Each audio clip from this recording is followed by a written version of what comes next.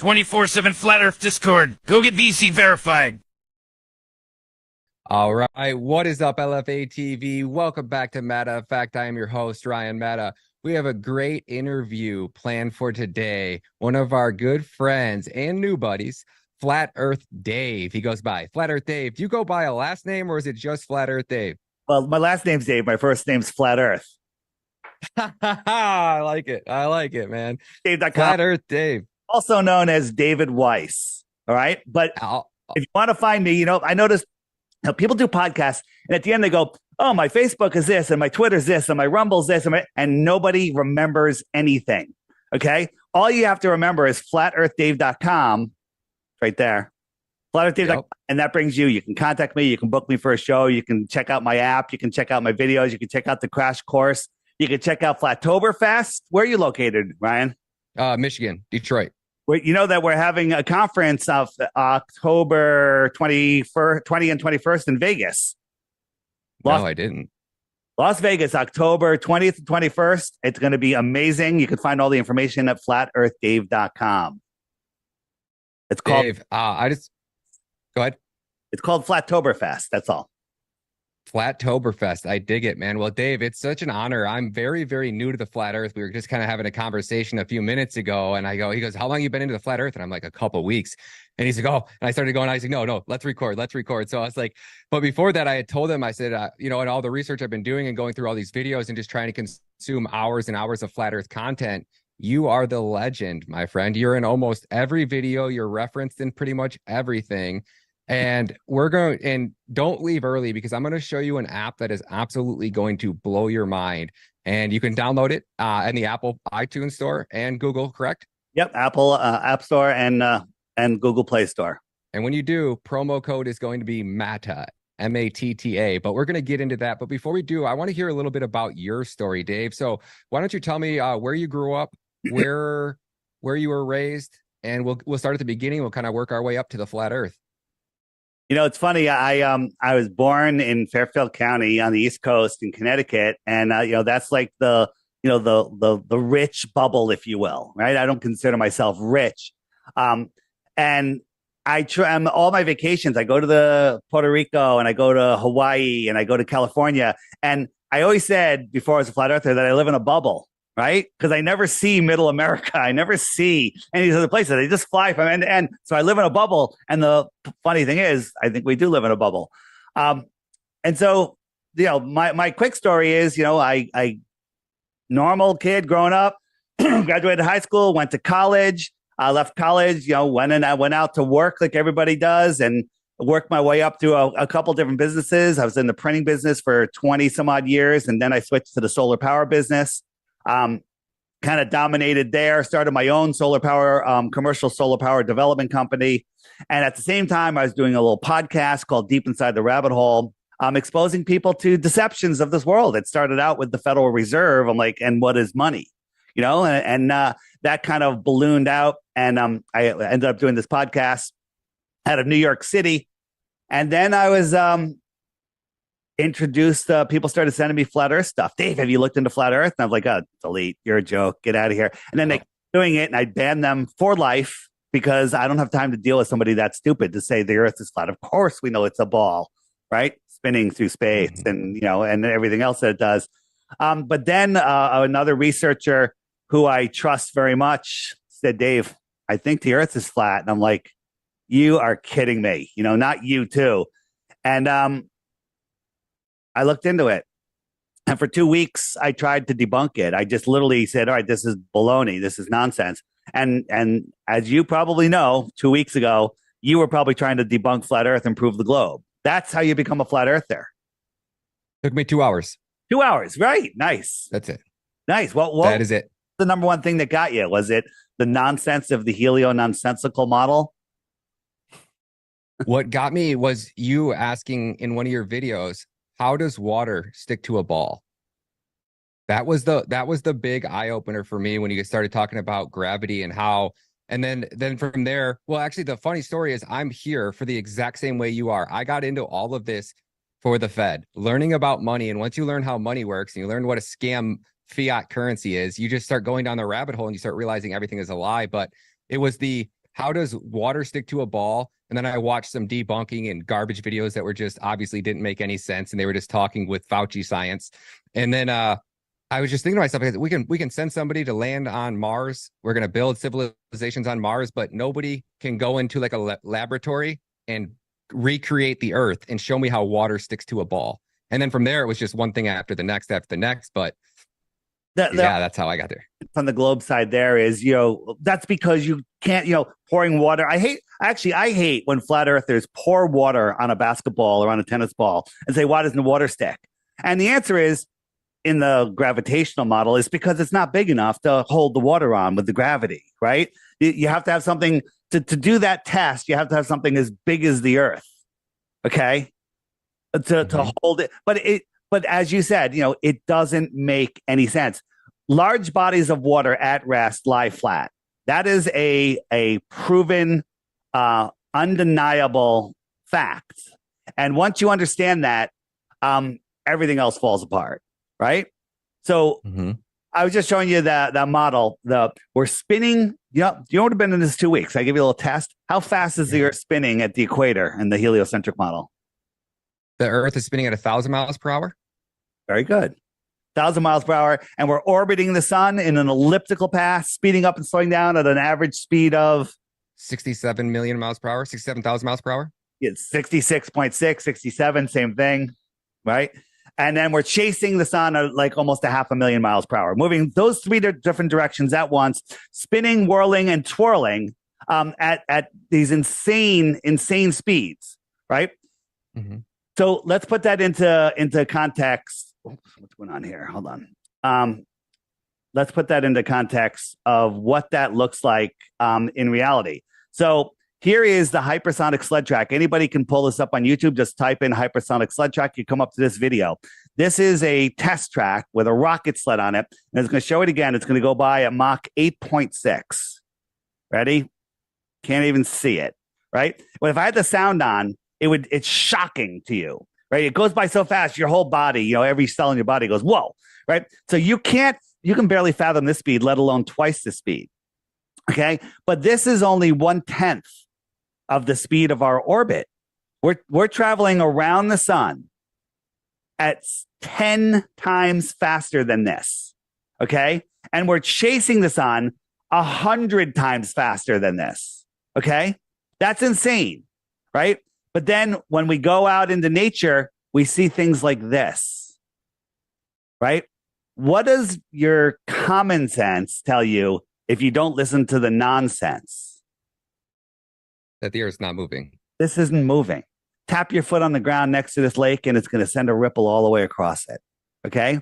100%. Get a dinner plate. Go in a car, the nicest car on the smoothest, straightest road you could ever find. Set the cruise control at 100 miles an hour. Get a dinner plate, fill it with water.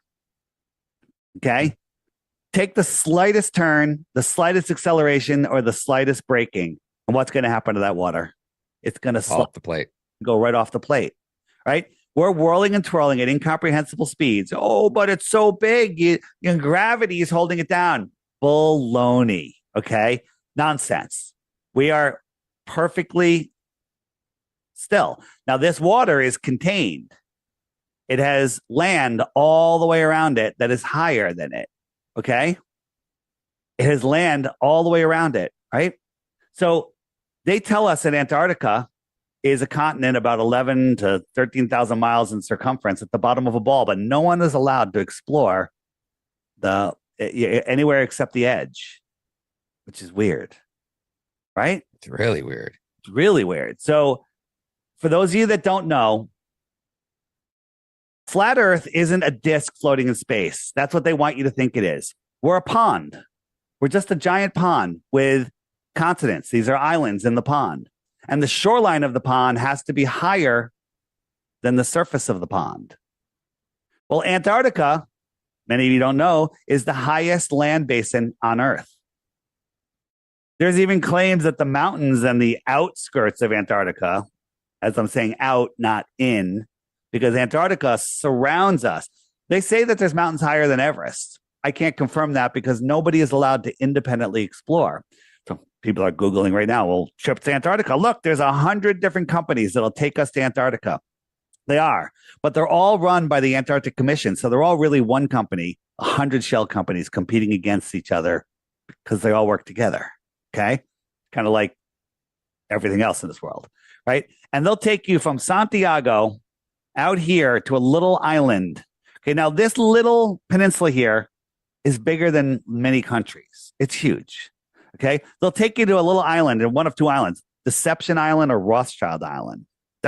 Those are the islands that they take you to. And they're gigantic. And they'll show you ice, they'll show you penguins, but they will not let you explore independently out this way.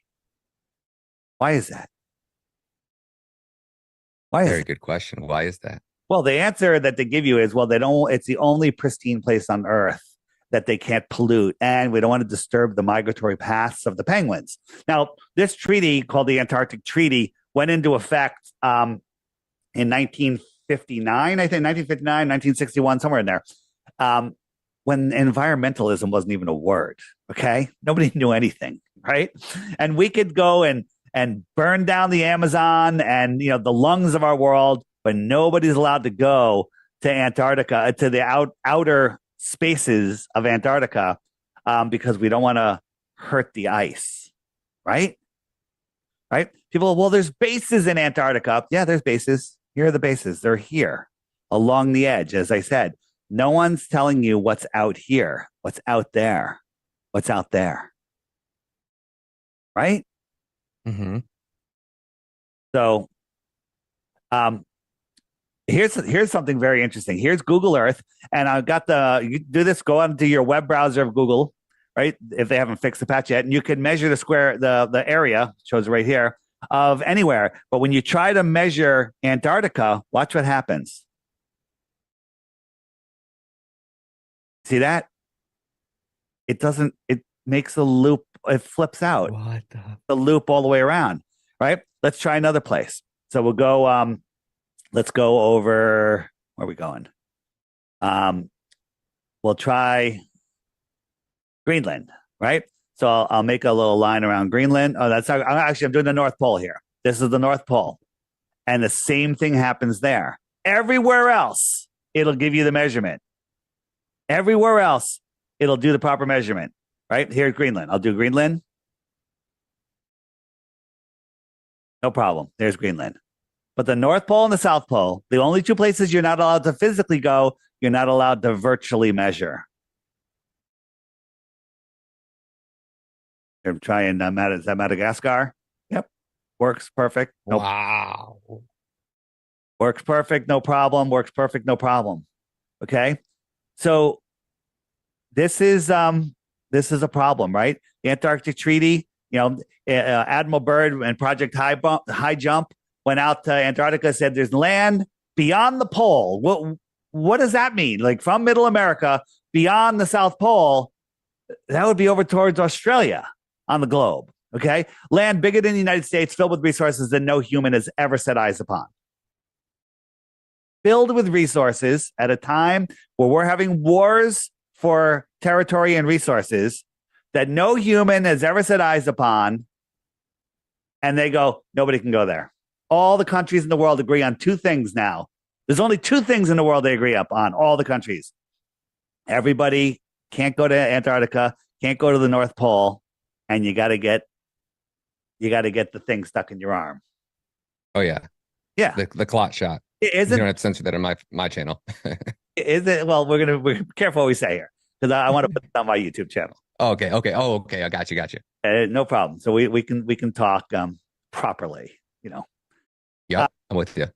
Yeah. So when you understand how that lie works, and when you actually think about it, the problem is people don't think, right? Like there's people you can show them unbelievable evidence, and undeniable evidence, and they will just short circuit. It's like they don't teach us how to think in school. They teach us how to memorize and regurgitate. Where do we get the information from? The Rockefeller textbooks. The Rockefellers who are quoted as saying, I don't want a society of thinkers. I want a society of workers. Okay.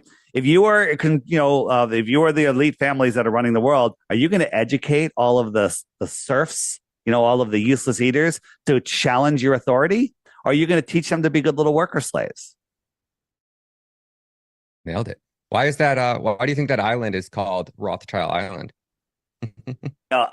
Because and again, when we talk today, we don't need to go beyond 60 degrees south, which is the limit where we're allowed to go. And we don't need to, we can't, and we don't need, we're going to speculate about what's above us and what's beyond there. That's speculation. We don't need to go there to prove the earth is flat. We can do that without leaving our yards. It's that easy. Okay.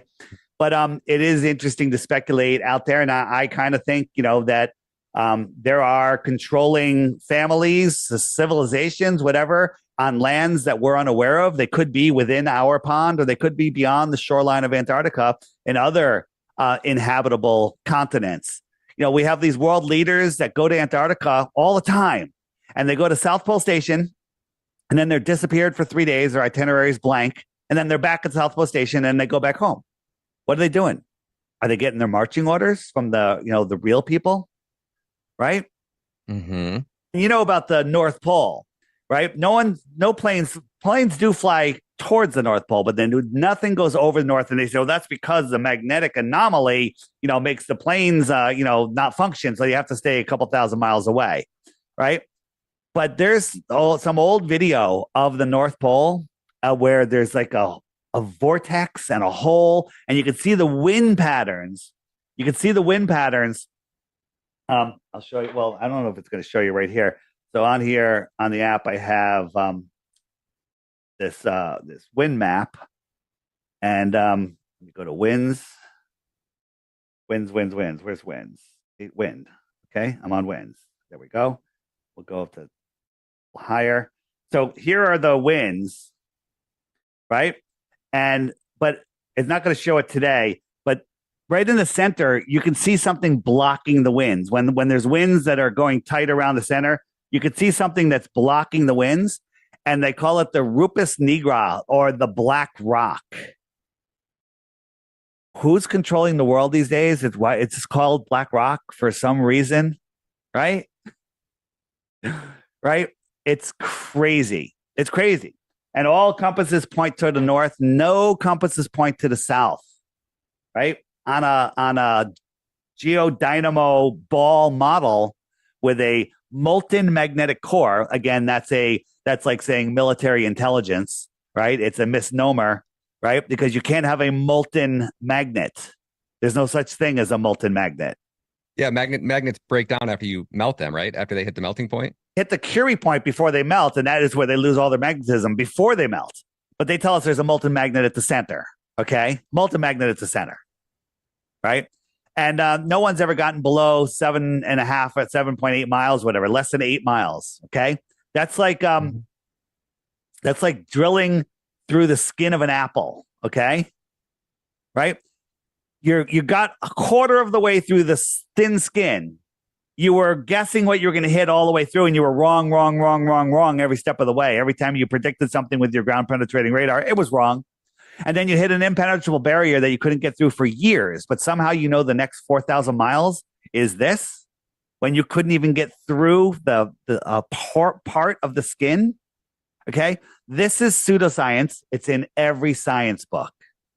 Mm-hmm. Okay, so when they tell you, well, the radius of the Earth is 3,589 miles, or whatever it is, close to 4,000, and these are the layers. This is just a guess. And even when they were using ground penetrating radar, they were wrong. So that's even worse than their predictions.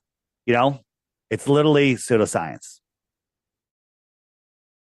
That is another part that really woke me up. Watching you in the documentaries. What is the documentary called? Level with Me. Level with Me. Yeah. Wow, man. That was fantastic, man. It was really, really well put together.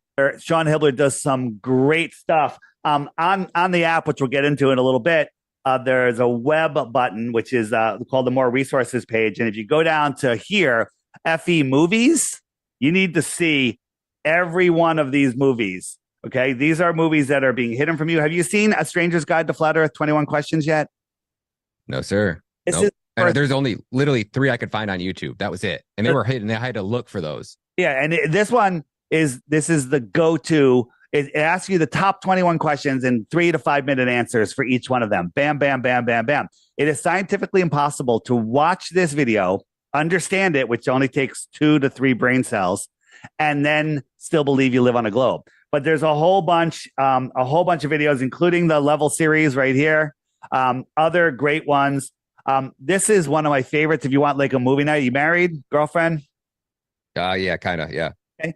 So with a partner, with your friend, whatever, you got Flat Earth, the ultimate litmus test by Marty Leeds. Phenomenal. Blow your mind. Right. These are amazing, amazing videos. And you'll find none of them by searching for them, because if you search Flat Earth Dave, Flat Earth Horizon Proof, Flat Earth top 10 proofs, you're going to get the same debunking propaganda nonsense videos by the algorithm propped up anti-flat earth trolls. Okay. So these videos here, it's impossible to watch a couple of them and remain a globie. A globetard. Well, that's my favorite word. I don't like, but yeah, they're globetards. All right. Globetards. I was one of them. I can't hate, I can't blame them. Oh, flat earthers, you'll never change your mind. No, excuse me. We already changed our mind, and we went with the unpopular decision. Okay. Mm-hmm. Asking us to change our minds to go back to the consensus, right? Consensus is not science, right? 100 people believe that 5 quarters equals 10 cents, and only one person believes that it equals $1.25. It doesn't make it right. The consensus, right? 100%. 100%. Yeah. Why would you say that it's so hard for people to even open their mind up to the fact that the earth is flat? Is that just because we've been indoctrinated and brainwashed for so long, like we were talking about earlier?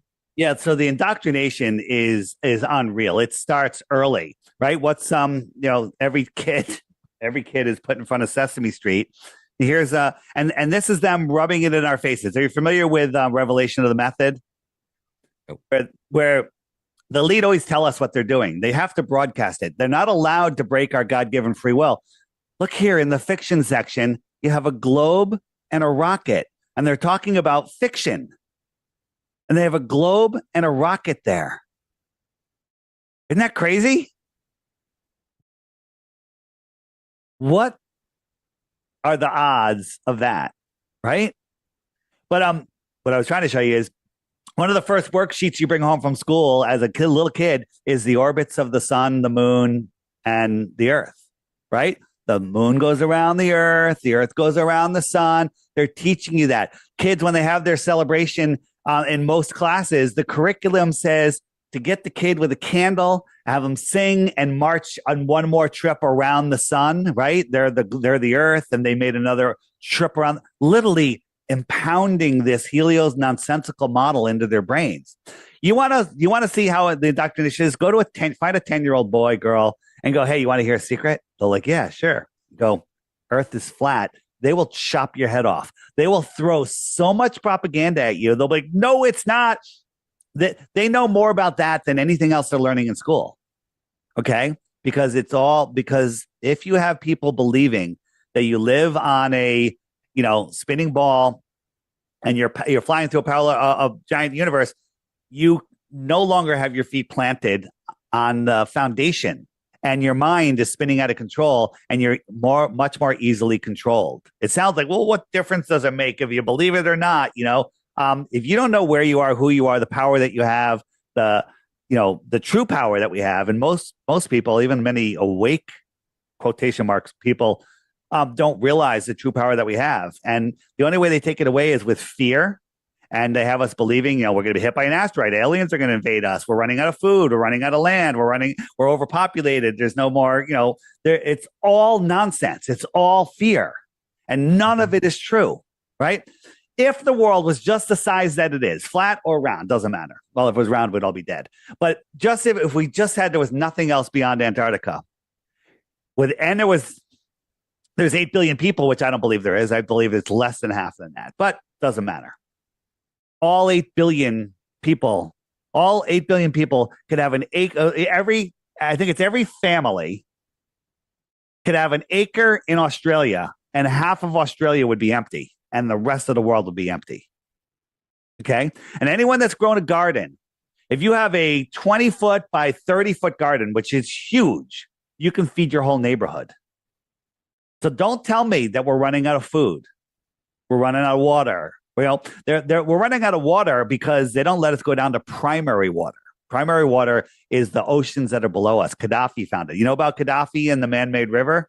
Write this down. The Great Man-Made River. And on my YouTube channel, DITRH. DITRH stands for Deep Inside the Rabbit Hole. Search, search in my thing for Muammar Gaddafi, Great Man-Made River. And I have 2 videos I made. They're 5 minutes long. All my videos are like 5 minutes. Okay. And you will be shocked and horrified that you didn't know about this and that we destroyed it. One of the greatest men to ever rule a country. And we were taught that he was a scoundrel, a horrible person, and the complete opposite is true. And Gaddafi was the one who was planning to take them off the dollar standard too, as well, correct? That's one of the reasons they took him down. But I'll give you a quick thing about the Great Man-Made River. He was drilling for oil, and he hit an ocean of pristine ancient water below the desert, and an ocean, not a reservoir, an ocean. And he decided to create the greatest aquifer project where he was having these giant pipes, like pipes that you can drive a truck through, buried in the desert, and he put them all across Africa. It took him 40 years, okay, to build this thing and then any family that wanted to have a farm, only kind of organic farms, they got water, cattle, seeds, tractors, everything they needed. And all these organic farms are popping up all across Africa. He was going to feed all of Africa. Libya was the poorest country, most undereducated or, illiterate country in Africa. And he rose them to almost the top. Right? Free electricity. Gas was 14 cents a gallon. The government will buy any car for you, 50% of whatever car you want to buy. Education was free. Higher education was free. And healthcare was free. And if they couldn't do it there, they'd fly you to another country to get it done. Okay?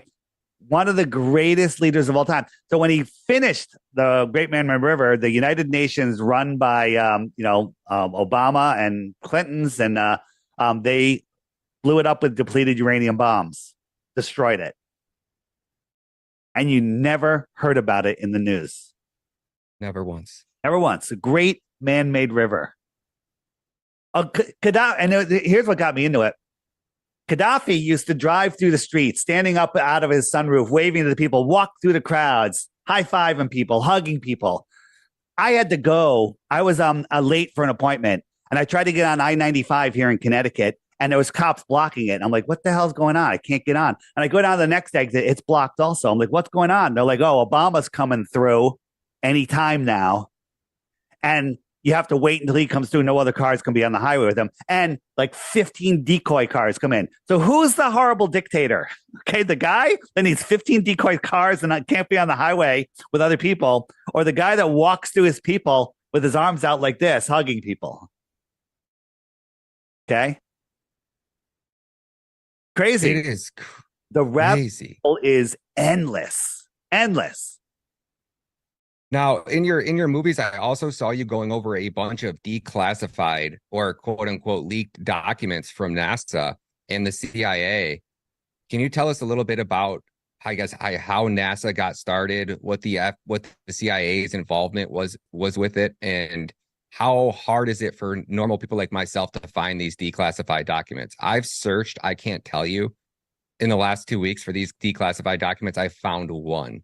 They are hidden. They are hard to get my hands on. How are you guys accessing all these? So that's funny that you mentioned that, because let's go back to the app for a second. So on the app, if we go to, where did I put them? On the frequently asked questions page, and then there's are all scientists and are all space agencies in on it? No, not that one. Are all scientists in on it? Where'd that go? I thought there was one that said all scientists. Are all scientists in? Oh, Here? Was it there? Let me look. Um, and I have the a video that goes through all of the documents, but actually they're not. It's not there. It's somewhere else. But I'm actually adding a button that's going to link to a Google Dropbox that has all those files on them. I have them all. No way. How many are there total? If you just had to take a guess, ballpark. There's tons. There's tons. Pastor Dean Odell, if you know who he is, he a fantastic presentation. A fantastic presentation on it. And he's got tons of them. But, they keep moving them. They keep, you go and they change the links and stuff. But we have them all downloaded. And basically, they're just talking about, everything is done on a flat, assuming a flat, non-rotating plane. So, and NASA was started by a bunch of witch doctors, essentially. Where's my NASA origins? NASA was started by a Nazi scientist, Werner von Braun, right? And you know about him and his gravestone. Yeah, I've seen this in your videos, but go ahead, tell us about it for people that don't know. Werner von Braun is a Nazi rocket scientist. So was brought over in Project Paperclip. Cool story. I don't believe it.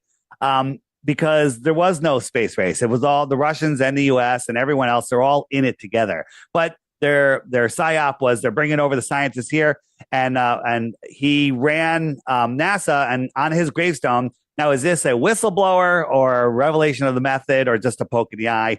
I couldn't tell you. And it says Psalms 19:1, the heavens declare the glory of God, and the firmament showeth his handiwork. Okay, why would a NASA scientist or NASA, the head of NASA, why would he have that on his gravestone other than to, give us a poke in the eye, I think. And then the founders of NASA, Ronald Hubbard, founder of Scientology, Walt Disney, right? Walt Disney, come on. Werner von Braun, ex-Nazi, Jack Parsons, right? And Aleister Crowley, one of the most wicked men in the world. NASA. Get out of here. Those aren't, this is NASA. What? Yeah. Yeah. It goes on, dude. 2 weeks. I thought you were going to say like a year. So wait, check us out. Elon Musk. We're going to go all over the place here. Yeah. Let's do it, man. I'm down. So this is Elon's SpaceX rocket that's going to go to Mars. This is a prototype that he built, right? Mm-hmm. In 1957, Werner von Braun wrote a book called Project Mars about a rocket that was going to take a whole bunch of people to Mars, and they were going to start a society there. Okay. Does it look similar? A little bit. Elon made a tweet. I like my design, but I want to make the nose a little pointier. Interesting. But the more interesting part is in 1957, when Werner von Braun wrote that book, there was a group of people going to Mars. And guess what the leader of the group's name was? What's that? Elon. What? Yeah. What year was that book wrote? 1957. A guy that's going to take people to Mars with the name Elon.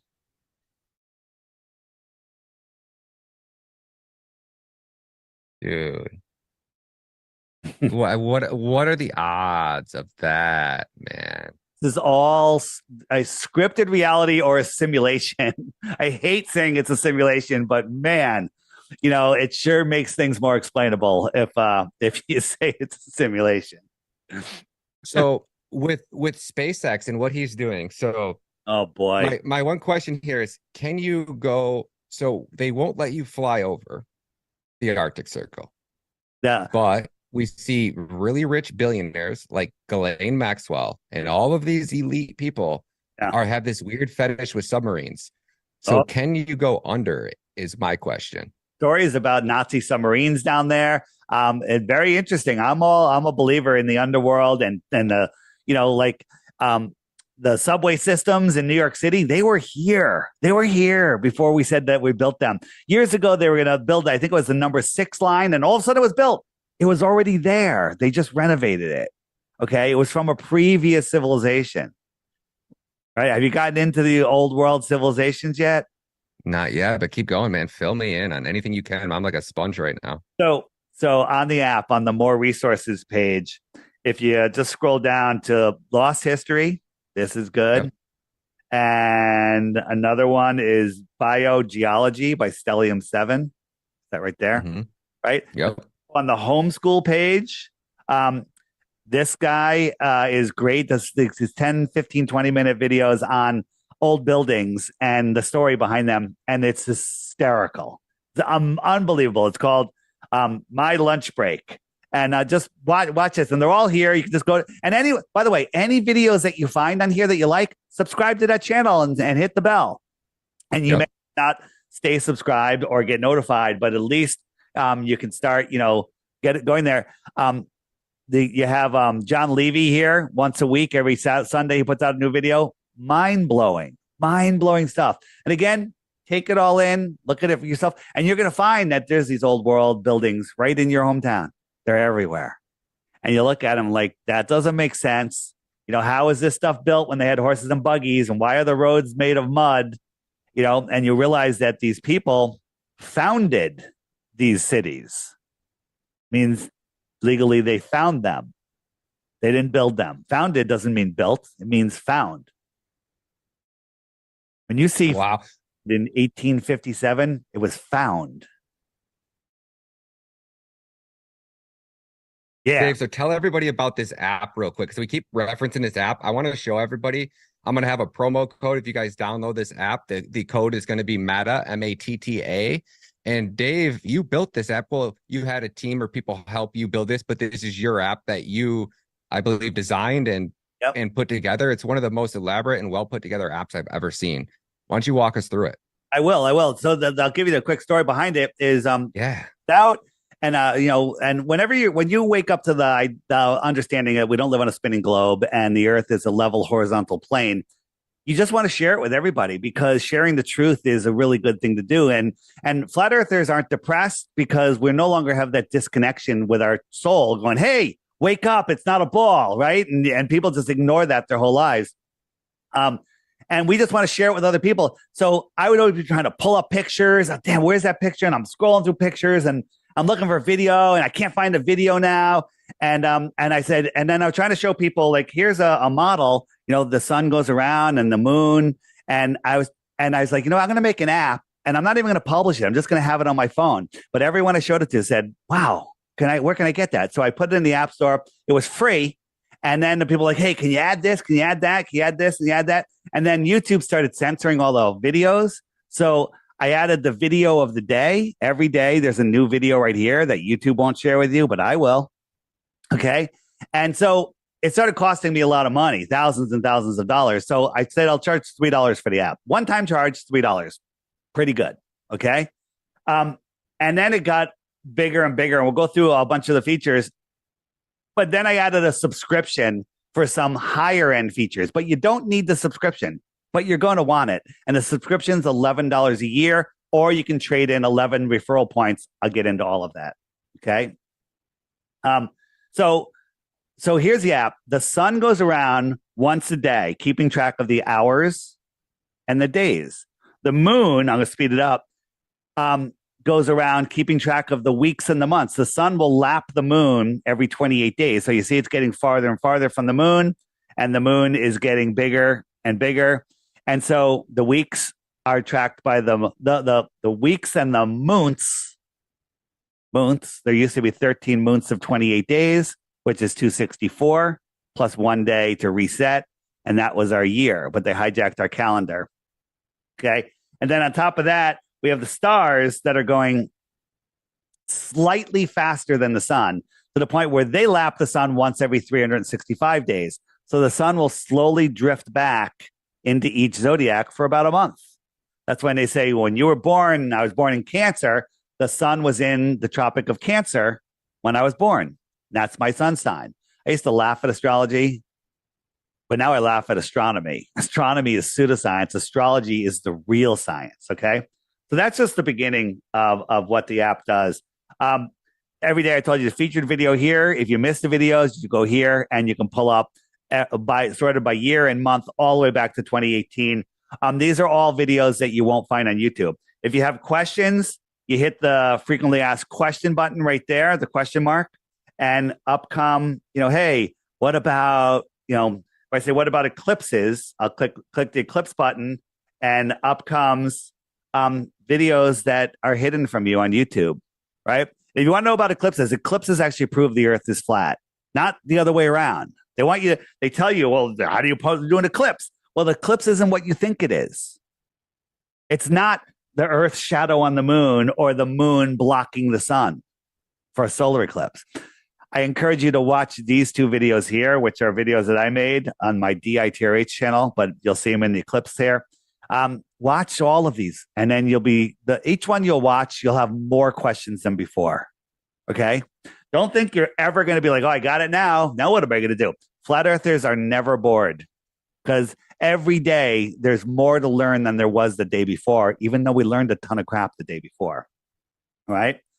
So going back here, there's I have the images page, right? And we're adding tons of images. Before I had the images all kind of organized in groups and you still had to scroll looking for them. But let's say someone's like, what do you mean there's no photos of Earth? I could just type in Earth. And here are a bunch of images that relate to, no photos of Earth. Like, look at this one, right? And then I can click here, share it with anybody in any means that I want. But here's the United States, and here's the United States. What happened? Right? Why does it look like that? Somebody got better at Photoshop. Yeah. I don't even think that's Photoshop, right? And like this one here, right? Look at this.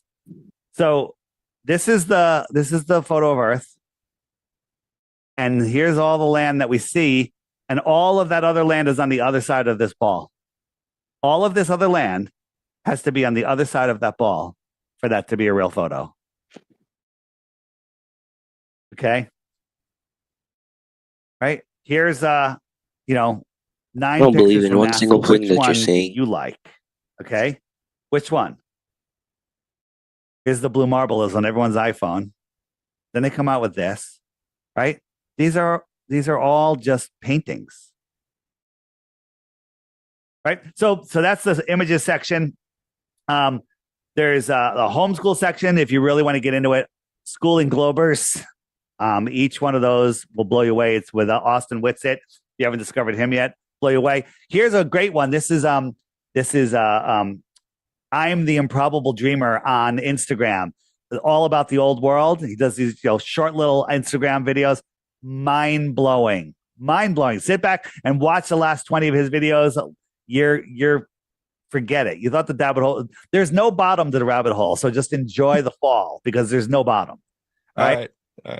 So it goes on and on and on. But my favorite part is the friend finder, right? The friend finder, when you're a flat earther, there's two things you want to do. You want to wake up everyone you can to the reality of this world. And you also want to hang out with other like-minded people. You're like, man, it used to be a few years ago, people were like, oh, it's so lonely being a flat earther. I can't talk to anybody. I don't know what's going on. Well, these are the flat earthers that are near me, okay, that have my app, right? And I could click on one of their names and on one of their dots, and I could look at their profile. I could, let's pull up one here. Here's one. I'll pull up their profile, and up comes. This person hasn't filled it out yet, but you can, you can find people. You can go into groups. You could have chat messages. If I go into the chat right here, and so these are my chats, right? Just like regular chats, kind of like Telegram. Yeah. And should I show people that? How about the video calls? Yeah, let's do it. So here's a group I called Beta Test, and this is where I was testing people. And I would say, okay, you know what? I'm gonna do a video call so I'm ruining the magic, so you can see how I'm really set up. And so now it's everyone's got a message, a push notification. Hey, there's a Dave started a call. So if you give him a couple seconds, people will jump on here if everyone's available. Here comes there's one. You guys won't be able to hear unless I hold the microphone here. Can you say something? Let's go, Dave. There you go. You can hear. So I'm on a show. I appreciate you jumping on. And you can have these great conversations. You just jump into random conversations. You can call somebody. You can do all sorts of stuff. Where are you located? Florida. Florida. Nice. Nice. How are you liking the new version of the app with the profiles? I absolutely love it. I'm a beta tester. Awesome, man. Awesome. All right. Thanks so much. I'm going to go. See ya. Dude, that's so freaking cool, man. Oh my gosh. There's so many things that yeah, and it's just a great way. There's already people that have, there's people that have had babies already, let alone just met each other. So, and then also, like, if I go into the profile section, one more thing. There's people that have found like-minded people that have gotten together. They've gotten married. They've had kids. There's people that have started working together. There's people that are prepping or doing whatever, or just become best friends. There's, I showed you earlier when I'm on the map screen, I could say, all right, 50 kilometers. And it says, all right, there's 520 people in 50 kilometers. I could send them a group message. Everyone will get a separate message saying, hey, we're having a meetup at Rico's Pizza at 4 p.m. on Saturday. Bam, we did it last fall. And now about 85 people showed up. And it's a great way to meet. And by the way, I've never met a blue dot I don't like. Okay. Right. Yep. Everyone is awake and aware. The conversations are phenomenal. So here's my profile. I got some more friend requests I gotta respond to, but I can search for people. But in your profile, you can put all your keywords. So let's say I'm a real estate broker. So I wrote real estate broker, residential. I'm in Florida. Just putting all the keywords that I want. So if anyone says, hey, I think I want to move to Florida, I could search in real estate Florida, and bam, those person will come up. And guess what? I'd rather work with a real estate agent that is awake and aware to this world than somebody that thinks they live on a spinning ball, right? And you got your wall. So you can put images and stuff down, and and videos, post videos, whatever. And so when you, like, if you're in a conversation with somebody on Comet Chat, you can go check out their profile, see if they're like, hey, you know what? Let me reach out to this person. Hey, this person is looking for a job, or hey, if you're a cook, a chef, you have a lawn care business, whatever, you can find the other people around you. So we're creating our own network. It's our own LinkedIn. It's our own Facebook, and it's only filled with purebloods that understand where we live. So there you go. That is a fantastic app. Make sure you guys swing over to the Apple Play Store or the Google Play Store. It's on the Apple iTunes Store as well. You guys can download it. Promo code META. You got something else to throw in there, Dave? Yeah, so there's already knockoffs. There's people. There's on the Google Play Store. There's Globe Trolls that have created a really horrible app. If you accidentally buy their app, before you ask for a refund, leave them a proper review. But if you want to make sure you're getting the right app, just go to flatearthdave.com. Gigantic banner at the top. Click it. The app's $3, a one-time charge. You do not need to subscribe. But if you want to support me and you want to enjoy some of the other amazing features on the app, subscribe. It's $11 a year. Or, I forgot to show you, in the referral area, and you're going to put in MATTA, M-A-T-T-A, because when you download the app, first thing is going to say, do you have a referral code? Put in MATTA. That way he gets a point. And the points just put you on the leaderboard. And it basically, I always say, when you're at the pearly gates and the God is looking at your scorecard, if you woke somebody up to the flat earth, you help them find the creator. You help them break away from the heliocentric model. So that's a point in your favor. So let's say you're right on the borderline of making it in. You show them your app and go, look, I've got 63 points. That could be the tipping point. I'm just saying, I'm not, no, it's possible. It's a possibility. Yes. You can't rule it out. Okay? No, can't rule it out. Everything's on the table. And then, hopefully we can get him on the leaderboard. And this shows the top 100 people. I did Man in America, one show. He got 237 people that signed up. And he's in our network, right? He's on LFA TV. Do you know that? No, I did not know that. So Yeah, that's awesome. that'll be a lot of fun. And again, it's all fun. Now, why am I pushing this app? I'll tell you why I'm pushing it. Because even if it wasn't my app, I would push it because it is the single best tool that everyone has in their pocket at all times to help wake people up. Like you're stuck in traffic, you're waiting in line somewhere, you got some time to kill, right? Well, and you want to watch a flat Earth video, you're going to spend hours. You're going to spend the entire time looking for a good video. You're not going to find it because YouTube doesn't want you to see it.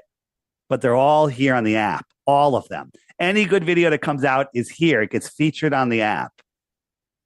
You want to know, it's funny, Dave, is the first time I started to go down the flat Earth rabbit hole, I was going to do a show on LFA TV. People kept asking me in the live chat what I thought about it. And I was just, the Earth's probably round. I don't know, but everything they've told us so far is a lie. I started going through all these conspiracy theories and you start really learning how everything in your reality is pretty much a lie or it's directly connected to a lie.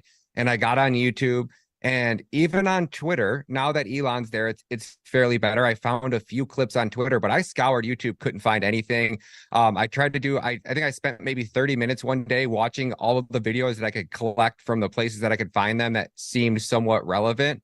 And I couldn't even put together a full hour stream on it. And I was driving last week and one of my subscribers actually sent me a link to Level With Me. He's like, have you ever seen this? You got to watch it. And I was like, oh yeah, I started to watch it for a second, but I got busy. And then I was headed down to California to expose how our government's trafficking children. Our government's actually running one of the largest child trafficking organizations funded by these NGOs. And I was going down to film one of these camps down there and speak with this whistleblower. And I had a really long drive and I just started to watch Level With Me. And 2 weeks later, here we are, my friend. It's been a nonstop roller coaster. The whole series, level, the next level and Level With Me. I watched them. I'd watch them in reverse order, Level With Me first and the next level. And that's a great start. And then there's a whole bunch of other videos by Sean Hibbeler on some short ones on that FE movies list. There's one called, what the heck's it called? It's called One Shot at Redemption. It's only like 25, 30 minutes long. Fantastic. It's so good, right? The problem is getting a non-believer to, hey, will you watch this movie? Oh, that's 90 minutes. I'm not watching that. Trying to get somebody to watch something. So I start them off with my channel, my YouTube channel, DITRH. All my videos are under 5 minutes. Most of them are under 3 minutes. Okay. Start there. Bam, bam, bam, bam, bam. And then all you want is the longer ones and the longer ones. There's a button on the web button page on the app called The Lost History of Flat Earth. Have you watched that one yet? 5 hours. Okay, so check this out. This one will blow you away. By the way, why I'm here, this is a shot that I show pictures, all stuff, and I get emails all the time. Dave, where can I that picture you showed the other day? Can you send that to me? Right? And so you go here, I go to the image sections. What would you call that? What would you search for if you're looking for that picture I just rocket launch? So NASA rockets, SpaceX launch, something like that. Yeah. So rocket. That's just wrong. Oh wow, it's right there. There it is. Yeah, it should be right there. There, right there. First one. So that's how you find it. So if you're looking for something that I showed, just search the app for it, and it's there, and then you have it also. But I was going back here to tell you, what was I talking about just before that? It was the movies. I was talking about Flat Earth Level. Yeah. Level With Me. What was I saying about it? God, I just had a brain fart. Maybe I'll remember if I go down here. So you go here, go to the movies. You're saying watch them in reverse order, and then you're like, because. Yeah, no, that's okay. That's good. Watch them in reverse order. It really doesn't matter. But the right up near the top, this one is One Shot at Redemption, 25 minutes. It'll blow you away. Oh no, you're on the 5 hour video. That's what you said. Yeah. Woo, going down. I'm standing on a wobble board, right? Couldn't do that if you're spinning. So if you go to the web button page and scroll down right here. So when and there's a whole series here, but the first one is 5 hours. So you gotta hold on one second. I just gotta grab my power cord. Hold on. Yeah, go ahead. Take it down.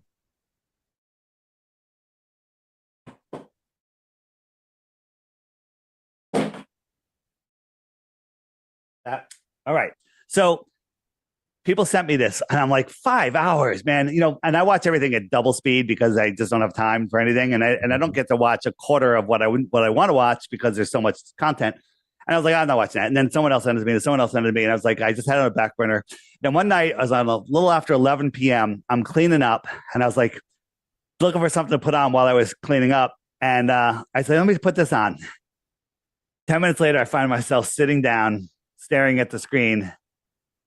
Next thing I know, it's 4 a.m. And I'm like, what the hell? I watched it again that night. Okay. 5-hour video. I watched it again. Okay. Careful. Bring food and water. make sure you're in a good headspace, because this one is going to blow you away. It's going to bring you down all of the rabbit holes, flat earth mostly, but ancient civilizations and everything. So there you go. It's funny that you had mentioned bring up flat earth to a 10-year-old and watch them freak out. We were checking out at Walmart about 10 days ago. I was with my son. He's 9. He'll be 10 in October. Yeah. And he started talking about something about space. And I said, well, what if I told you that space wasn't what you thought? He's like, what do you mean? I go, what if I told you that the earth wasn't round? And he's like, Dad. He's like, come on, Dad. And I'm like, no, I'm serious. If I could show you a couple of videos, what if? And he goes, well, how can the earth not be round? I go, well, have you ever seen water stick to a ball? Have you ever seen a rocket that goes straight up? Or do you ever see them, they kind of curve like that? And it was like, I got his attention. He watched Level with me. He couldn't put it down. Like he was, and then it's funny as I post the video, because he goes, well, Dad, what if what they told us in school about Christopher Columbus wasn't real? Do you think? I go, well, who would have created that lie? He goes, the government. I go, that's my boy. Scroll down. We got flat Earth experiments. If you hit that, the first video, this one right here that has the different color lasers on it, watch the video. Okay. Watch all of these videos. These are experiments. People are like, well, did you go out and measure it? Yep, we did. Okay. And we did it for you. Okay. And we did it because going out and measuring, it's better to do it when it's cold out. And well, that sucks. And you have to do it at night if you're using lasers.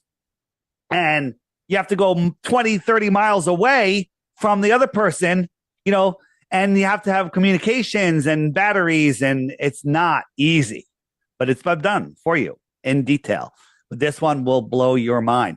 These lasers are at different distances, but when you look at them with the camera literally inches above the frozen lake, you can see all of the, this is just an illustration, but they're all on the same plane, where the bottom one should be like 50 feet below the other one. But they're all on the same plane. Shouldn't be able to see any of them, but we can see all of them. Watch the video. Okay, this is the one that will seal the deal forever. Okay, seal the deal forever. But one more thing on the shopping cart page, and when you download the app, you're going to get a pop-up that's going to show you. Let me see. Let me just turn off my app. See if it actually. If I didn't tell it not to do it anymore. It's not doing it because I told it not to. You get a pop-up, but for this right here, this is another movie I was in, my third movie, called Origins Untold. We had a screening in South Carolina a couple months ago. Yeah, somewhere around there. And it just became available for download and purchase. It's $5.99. They're trying to get distribution. So if you're interested in flat Earth and you want to watch a good movie, this is different than the Level series. Level series was awesome. I love it. But this is about a guy that heard the Earth was flat, couldn't believe it. So he decided to travel around the country talking to other prominent flat earthers. I was one of them. Mark Sargent, Jay Tolan, the Founded Brothers, and Shelley Lewis, and a couple others. And it's a human interest documentary. It's phenomenal. And if everybody could rent it and watch it with the family, $5.99. Everyone watch it together. Bring your friends. Watch it with your kids. Your kids will love it. Okay. And it's a real, I don't think there's any other flat Earth movie like this. So it's different, entertaining. It's only $6. I want to watch. Me and my son have movie night every Saturday. That's That'll be our movie this week. That's a great one. So it's right there on the app. You can download it, play it on your screen, big screen. And they're trying to show the distributors. And if they get to a big distributor, then it goes out to all the people that we want, that don't know about this stuff. They want to see that there's an audience willing to pay. So let's show them, everybody. Let's share it with everybody, and $6. It's like, you ever buy anyone a drink? You can't buy. Skip your coffee tomorrow. Yeah, skip your coffee tomorrow. There you go. Exactly. Take some Shilajit instead. What'd you say? It's cheaper than our margarita. You going out and buying a margarita with no and not tipping the bartender? And people are like, oh, subscription $11. I'm like, it's like you bought me a margarita and you forgot to tip the bartender. People are like, spend $3 on an app. Who wants a round of shots of tequila? That'll be $75. Oh, no problem. And then how long do you have that for? Okay. Yeah. But not that I'm against tequila. That is my drink when I do drink. So where did what are like the most common questions or rebuttals that people throw at you when you first start trying to tell them the flat earth? Where would you start with people? Like if you walk up to somebody and you're trying to enlighten them to the realization that the earth is flat, where do you even start? I get that question all the time, and the answer is it's never ever the same. It's never the same for anybody. It depends on where that person's coming from.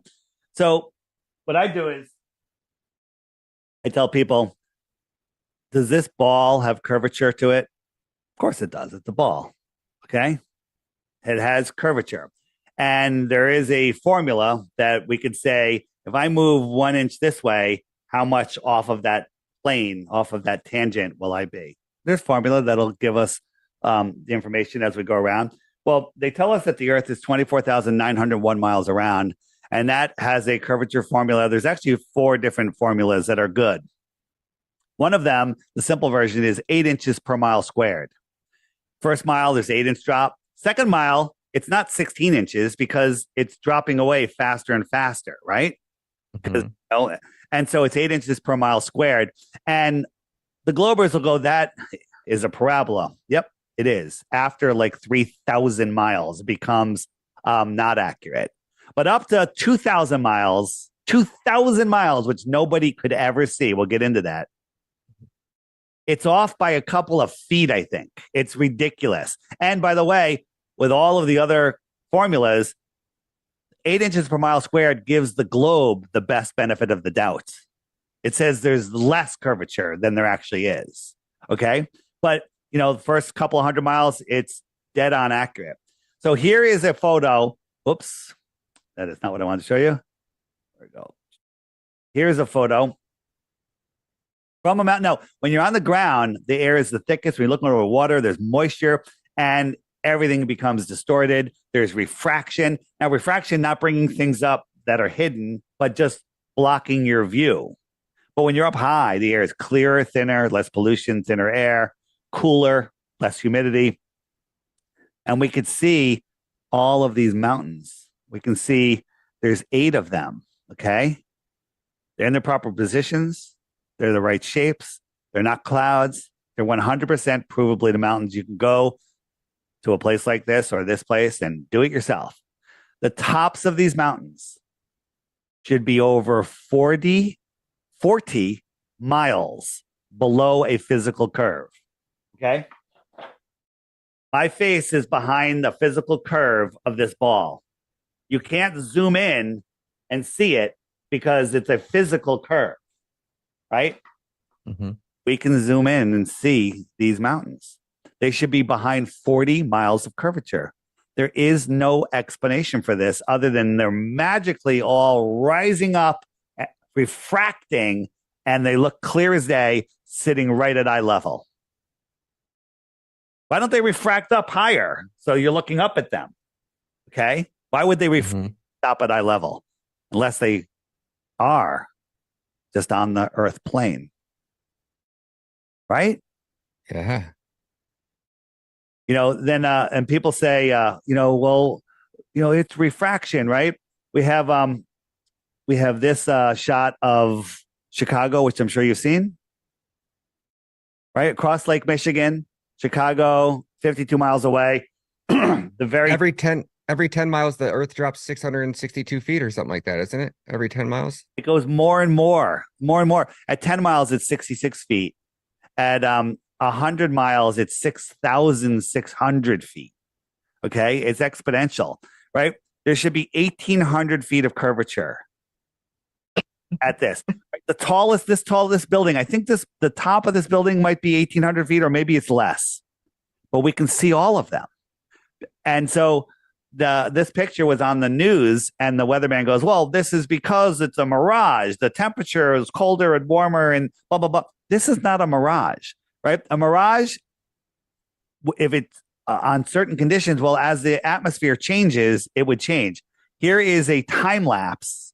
Okay, now this is hard to see. The buildings they're right here, and so this is going throughout the whole day into the evening. The buildings are still there. They're not miraging up and down. These buildings are behind a physical curve if the Earth is a globe. Okay, they're going, and the sun is setting, and you can see the lights coming on. They're there. Get the fuck out. They are. Okay. Sorry, I didn't mean to swear.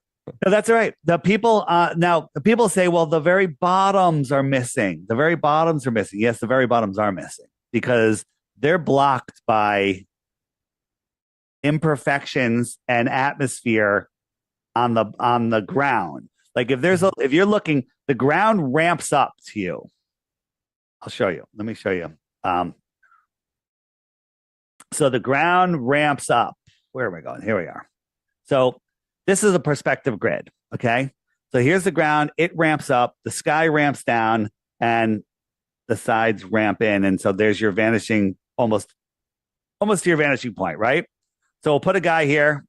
And his eye level is right here on this line. Okay. And so now I put this mountain in front of him. The top of this mountain is thousands of feet above his eye line. You with me? Mm-hmm. The sun is way above the mountain. So now I'm going to push this mountain. I'm going to push the sun. It's going to go away. It's just going away. It's not going down. It's going beyond the mountain. Just like if you were standing next to a building looking at it and the sun is over your head and the sun is moving away, it goes beyond the building. It's not below the horizon. It's just blocked by the building. Mm-hmm. Right. So the sun is blocked by the mountain. It's just beyond the mountain. Like if he climbed up to the top of the mountain, he'd be able to see the sun. Right. It's right there. It's right behind the mountain. So we move this mountain into the distance and it reveals. So we'll spread it. You can now see wider, fill in the foreground. This top of the mountain is thousands of feet above his eye in reality, but he sees it at his eye level. The sun is above there. So now we'll move the sun farther away, and it's just going again beyond this. This is thousands of feet above his eye level. The sun just went beyond it, just like when you're looking up at that building and the sun goes beyond it. It's just beyond it. It's behind it. So now we'll fill in the clouds, and the clouds, the atmospheric deck, it also ramps down to eye level, and it becomes another opaque line here. So the sun, so this mountaintop is thousands of feet above his eye level. These clouds are thousands of feet above this mountaintop, and the sun is above all of that. And as the sun moves away, it just goes beyond all of that. Goes beyond it. It's not below it. That's not the horizon. This is tens of thousands of feet above his eye level, but it looks like it's at his eye level. Got it? Mm-hmm. But people think that's going behind a physical curve of a ball. That is such a good explanation. Oh my gosh. Yeah. That just made everything make sense.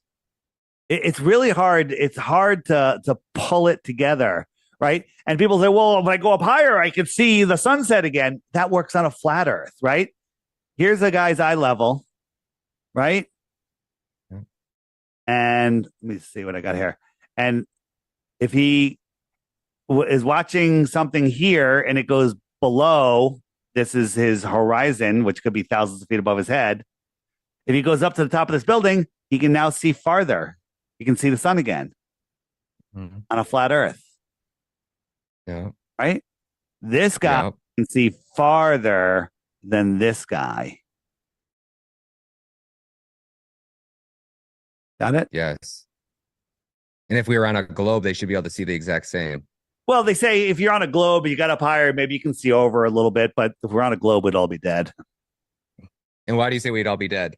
Because we're spinning in space with with atmosphere adjacent to a void, a vacuum, which is scientifically impossible, right?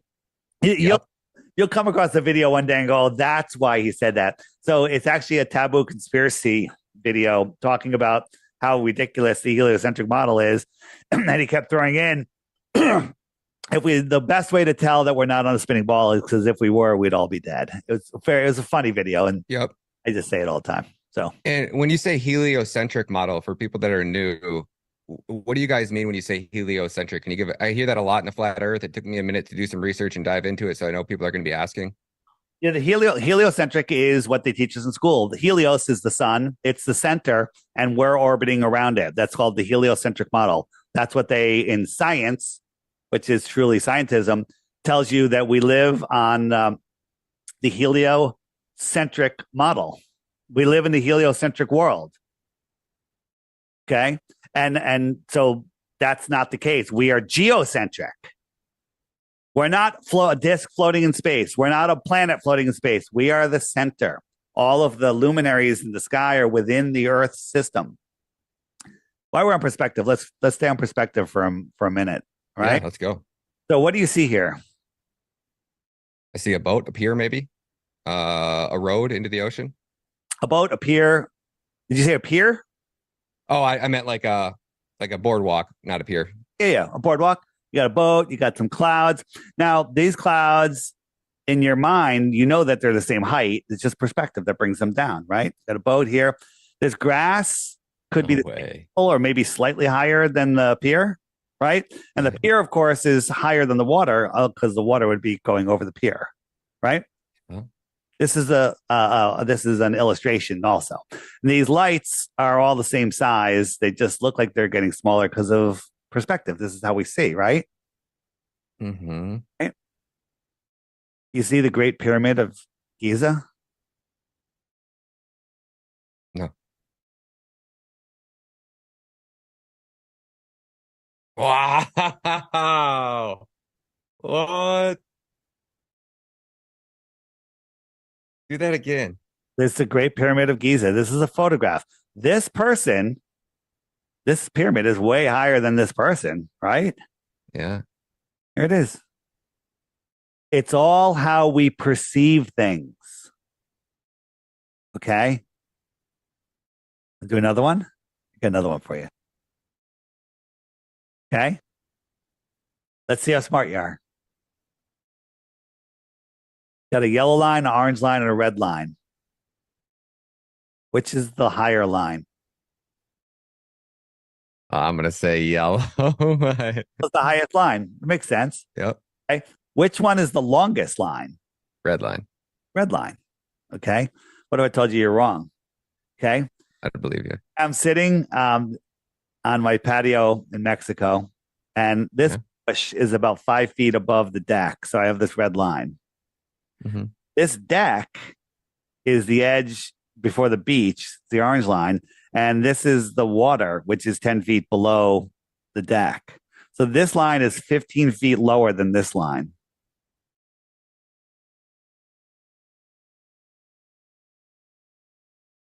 This is about 6 feet across, maybe. This is about 20 feet across, and this is probably several miles. Okay. All right, let's see what you learned. You ready? So here we got a line. And I'm going to add some more lines. Right? These lines appear to be getting higher and higher. Okay. Mm-hmm. Which is the highest line? The highest as in height or the highest line? Oh shit. I'm going down that rabbit hole. I would say the highest line would be the very, very bottom one. This one here, right? Mhm. In reality, you're wrong. They're all the same height. They're all the same height as. Oh, got me. That's what I was wondering. I was like, height, length. I know length. I'm like, height. I don't know. And when you look at it, this line here doesn't even make it between the two lights. So this line here, this is way longer, right? So these lines are all wider, wider, wider, getting thinner, thinner, and thinner, smaller and smaller. This is how we see. Okay. And this also happens, when you watch the huge moonrise. Wow, look at the moon, right? If you catch a moonrise, it's gigantic. It looks amazing, right? Take a picture of it. It looks tiny. It looks horrible. It's like, what happened to the giant moon? You can't take a giant moon, right? Next time there's a giant moon on the horizon, turn around backwards, bend over, look at the moon upside down through your legs, and it will be tiny.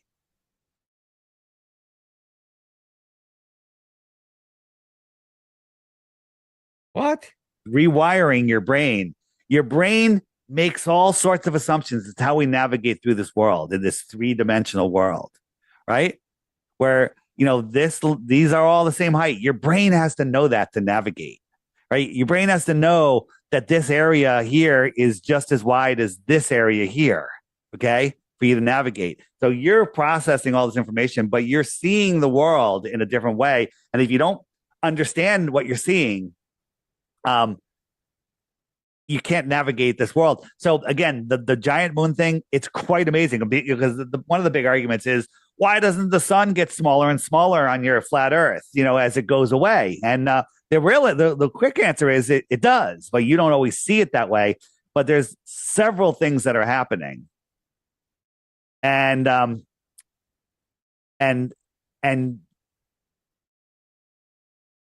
they all affect how you see it. There's magnification going on.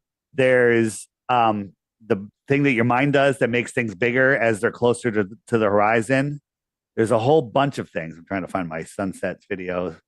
And I got another one. You're new. I got a lot. I can blow you away with a lot of things. So I got one for you in a minute when you finish this one. I got a question for you. No problem. Here we go. So here's one in a soldier filmed this in Afghanistan, and the sun is just going away. It's not going down. It's going away. There's no humidity. It's dry. They're up on a high plane, and the sun's just going away, getting smaller and smaller, taking its light with it. This is just going away. Why do I have Paul McCartney up here? Because he's singing, "The fool on the hill sees the sun going down, but the eyes in his head see the world spinning round."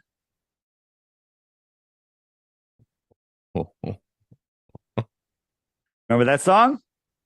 Yes, sir. Never put it together before today, right? Never. Yeah. And there's all sorts of stuff. Like, this is in Bulgaria. Okay.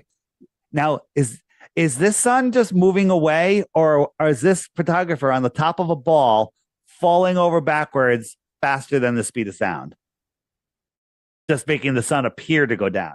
Because if he's on the sun, he's falling over backwards, making the sun appear to go down. Okay. Yeah. Is this light, whatever it is, just moving away, taking its light with it? You're going to go with B, right? Yeah. Okay. So, and there's tons of people that have taken the time and done these time lapses. Look at this sun. Are we spinning towards it, or is it just coming towards us? It's just coming towards us. Perspective is making it look higher in the sky, right? Yeah. Right. Have you ever seen my sun fade out?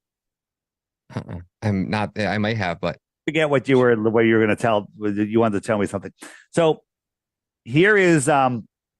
Pause for a second. Yep.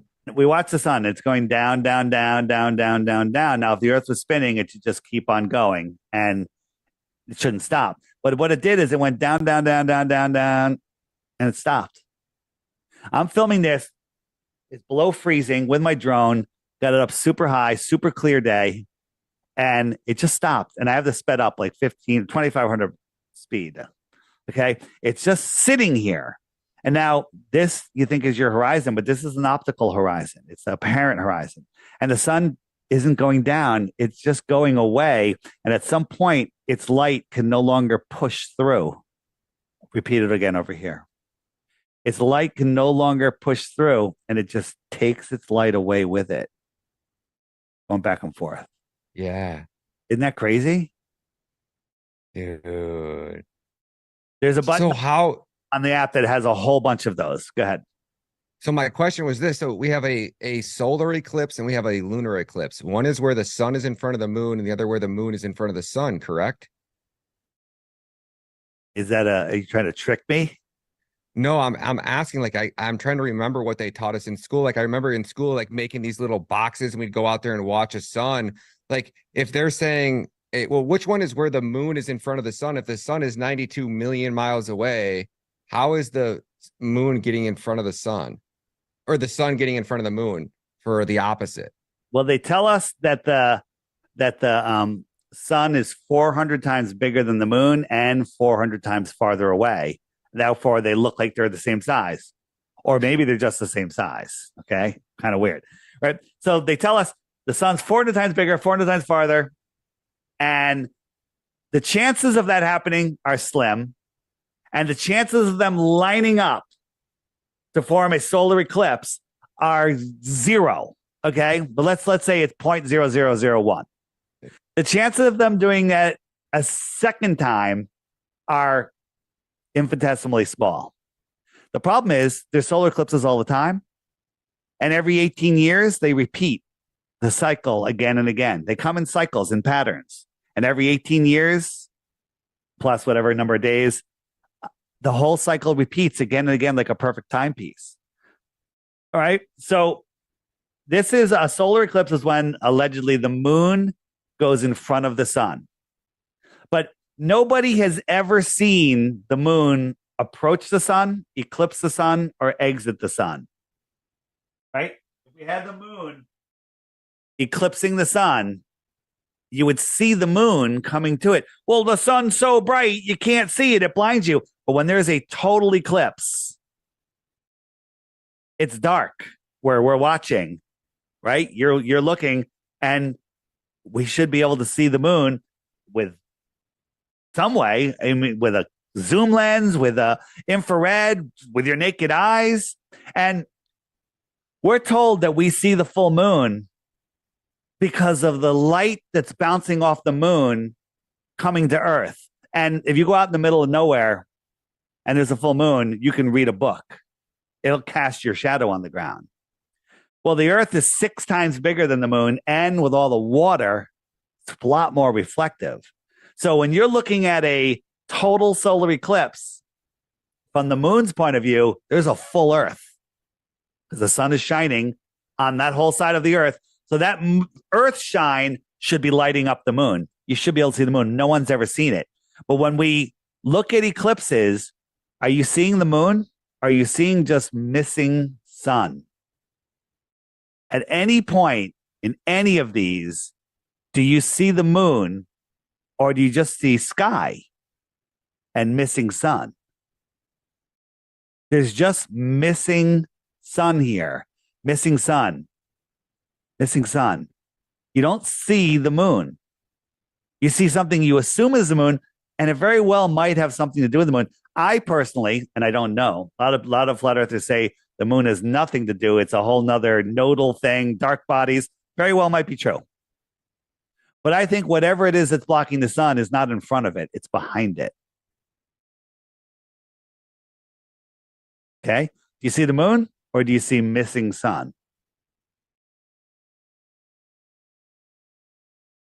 Right? Mind-blowing, because we were always taught, right?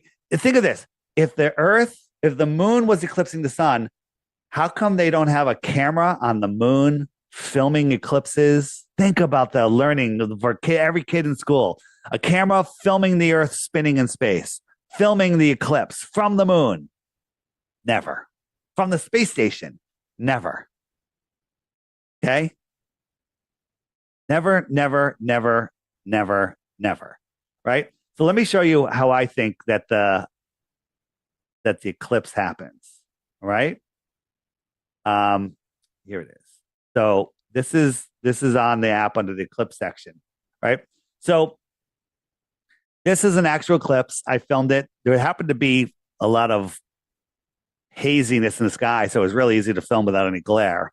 And this is an eclipse that's going on. It went to like 85%, right? This is a model eclipse where I have a light on the other side and I'm projecting it and I'm blocking the light with a round object. And I'll show you how that's done in a second, right? So this is an eclipse that was filmed prior to that. And we saw this. What is this? It's locked to position with the sun. This is a lens flare. It's moving around as we move the camera. But this is staying in perfect sync with the sun. Now, this was happening. There was like a 90% eclipse at this time. The reason you don't see it here is just because it's so bright. But if you looked with sunglasses, you would see that this eclipse is just about that much. But what is this eclipse here? And if it was a lens flare, it would be moving around, but it's not. So I say that the sun that we see is not the actual source of the sun. It's a projection. It's like we're seeing a rear projection on our sky screen, just like my experiment here.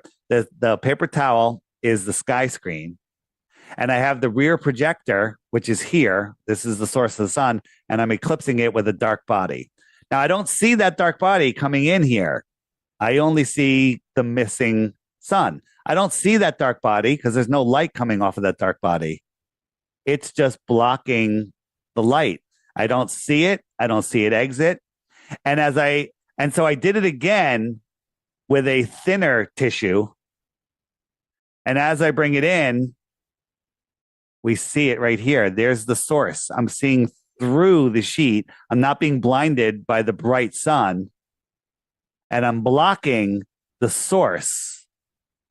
And that's exactly what we see. And when we compare it to what reality actually showed us, looks pretty damn close.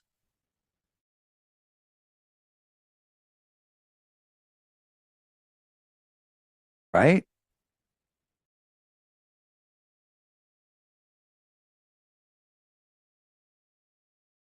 You're muted. It just opens your eyes to everything. It makes everything make sense, and it makes you question everything. Yeah, Like, it really makes me question why did they assassinate Kennedy? It was because he was trying to make the world a better place. He was trying to what? Or is Kennedy about to expose and let the world in on their hidden agenda? I got one. I haven't looked into this yet that much, but remember when Nixon called the guys from the moon? Remember? Yeah, 28 minutes. Yeah. He called the guys on the moon. Remember? He's talking to the guys on the moon. Okay. This is the actual footage. They're showing the thing, they're showing the moon, right? There he is. The television does that. Whoop, I lost the signal thing, right? And so he's talking to them on the moon, right? But when we go back to the scene in the White House and we zoom in on his wall, he's got a picture of the Earth from the moon already. How do you get that in 1970? How do you get that picture?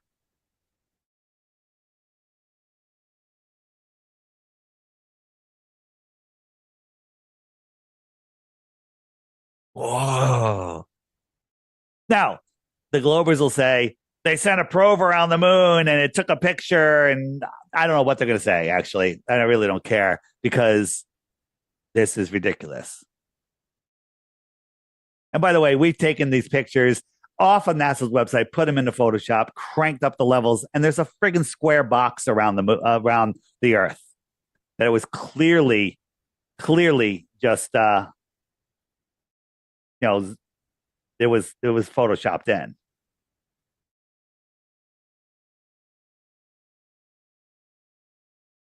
Right? And wasn't there a video you guys showed of was it Reagan on Air Force One, where on the back of the Air Force One or in one of the rooms there, he's standing next to a map, which is a flat Earth map? I think that was Admiral Byrd, wasn't it? Where do I have that? It was definitely Reagan.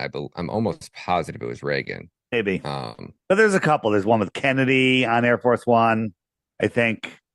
I haven't seen that one yet. Yeah. So, where do you want to go from here? Utah. So let's talk a little bit about what might be out there. These other worlds. I have a video, and I'll probably insert it right here, right now. It's you have this map, and it's what is outside the Arctic Circle. I know I had asked you if they could go under the Arctic Circle. Yeah. So, what's outside now? Again, this is speculation. And where am I going here? Or here we go. Did you make all these? Some of them that was made by an anti-flat earther that was claiming that the flat Earth was just pulled off the globe when it's actually the other way around. They took the flat Earth and wrapped it around a sphere.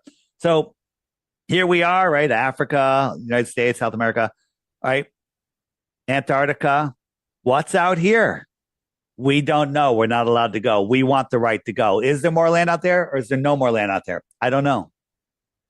If you said, Dave, we're going to find out tomorrow, let's make a bet. I'd bet you $1 million there's more land out there. Okay. But again, making no hard claims, right?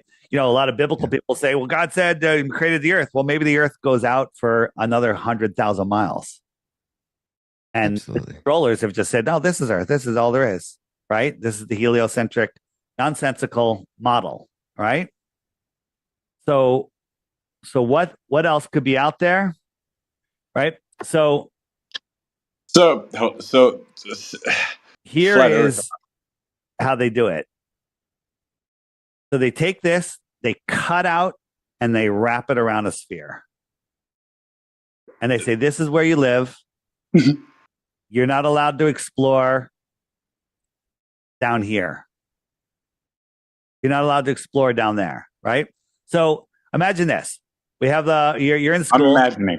And they say, here's the world. And they actually just cut out this part of the world. You got a little bit of South America, Mexico, a little bit of Canada, United States, right?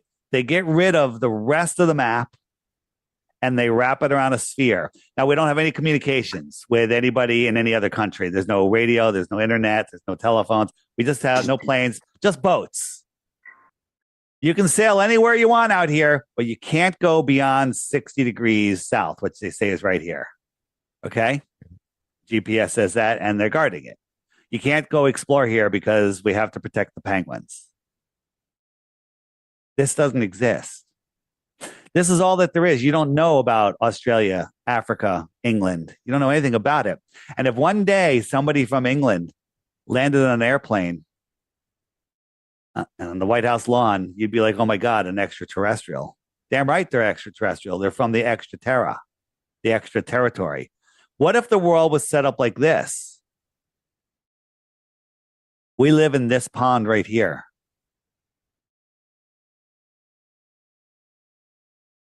We live in this pond. And they did the same thing. They wrapped it around a sphere, and they said, you can't go down and explore this area. You're not allowed to go beyond 60 degrees south. Well, we'll show you this little point right there, but that's it. This is a prison for your mind. This stops you from reaching your full potential, knowing that you're at the center of creation, knowing that your thoughts create your reality. Evil in this world knows how this world works, and they know that they can't break our free will. They know that they need our permission. That's why they have to tell us what they're doing. I know it sounds crazy, but they have to tell us what they're doing. And if we don't say no, we're saying yes. We live in this world of offers and contracts, and basically they can offer us anything. And we don't just say no, we have to say, yes, I'll do that under these conditions. And the conditions have to meet, your conditions. Hey, I want you to take that funny thing stuck in your arm. And you'll say, I'll gladly do it as soon as you show me that all of those ingredients have been tested and actually show benefit to the person that takes it. Mm-hmm. Right? And they can't do that. right? So that's how this world works. I believe, and it's not just me, it's not new age thinking, that our thoughts create our reality because it's actually a proven fact. Look at your life. Everything you have in your life is because of the way that you think.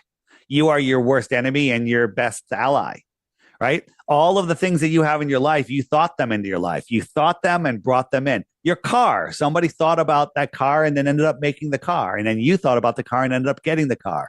And whatever it is not just material things, physical things, relationships, everything is the way that you think. Your vibration attracts other like vibrating things. Well, if that was true, how come I don't have $1 million? It's because you're sitting there saying, I don't have $1 million, saying, I want $1 million. But in reality, the energy you're sending out is saying, I'll never deserve $1 million. Right? When you understand that your thoughts create your reality, there's great abundance. Nobody has control over you. You have God-given free will, and that you're at the center of creation. You've now become a way stronger person. I have another theory. I believe that the population is less than they say. I also believe that 150, 200 years ago, there could have been 100 billion people on Earth. Certainly big enough. Can certainly support all of that, especially with free energy technology, which I believe they had then. But I believe that when you have that many people on Earth, your thoughts become an interconnected web of manifestation, and the elite can't control that. They need to keep our numbers very small. This is me talking. This is my thought. Maybe I'll be proven wrong one day. I don't think so. But I think by keeping our numbers low, keeping us separated, keeping us in fear, it lowers our ability to have the great power that the Creator gave us. And so that's why they do these depopulation resets all the time. You know, it's funny that we're talking about that funny thing that they put in your arm. And if you go through and you, I heard and don't you fact check me on this, but that if you got every one of those recommended, that they are recommending that kids get now, it's like 72 of them, that your body would contain, it's like 1,600 nanograms of aluminum and all these metals and different types of metals. And it made me think when I heard you guys start talking about those vibrations, that these might not be what we think they are, that I think that there's something that has to do with messing up how your body vibrates. And 100%. And as long with the spraying in the sky, I believe that the heavens above are right there. And there's a war heavens above with all of the spraying that we see that's going on. And that's to disconnect us from source information. You know, they talk about the Akashic records, you know, how some people can meditate. The Akashic records are the records of all of everything is contained in one library called the Akashic records. I don't think it's a physical place. It's a spiritual, mental place that I have a Tesla coil that is an amazing device that fills your body with this energy. And the guy that built it got the information from the Akashic records by going into a meditative trance. They taught him how to build it, and he built it, and it's amazing. There's a lot of stuff like this in this world, but they don't want you to know about that. Okay. And so I think that when you have that many people, we all connect and we can all have access to the Akashic records. Have you ever gone to a festival? Yeah. Like a big concert. I don't know if you've ever been into like electronic music where people are doing drugs and it's just like every person you walk by is like super, super happy. I say this when you go to Electric Forest and you walk onto those grounds and you step and you're around all those people, I swear to God, on my son's life, you can feel it. You can feel the energy. You can feel the positivity radiating off people. It's unlike anything I've ever experienced in my life. I love festivals. We used to have a great one here in Connecticut called Gathering of the Vibes, a 3-day camping event. Amazing, huge festival, and just amazing people. I'm actually going to a festival at that campground in 2 weeks or 1 week. It's like a week from this weekend. And it's a huge festival. It's not a camping one, but it's just an amazing time. You know, and it's just about people being around good people and having great conversations. And of course, I'll be wearing a Flat Earth t-shirt. And so we'll see what happens there. I just ordered my first one. It should be here. I don't know. Actually, another guy I was messaging, because Anna, my co-host on our morning show, and another LFA host, she's the one who was in communications with you originally. And I was talking to somebody else on Twitter, and right after she said we have this interview, this guy messaged me, Eric, I want to say Dubry. Am I saying that right? Dubay. Dubay, yeah. Eric messaged me and he's like, you should check out our flat earth gear. I was like, all right. And I bought one. I thought it was yours. I was like, oh man, I hope it's in time for our interview. And he didn't. It was the What are you talking? there. He puts out tons of great information. And if it wasn't for him, I don't know if the flat earth movement would be where it is right now. So Wow. on the app, on the shopping cart page, here's my shop.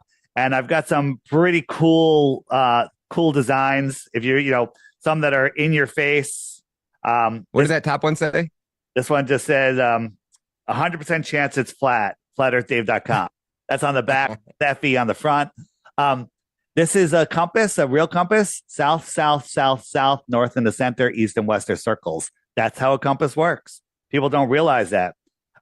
These are I'm a blue dot. Everything in the world proves flat. But I just put a new one in, which is where is it? Got a lot on here now. Flat Earther. I like this one. I like that. It's got the map inside of it. It comes in black, and I have them also without the flat Earth. If you're like, I can't wear that, it's too much. I've got them both styles, right? And hoodies, all sorts of stuff, and these are fun. Listen, you do support me by buying these, but it's also you're supporting yourself. You're getting out there. You're having a conversation. I love this one. This is one of my favorites. It's got the map on the back, right, and it's got just a big FE on the front. And it starts the conversation, 100% chance it's flat. And they go on and on. I got a bunch. So man, I got the one that's like a North Face symbol and it says the flat earth instead of the North Face. Favorites. And the girl that makes those, she's going to be at Flattoberfest in Vegas. You should make it if you can. It's I actually think I can make it, honestly. Perfect. So on the app, if you go, hold on, I just want to show you. This is one I make. Flat Earth Life. It's kind of cool. Yep. All right. So on the app, if you go to the shopping cart page or on flatearthdave.com, right here, Flattoberfest. You can click that, and up comes. There it is. And how much are tickets in case anybody's asking?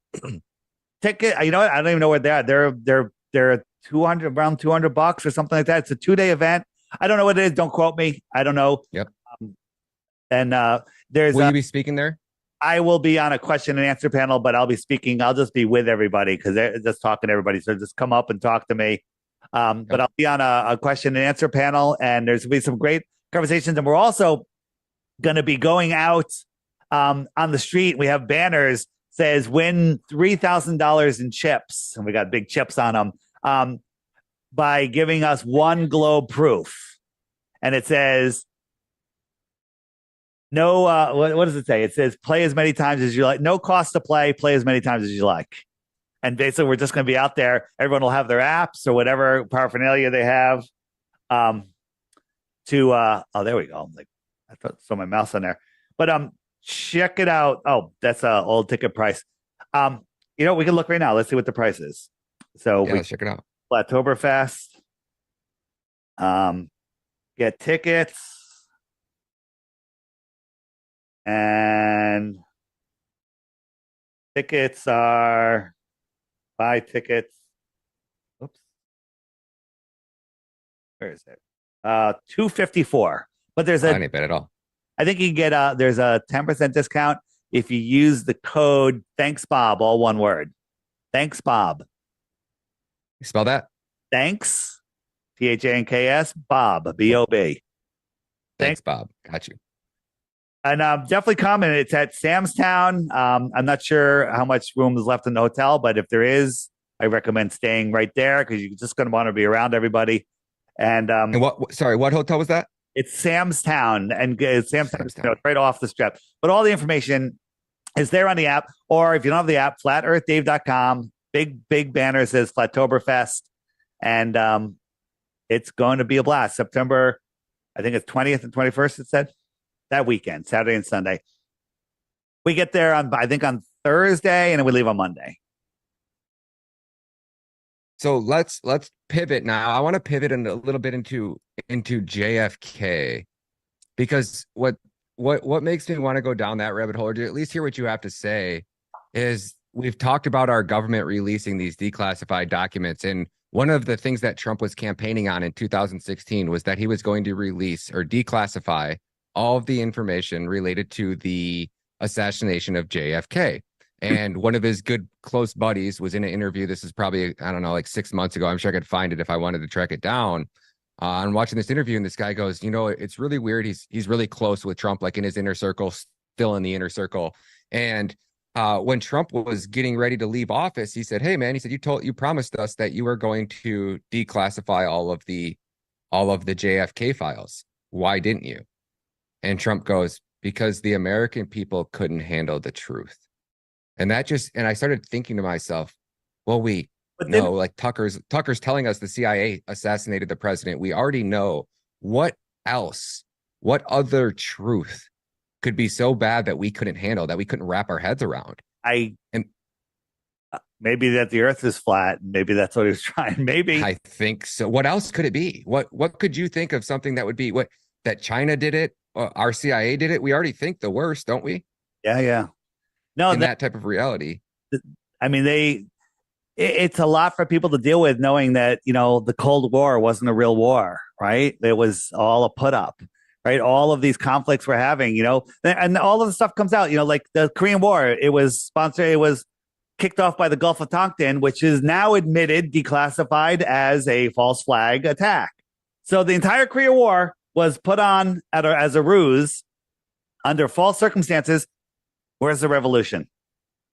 Everyone that had a friend that went to Vietnam should be revolting. Nothing. The CIA admitted it came out that the CIA killed John Kennedy, right? Didn't that come out like last year? Yep. Nobody Tucker did it. It's in November. Yeah. Nobody cares, right? They've dulled us down, making people just complacent and non-caring and non-thinking. I mean, I go into New York City. When I was doing my Deep Inside the Rabbit Hole podcast on 9/11, we're out there with clipboards taking a survey how many buildings fell on 9/11, and nobody heard of Building 7. A couple people did, but they didn't really know that it fell or what really happened. And they're right in New York City, in the heart of New York City, right? There's so crazy. Yeah, I mean, and most truthers don't even know that 7 buildings fell on 9/11. No, most truthers don't know about Building 6. Most truthers don't. You don't know about Building 6, right? No, sir. Building 7 fell, and it fell after they announced it fell, which is impossible. Okay, you know all that. That's so crazy. Yeah, I heard that part. 6, 10 stories tall, full city block. Almost the entire inside of the building disappeared down to the basement. How? I don't know. It did. Therefore, there is a weapon that can make the entire inside of a building disappear down to the basement. If you look at the evidence, the buildings fell at free fall speed, and the big chunks that were already ejected from the building dissolved into dust when they were falling and never hit the ground. Therefore, there is a weapon that can turn buildings to dust in midair. I don't know what that weapon is. I don't know where it comes from. I don't know who uses it, but there's some sort of energy weapon that can do that, because that's what happened.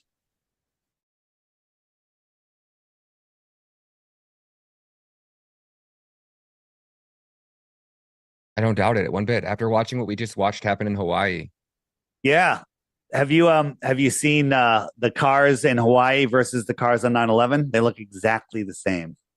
You couldn't tell the difference.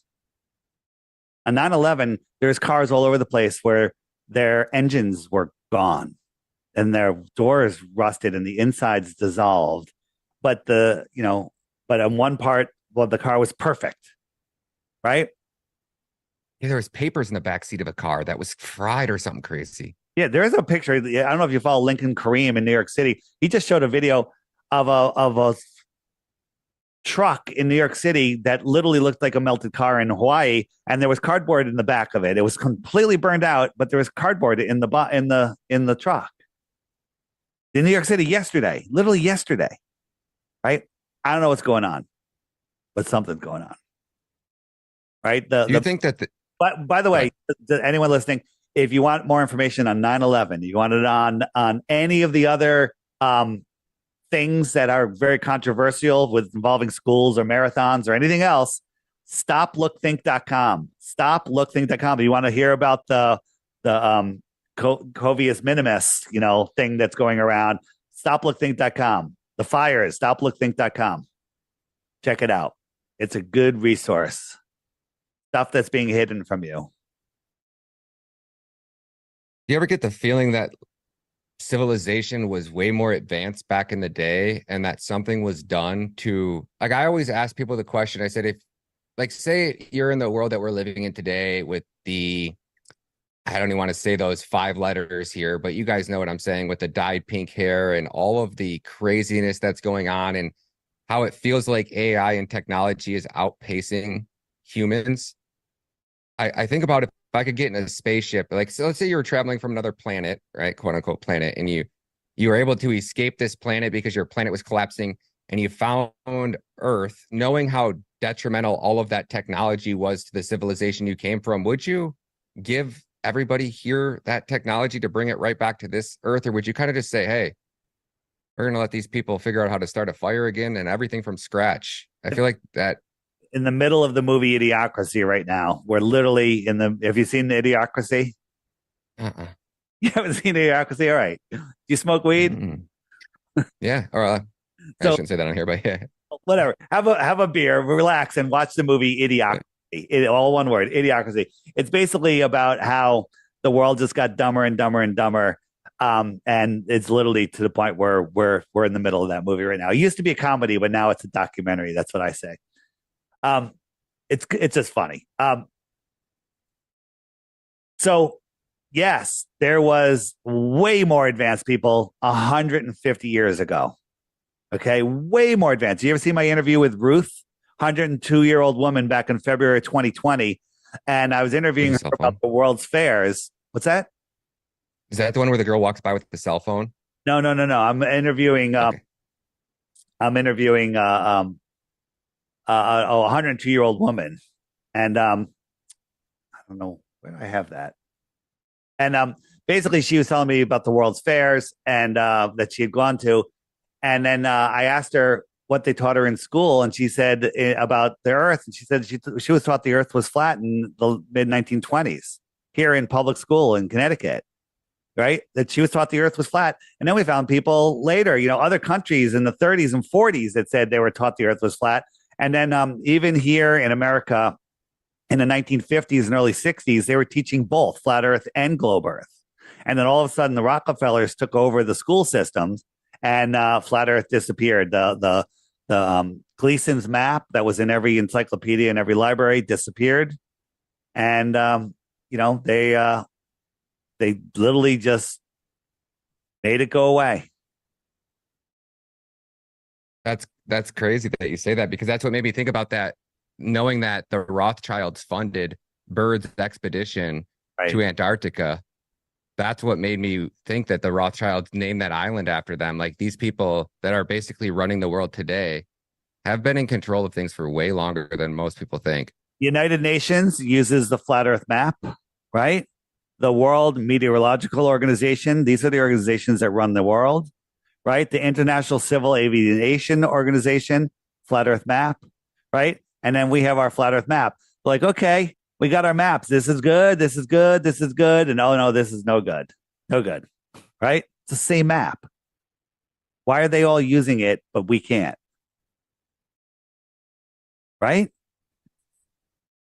You ever see the in Africa, the United Nations building? No way, dude. Yeah. Seeing a lot of 6s there too. So what is their logic? Do you think that you can go under Antarctica? Is that the edge of the firmament where it freezes because it's technically hitting whatever You the know, firmament is, I guess, or I don't know what's going on underground because, and there's a lot going on underground here. That's provable. But if you wanted to have a way to connect, right? If let's go back here. because they don't have any radars for the water, right? They're only above Earth, right? So like you couldn't fly because your plane's going to be on radar unless you made it into quote unquote out of. Well, there's buoys, beyond 6 degrees south that'll detect any boats going towards Antarctica, and they'll be intercepted. But imagine if the world was like this, and we have all of these ponds. These ponds, each pond is a world. This is our world. We're just at the center of this pond, okay? And these are all occupying a piece of the plane. Might call that a planet, if you will. Okay, what would be the best way to travel between them? Flying in the air? Well, that's difficult because weather and maybe there's a dome. Who knows? Water becomes frozen, but underneath in tunnels, to me, there could be a whole network of tunnels connecting all of these lands. That's so crazy because Elon's talking about like vacuum sealing these tunnels that he's building under California that'll allow humans to travel at like thousands of miles per hour. Well, they already have those. We find these pneumatic tunnels that they can send pods through with people in them that were here hundreds of years ago, all across the world. Right? They're here. There was a great civilization here. Again, in the homeschool section, check out I'm the Improbable Dreamer. Check out John Levy. Check out my lunch break. Trust me, check it out, and then use your own mind. Use your own mind. I keep out something I'm like 5 times I'm going to tell you, then I get sidetracked and I forget it each time. It'll come back. It'll come back. Wait for it. Wait for it. I was talking about beforehand. I was talking about going under, and you're like, oh, I can't go under, and that's speculation. I keep want to just shut Elon down real quick. So Elon Musk and his SpaceX. Have you seen this? Oops, what the heck happened? And down. Where is it? Transition. Not coming. I lost my. That's interesting. Oh, here it is. Is that right? Gone. Why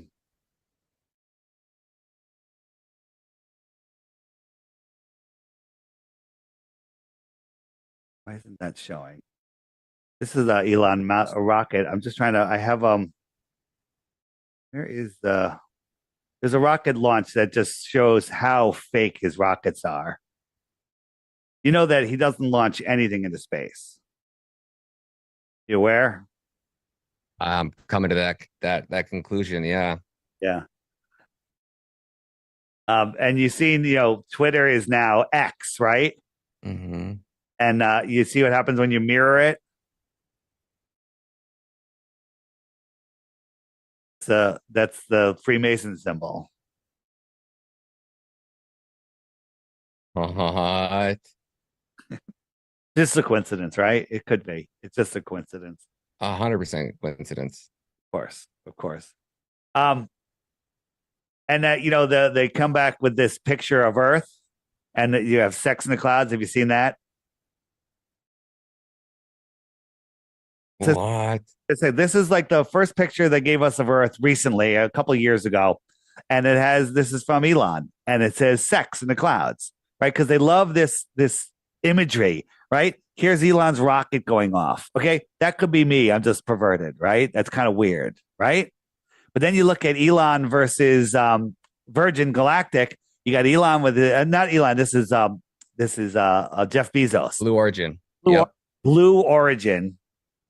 Could it look anything more like a rocket? Right? And then you have Virgin Galactic. Okay. that's just me. That's just a coincidence, right? Then when you watch Jeff Bezos, every time one of his penis rockets go off, the guy that is filming it has a shaking problem. Okay. This motion look a little obscene, right?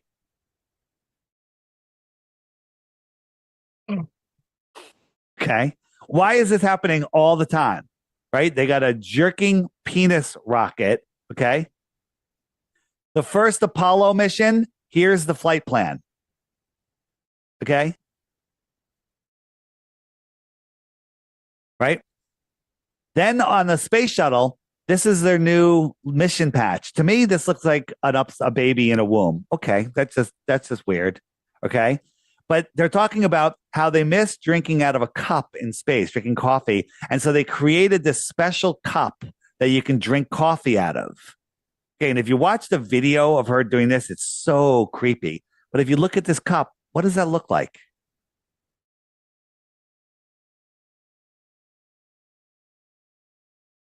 Oh, a vagina? Yeah, I mean, look at it. It's bizarre. And then, Wow. yeah, yeah, pretty weird, right? Do you think they all the people in these positions of power is like they get off on this? Like they're just like, all right, let's Totally. Totally. this is the most bizarre realization. Do you think we get to a point that we know the truth? And I think we're there. do you think this has so much to do with why Trump has to be removed from power? Why they are so hell-bent Maybe of some people say that the whole system is rigged and everyone's in on it and Trump's in on it. And I can't rule that out.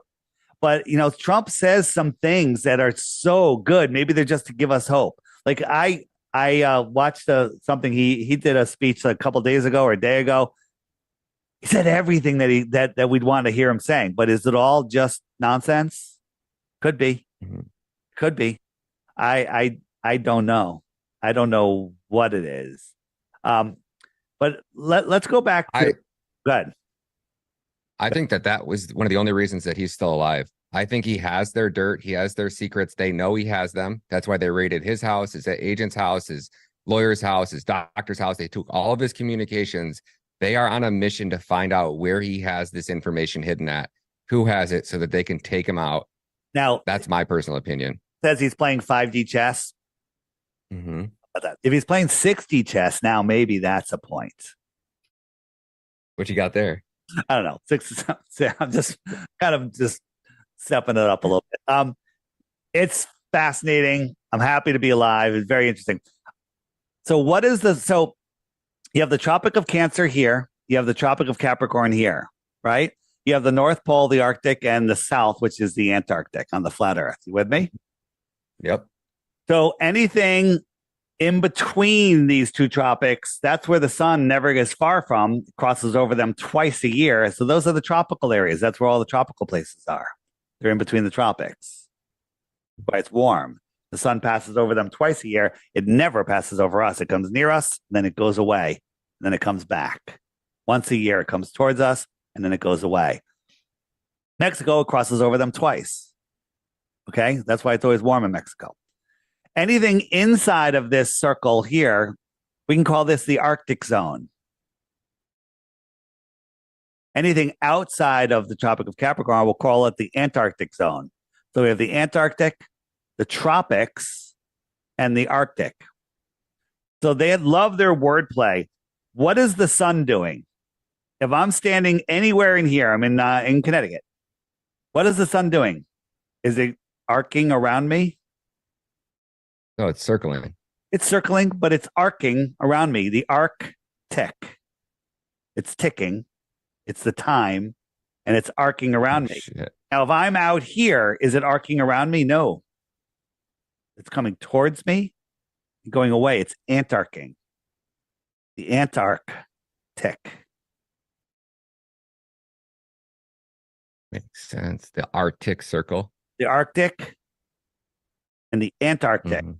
because it's antarcing, not arcing. It's not going around me. Yeah, I'm saying, but they call it the Antarctic Circle Yeah, the Antarctic or the Arctic Circle. and the That's what I just. right. So I have a question. We were supposed to do the show today with Anna, and she got tied up doing something. She got a new really good job offer for Stu Peters. So she just got her new show had to start tonight at 9 on Stu Peters network, which she wasn't sure if she was even going to get the job. So Stu yeah, is constantly tweeting and all sorts of stuff about questioning the globe. Did you see my interview with Stu Peters? No. You go. I have to go watch it. Yeah, you can search my Flat Earth Dave interviews. But if you want to find all my videos, if you click the web button and then click here, interviews, it'll be in that list. It's a ways down that list. But you'll see a picture of me and Stu. But Stu gets it. And he just tweeted today one of my videos, a video of me talking about space and how ridiculous it was. Of course, he didn't mention my name or my website, which would have been nice too. Okay. He's out there poking everybody with flat earth stuff. But here's endless interviews. I was on The Blaze. These guys are great on the morning show on The Blaze. Yeah. Patrick, what's his name? Patrick Gray. And those guys were getting it. They were blown away. So my Stu Peters is in here somewhere, but there's Man in America. He's on your network. Yep. And it's in here somewhere, but you can search my Flat Earth Dave's Interviews 2 channel to find the Stu Peters one. But Stu, we had a great conversation. I think I was on with him twice now. So those are all your interviews. Wow. Oh, they go on and on and on and on and on and on. I've done over 1,000. Oh my Lord. Over 1,000 interviews. So, if Flat Earth was a PSYOP, it would have been over a long time ago, right? Some scientists would have come out. It all started with after Eric Dubay. Mark Sargent put out a bunch of clues going, wait a minute, this Flat Earth thing can't be. So he put out a bunch of 10-minute videos going, what about this? What about that? How come this? How come that? And he expected some PhD, some scientist, someone to come back and go, well, here's why. Silence. Nothing. Okay? You have to watch out, though, because there's evil forces in this world. The way they get away with their nonsense is there is evil. There are evil spirits, if you will. There are possessions, if you will. And people give away their soul, their control over their body, if you will, to evil for whatever reason. And you have a lot of these possessed people. I say they're either paid or possessed. Everyone's like, there's a paid shill. He's a paid shill. He's a paid shill. I think there's very few paid shills. I think there's possessed shills. Okay. They're out there pushing. They don't even know why they're defending it. Right. There's people that are so lost in the sauce. They think that we're scammers. We're out here and we're a danger to the world. And they want to scare you into not looking into this. You Google Flat Earth, you get all nonsense. You end up at the Flat Earth Society, which is a government-run disinformation site to make Flat Earth look stupid. Why is it that you can Google fairies and Bigfoot and aliens and Loch Ness Monster and anything you want, it'll show up. But if you search Flat Earth, nonsense. Check this out. You can go into your YouTube history and say, I was checking out bicep workouts, It'll show you all the videos that you pulled up on bicep workouts in all of your history. It'll show you all of them. Then you can search for, giraffe videos because, I watched this giraffe video 6 months ago. There it is. That's the one I was looking for. You can search your history. It's fantastic. So I recommend people go to my YouTube channel, DITRH, watch 10 videos that have the word flat earth in it. They all do. Then go to your history and you'll see that they're there. But then search your history for flat earth. Well, those videos should show up. None of them will show up. Only troll videos will show up. The pushed propaganda videos will show up. All of the real won't show. Why is that happening? Only the flat earth. There's no other topic. You can search up COVIDs, or whatever you want to call that thing that goes in your arm. And all the videos you watch, search it. They'll all come up in your history, whether you watched it 2 weeks ago or 2 months ago or 2 days ago or 2 minutes ago. Right? Watch my videos for a couple of weeks, couple of days, couple of hours. Go and search your history for flat earth. None of them will show up. Not just mine, any of the videos on the app, all of the real videos. So when someone's hiding something from you like that and lying to you, that should be a red flag and get you to, get you to look. Unless, of course, Jeez, Opie, what's that? They don't. YouTube never give fact checks anything. Like I could say unicorns are real, and I could make a video about how unicorns are walking this earth, and there's leprechauns at the end of a rainbow, and map it out and tell you that at this exact location there's a leprechaun with a pot of gold. Nobody's gonna community note me. Nobody's gonna go out of their way to fact check me or put out any relevant that I'm spreading misinformation. If flat earth is just this conspiracy theory, why would YouTube go out of their way? Because they've only done that a handful of times on very specific topics, which years later always turn out to be true facts. So just flat earther and then becomes a globe earther after. It's only people that cling to their ball. Don't take my ball away, right? You asked earlier why, or maybe I asked, there's you build a life around your beliefs, especially women and men too. You build a world that you feel safe in. Like you're safe walking out through your neighborhood at night because you just have this world understanding, right? But someone says, "Oh, by the way, there's mountain lions in your neighborhood all the time, and they eat people."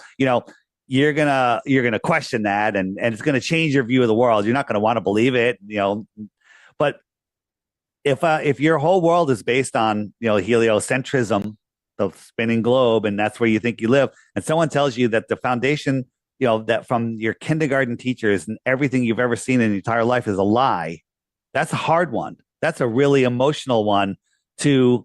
Wow, your ego. You have to realize that your life is a lie. They said. What's the quote? It's easy to lie to somebody, but it's harder to convince them they've been lied to. You've been lied to. And people say, well, why does it matter? Why does it matter? You know what? I can tell you why it matters. And I have been telling you why it matters. But in the frequently asked questions, one of my favorite, why the lie right here. Hit that. Mm-hmm. Great videos there. That's worth the price of the app anyway. That's worth the app's only $3. So everything's worth the price of the app. Yeah. Right. So watch the Why the Lie videos. Watch them. Right? By the way, the app only works on smartphones, tablets, iPads, and that's it. It will also, you can emulate it on the newer Macs with the M1 and up chip, but there's some glitches there, and I can't really help you with that. But it's just for mobile devices at this time.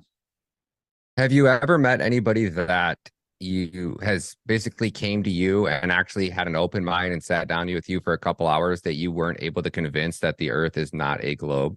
Yeah, one of my best neighborhood friends, but he refuses to watch any videos or listen to anything. He's chosen not to believe it because it's too emotional for him.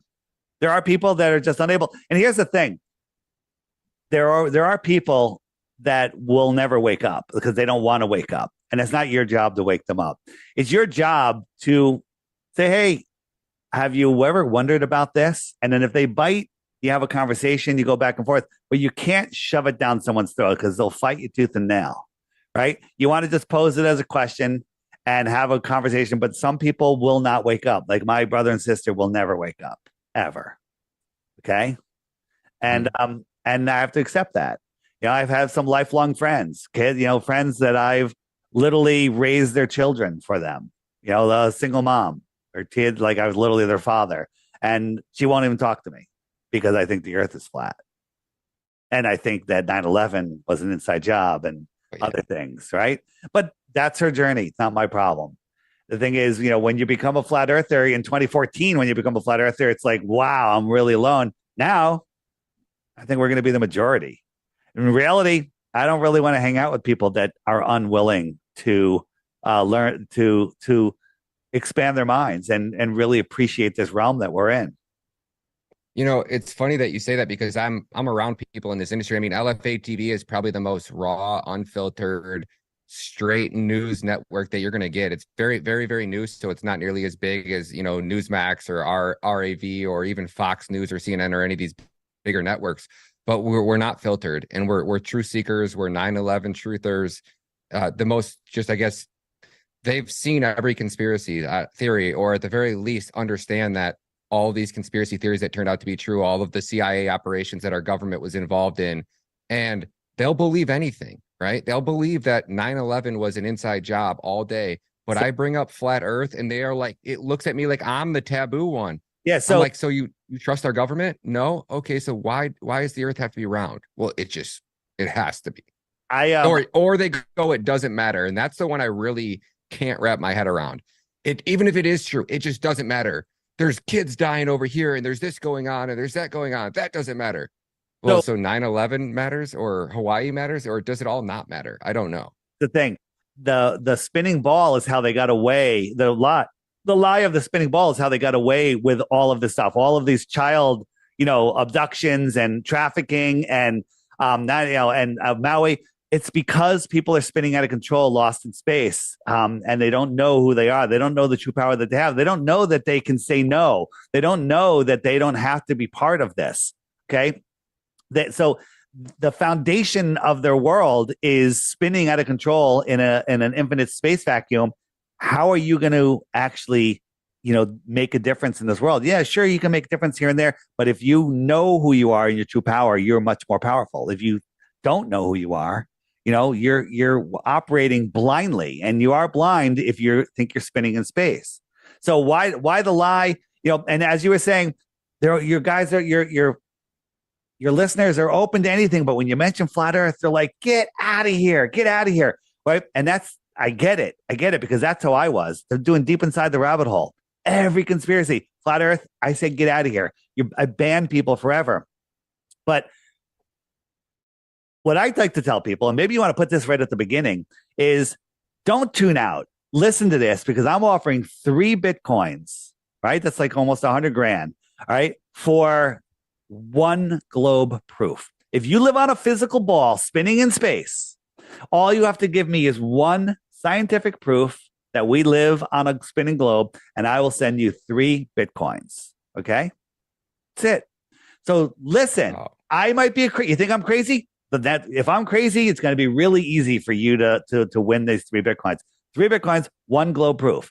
Okay? Here are the rules. The rules are: be concise, send me your proof, and allow me to answer. Now, I'm not going to go, oh, that's fake. I'm going to show you why it's fake. I'm going to show you why it's wrong. When you say Eratosthenes, I'm going to show you. But before you send it to me, you have to hit the frequently asked questions button and make sure your question isn't answered in there already, which it probably is. Okay? Mm-hmm. Then if you do this, I have to warn you that you're going to end up as a flat earther. Ooh, that is a great way to open this. That is the best way to open it. 100 grand, 3 Bitcoin. I don't know, you probably don't know, but I'm a Bitcoin maxi. I keep 90% of my wealth in crypto. So I'm a huge believer in blockchain technology, or just a Bitcoin. Can't put it in fiat. In maxi, does that mean 90% in Bitcoin or just blockchain? I'm a blockchain maxi. I think that there's only actually 2. I would say out of the 21,000 blockchains that are out there now, I only believe in 2. Bitcoin was the right start. Ethereum took it to the next level. Going to proof of stake was obviously the biggest scam. Proof of stake blockchains are all completely scams. If you're talking about being decentralized and secure and the whole 9 yards, there's only one blockchain that's really solved it. It'll revolutionize the world and everything about blockchain. It's called Kadena. I don't know if you follow blockchain technology, but back when I understand you don't know enough about blocks and how blockchains work, right? Like, it's just data inside of a block. Blocks are connected together with a hash, right? Yep. And all blockchains are doing is storing data. How much data can I fit into one block, and how often can I produce a block, right? Yep. Well, with proof of work blockchains, no matter what technology you do, because it's proof of work, right? They have to prove the work. They have to solve these complex algorithms to produce a block. You're inherently limited, and the average is about 5 to 10 TPS, which is transactions per second. Now, back in 2014, somebody wrote an article called Bitcoin Rope, and the idea was they knew that inherently, if adoption hit a certain point, the Bitcoin blockchain would be maxed out. So it was either change the block size, which is how we got Bitcoin Cash and these other spinoffs of Bitcoin, where they actually wanted to change it. But the Bitcoin Rope was, well, what if we braided two chains together? And in order to braid two chains together, you have to store the hash of each block in the other block, right? And that's what will braid your chains together. And that's great. Cool. We have two Bitcoin blockchains still consuming the same power as one, but you're actually you're basically mining two blocks every time a block is produced. But if Bitcoin's only capable of doing 350,000 transactions per day, and we talk about blockchains like Solana that were doing quote unquote 60,000 TPS, which is transactions per second, drastic difference. And even Solana only peaked out at about 3,000 to 4,000 transactions per second, and it was maxed out. It couldn't even, it would break every other time. But if you connected three blockchains together, right? Let's just say, just out of context, each block can hold 100 transactions, and one hash takes up one transaction. So if you connected three blockchains together, you're going to have three hashes in every block, 5, 10. Well, let's say you get up to 50 blockchains connected together, which still wouldn't even be enough for a fraction of global adoption. Half of your block would be filled with just hashes. Yeah. So the number one cited author in the Bitcoin white paper is Stuart Habert and Scott Stronada. They created the first blockchain in 1991. In my personal opinion, if there's anybody that's most likely Satoshi or in that circle of Satoshis that created Bitcoin, Stuart Habert's one of them, or he just randomly, him and Scott are the most cited author in the Bitcoin white paper. I mean, Bitcoin wouldn't have been created if it wasn't for the work that Scott Stronada and Stuart Habert did. So Stuart Habert had that same blockchain running since 1991. He publishes the hash every Sunday in the New York Times. He has companies that have been using it since then to store information. And he's been basically trying to figure out a way to make data immutable. And it's basically been his life work. They're called decentralized digital identities, something or other. He ended up meeting the team called Kadena. It's Kadena. Will Martino he went to Yale private school. He was recruited by the US government, sent to private hacker school, and then was put into a position to help the SEC create their blockchain center for excellence. And in the process, he built this supercomputer that basically analyzes every trade on the stock market, on the NASDAQ, the Dow Jones, the S&P 500. And that information is fed to the SEC. So they don't have to really look for insider trading. They have basically a bot that analyzes every trade and then feeds the SEC information when things aren't adding up. He also was working with Stuart Habert. Stuart Habert builds all the algorithmic trading softwares for the most legacy financial institutions around the world. He was handpicked by Jamie Dimon to build Jamie Dimon's first blockchain called Juno. When Jamie Dimon brought Stuart together, Stuart picked his team. He picked Will, and he picked another girl. Her name is Emily. She's some basically super smart genius who's advanced coding in Haskell. And together they were going to build Jamie Dimon's blockchain. So in the process of building that, Jamie Dimon brought them in and said, what do you guys need? Well, they were building a blockchain, so we should start probably interview all the people that have built blockchains before. Jamie Dimon's done. And within a week, he had Vitalik, the CEOs of Polkadot, Solana, all of these people flying out for one-on-one interviews. And Will, Emily, and Stu basically sat there for weeks and interviewed all of these people. And they basically collected all the information that they had brought to Jamie Dimon. They're like, it's going to be 5 years, and here's all the stuff that we're going to need to really build something out at scale, to build what you want, or a blockchain that could meet the demands of global real world adoption. You're going to have to start with your own coding language, because none of these blockchains have a coding language that can build a blockchain. Jamie Dimon says, I don't want to do that. I want a blockchain that'll work. I want it in a couple of years. Get to it, basically. So they said, all right. So they built this blockchain called Juno for Jamie Dimon. And in the process, they just knew that they weren't building something at scale. They were just building a blockchain just for this rich guy who kind of wanted a pet project, because blockchains were cool back in 2016, 2017. So at one point, Will and Will Martino was the one at the SEC. He came to Stu and he said, hey, Stu, I just got done researching the Bitcoin rope white paper. And he goes, I think I have a way to connect pretty much an infinite amount of blockchains together. And he goes, if I can do this and we can get it to work on paper, could you write a coding language to build this blockchain? And Stu, I think he reads, writes, and speaks, I think it's 18 different programming languages. So like you think about that like languages, most people can speak 2, maybe 3.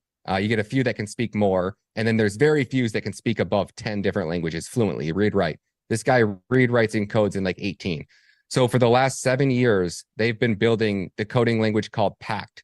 It is built with Haskell, which is the most advanced coding language there is out there for computer coding, programming. Haskell is like the end all be all. And they've built a coding language that is Pact, which means it's Turing incomplete. So where Ethereum is a looping coding language, which means it's recursive, which is very energy intensive. You also, none of your code ends or stops, right? Because it loops. So it's very easy for you to miscode things and code in bugs. And that's how everything on Ethereum, literally almost every single application on top of Ethereum has been hacked at one point or another. Why? Because it's wrote in Solidity. Solidity is a shit coding language, and almost every other blockchain out there is built in some fucking garbage ass. Sorry, I'm going to cut this out, but trash coding languages. Well, they didn't. They built it, and the technology that they used is called hash braiding. If I were to draw a star, gosh dang, I wish I had this. I have to show you this. I don't have it with me. I have a whiteboard video I'll send you that'll explain this blockchain to you if you want to watch more about it. But if I draw a star on a sheet of paper, if you just think about a star, how is the farthest point away? So if I wanted to go, like, let's say we number a star 1, 2, 3, 4, and 5, right? 5 does not connect to 1. If I want to get to 5, I have to go from 1 to 3 over to 5. Yep. If you, right? Yep. So I'm able to connect 5 blockchains together and only store the hash of 3. I get it. Right? Now, if you scale that up, you go to 10, I'm still able to get to the farthest chain in 3 hops. So now I have 10 chains connected together. You scale up from 10 to 20, which is where they're at now, still at 3 hops. Now, when I go from 20 to 50, I am 4 hops. So now I have 50 blockchains, the same as Ethereum and Bitcoin, smart contracts, proof of work blockchains, with 20 blockchains running simultaneously side by side right now, consuming less energy than one Bitcoin blockchain. And then the technique that they used is called hash braiding, and they have a patent on it, which is good, I think, for the next 8 years. So we talk about why Amazon is Amazon, because in any other industry that you come out in, when you basically create the Holy Grail, you have about a 2-year runway before some competition goes, oh, I see what they did. We already know how they did it because their business is running. If we dedicate resources, we can pretty much replicate that business, fix all the issues they failed at, and make the same business but better. And it takes about 2 years. So normal businesses get about a 2-year runway when they're the first in any industry. Amazon came out. There has been no other Amazon, right? eBay was there. Amazon destroyed it. And Amazon hasn't had any competition for basically 7 years. And they're so big now that anybody that tries to catch up to them, they're just being basically laughed at. Like, get out of here, little kid. You're not going to mess with Amazon. Well, Kadena and them now have 8 years, basically, from 2020. Right? Which is just crazy to think about. So it's the future of all blockchain technology. But just like every other industry, who owns Cointelegraph? Who owns CoinMarketCap? Who owns every single website that you go to do research off of? Pretty much Digital Currency Group. Digital Currency Group is the BlackRock of crypto. They own the media, they own the network, they own the PR firms, they own the influencers, they own the reporting agencies that collect and analyze all the data and give that data to the government. And then the government uses that data to take away your freedoms based off of fake lies propagated from the companies that are selling them the data, which are running the companies. I go on for it forever. Wow. Blockchain's my thing. That's how I got down this rabbit hole. But nice. Sorry, that was a long one. Pivoting back, you remember, in 1960s and 70s, we went to the moon, played golf, and drove dune buggies around. But now they're sending Artemis to the moon, right? But not with people on it. Okay. So this is the trajectory. It goes around the Earth, and then it goes around the Earth, the moon, and then somehow it ejects some mass, which will send it back to Earth. Okay. What's going on here?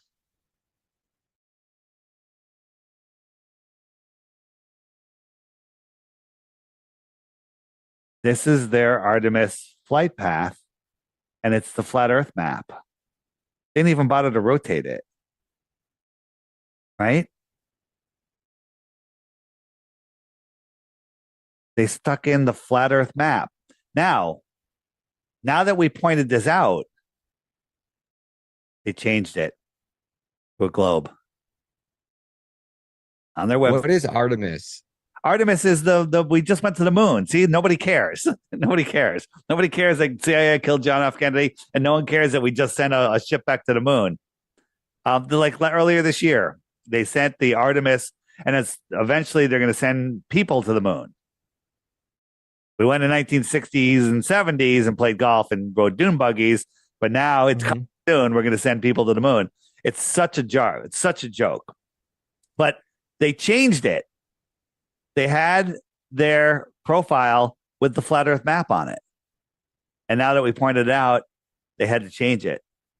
Right? And Artemis went to the moon. It was orbiting the moon, right? Artemis got this picture of the moon from, well, how far is it? Wait, I can't see that. $1 billion. 2,000. Go ahead. No, go ahead. So 238,000. Yeah. Yeah. Then this is from me, 238,000 miles away with my P900. Okay. Mm-hmm. They just spent a friggin' $1 billion to send the ship to the moon. And this is the picture it gets. I got this from my porch. Get out of here. You haven't got a P1000 yet, have you? No, I don't have a P1000. The best zoom lens I have is the 100-400, the G Master, Sony G Master 100-400. Right. And this is some footage from Artemis. Look at this, just nonsense. And you see that computer glitch? No way. Yeah. It happens all the time. Here, I'll show you again. Right here. And look at that curve. What's up with this curve? What kind of sphere is this? Right? What is It's so bad. It's so bad. But they know nobody's watching. They you pay attention. They teach you up to like what, fifth grade. And then after fifth grade, you pretty much don't really learn much about. Right. And then we're supposed to believe this is real. So there's a camera somehow staying out here. I mean, could you do this yourself in a dark room with a couple with a camera? I bet you can get this done in an hour. Better. Right? You're looking in amazement. I just can't believe that. Like This it's right in front of your face the whole time. And you don't ever. Right. This is what they show. Right? And then they show us this view of the Earth. Nonsense. Right? And then Artemis, right? The ISS travels at 17,500 miles per hour, right?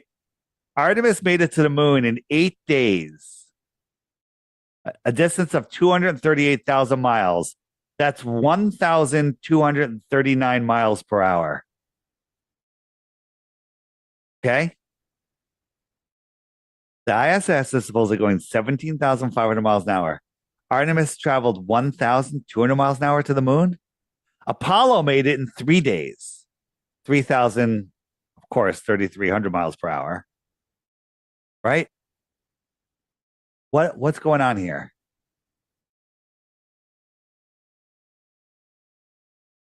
They're telling us, they're actually saying that the ISS is traveling at 17,500 miles per hour. That's what they tell us. What happens? Yeah. And does it stop? Like when people go up and don't people like ships connect to it? How are they connecting to it when it's moving? They're going 17,500 miles an hour. So it's like they're not even moving. They're just moving in sync with each other. It's like two cars on the highway going 100 miles an hour right next to each other. You can climb from one to the other. Okay. But there's no air. So you don't even notice it. Right. It's so stupid. Right. Perseverance went to Mars, right? 300 million miles away. 300 million? Yeah, 300 million.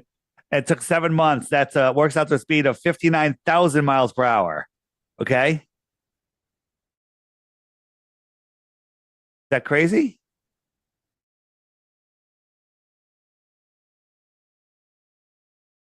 It's a little crazy.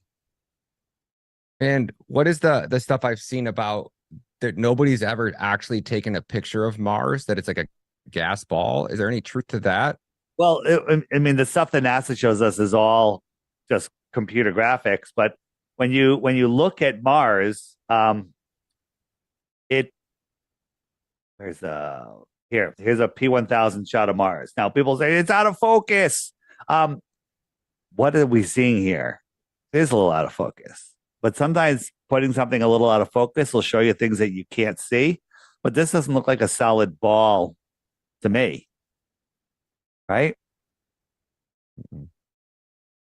Here's a little Mars thing. You know, the rover's on Mars, so this is a picture. A bug? Zooming in. Yeah, you saw the bug. You saw this, right? I played that on LFA TV last week. Just as like a little teaser, just that one little second of that. So there's two responses. Life on Mars. That the sick space fans have is, it's not a bug, and the other one is, yeah, there's life on Mars. Or there's life on Mars. That's what I said. This is Devon Island. This is just Devon Island. So this is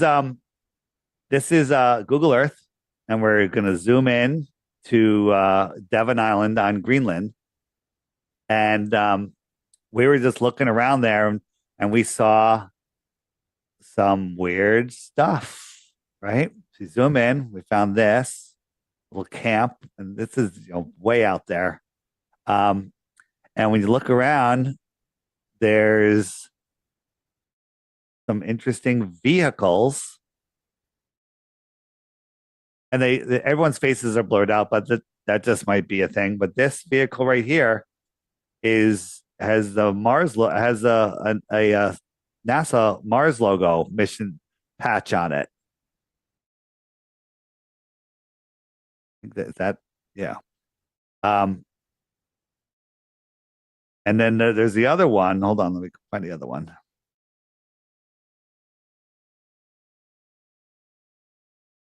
This one over here. Oops.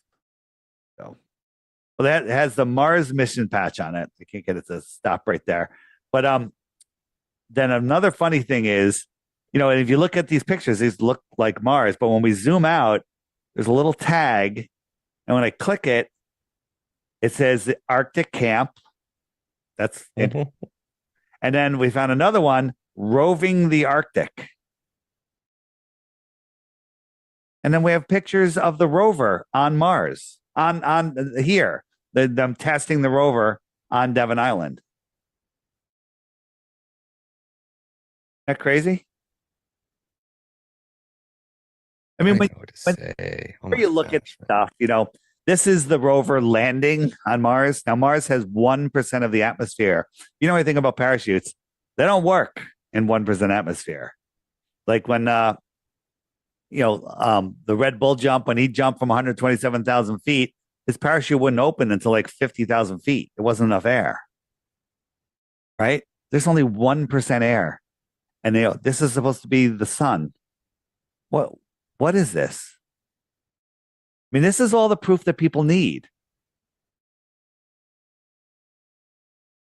They're just not willing to accept it. Yeah. They can't handle it. You notice, have you ever looked on Google Trends? You got your computer in front of you?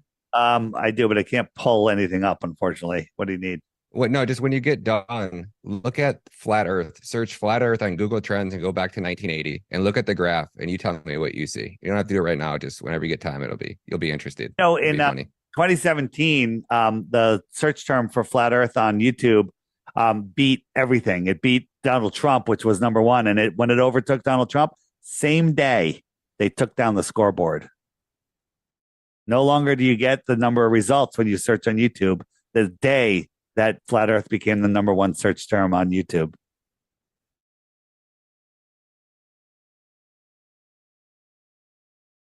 Have you ever read that book about Barron Trump that basically predicts the future? Oh yeah. That's pretty gnarly, man. It is pretty crazy. It made me think of that when you said that about that Mars book and about Elon. Yeah. I don't know. I mean, flat earthers are willing to admit they don't know. Mm-hmm. Okay. What do you got here? I think this is Mars also. Through a P900, super slowed down. Right? Pretty weird stuff. And then if you look at Mars, Devon Island, right? No. Yeah, this is from their website, and then this is a picture of Devon Island. And now they'll say, "Oh, they added the clouds in and colorized it." No, they decolorized it, added a sepia tone. Yeah, they want you to believe crazy shit. Excuse me. This is the helicopter. Now, how do you have a drone in super cold conditions in no atmosphere that can fly, right? We can't even fly a helicopter to pick up people on the top of Everest, where the atmosphere is 20, 30 times strong, thicker, more than Mars. But this drone is taking a picture of its shadow. Well, they say that the blades go really fast. That's how it flies. How's it getting a sharp picture of its legs and the propellers? Wait, say that one more time. This drone took a picture of its shadow. This is Mars and a shadow of itself. How is the drone flying in 0 atmosphere? 1% atmosphere? And how is it getting a picture of its blade, the shadow of its blades? Like if I put my drone up, just hovering, and with close to the ground, and the sun's above it, you can't see the blades. You don't see the blades. Mm-hmm. Look how sharp this is. Okay. I mean, people will believe anything. Okay. Anything. Which one's Mars? Which one's Devon Island? Well, obvious, but just look. This is Devon Island. This is Mars. That's what they say. Right? Mars. So do you watch every, now when NASA puts anything out or SpaceX, you got do you even get to watch it? If you don't watch it live, how long before people are sending to you in your community or tagging you in things? 2 seconds? 2 seconds. But whenever we watch stuff, there's just so much nonsense. So much nonsense. It's unbearable. It's literally unbearable. Couple more, and then unless you have more questions, we can probably start to wrap it up. Yeah. There it is, rockets. This is, where is my, where is it going? I'm looking for, oh, here we go. So, have you ever watched any of the SpaceX rockets? Where this thing's falling back to Earth, these little milk crates are steering it, and it's going to land on a raft in the middle of the ocean, 800 miles off of Florida. And somehow it's never big swells out there, and it lands perfectly, right? Here's the video on the raft. What's this square that showed up? What is this? See it?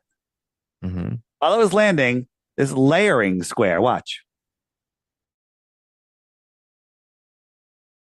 What do you think about that?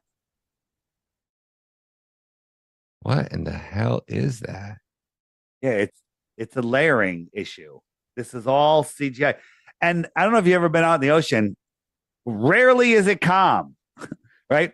This thing is falling out of the sky, going through wind streams of hundreds of miles an hour in the upper atmosphere, and somehow it lands on a raft perfectly with this little flame upright. This thing, a car can drive underneath this thing. This is gigantic. Okay. Right? I was at SpaceX last week or last month. It's all a show, man. It's all a show. Right? And it lands on this raft upright, bullseye. Doesn't tip over. This thing is, multiple stories tall. A person can walk underneath here. This thing just lands out in the middle of the ocean. It's always calm. Right? What sea is that in? What's that? What ocean is that in? In the Atlantic Ocean off of Florida, right? And then it gets pulled in, right? This thing's floating out there. How is it staying in the perfect spot for that thing to fall out of the sky and land on it perfectly. Okay. I don't even think it could do it on the ground, but it's always done it. And there's never any humans out there. It's only a drone ship, and it always loses its connection, you know, with the you know, the feed. And they're like, oh, look at this. What is this? You believe that's happening? You ever watch a Harrier jump jet trying to land with multiple thrusters? This thing has just got one little thruster and it just lands. So this is what they show us every time. So this is the second stage going up. This is the first stage falling back. Now look how high it is, right? These are clouds down here. This thing is free falling. It weighs multiple tons. Now watch here. They keep switching from one camera to the other. Look at the Earth. Looks pretty flat there, right? We'll go back in a second. So now this one, it's these little steering things are going to steer it so it finds that drone ship and lands right on it. Okay? This thing's free falling at maximum speed, and this little flame is going to stop it and land it on this target.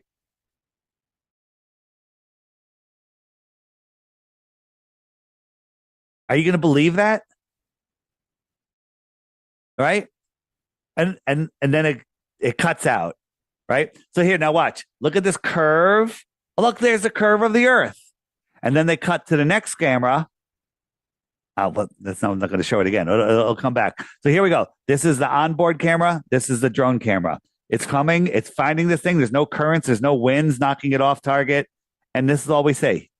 And people are like, oh, yeah, he landed it on a ship in the middle of nowhere with no people watching. All by computer. Okay. Here we go again. This is what they show us. Oh, this one blew up. Therefore, it has to be real. Oh, no, that one is one that blew up. Sorry. But this is what this is. This is all the evidence they show us, and people just eat it up. Oh, look, it landed. I'm sorry you didn't get to see it land. The camera cut out. It's a little off center. Okay. But the raft doesn't tilt at all. Right.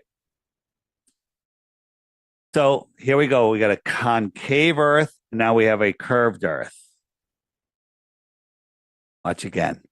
This thing is going to just land on that raft. Here's the raft. It starts shaking for some reason. And it lands. Isn't that beautiful?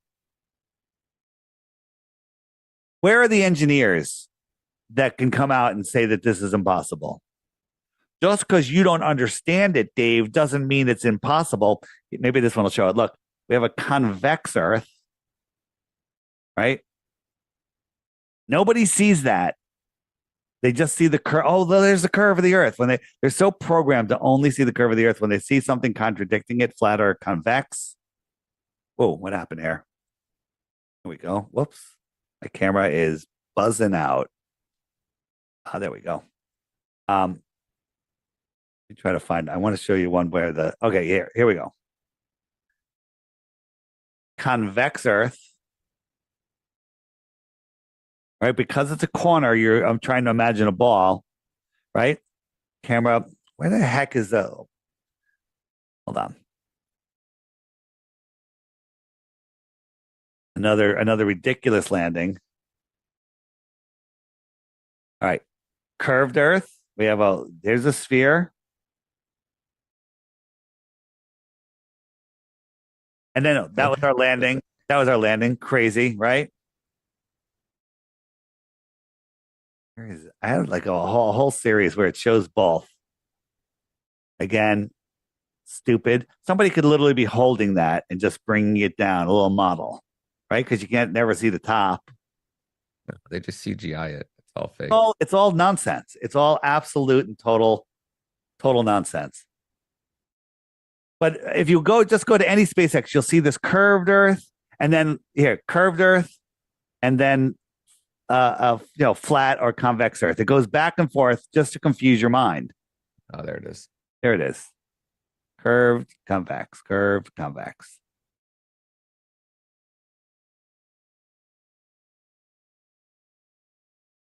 Yeah. They have all sorts of stuff. Now, this thing is supposed to go in 17,000 miles an hour. Get your flat Earth, curved Earth. Watch right in here. Okay.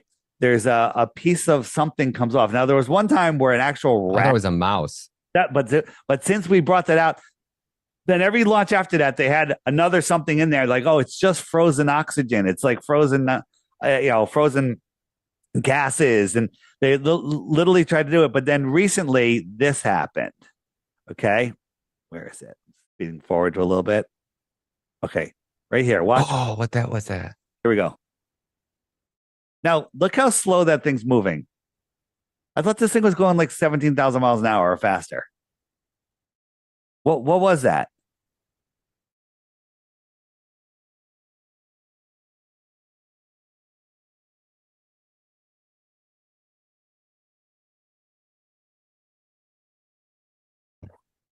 Right?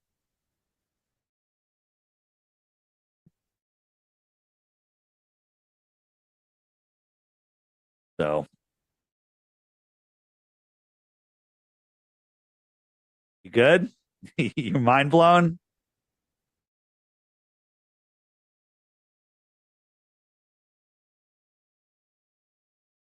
Are you there? Are you muted?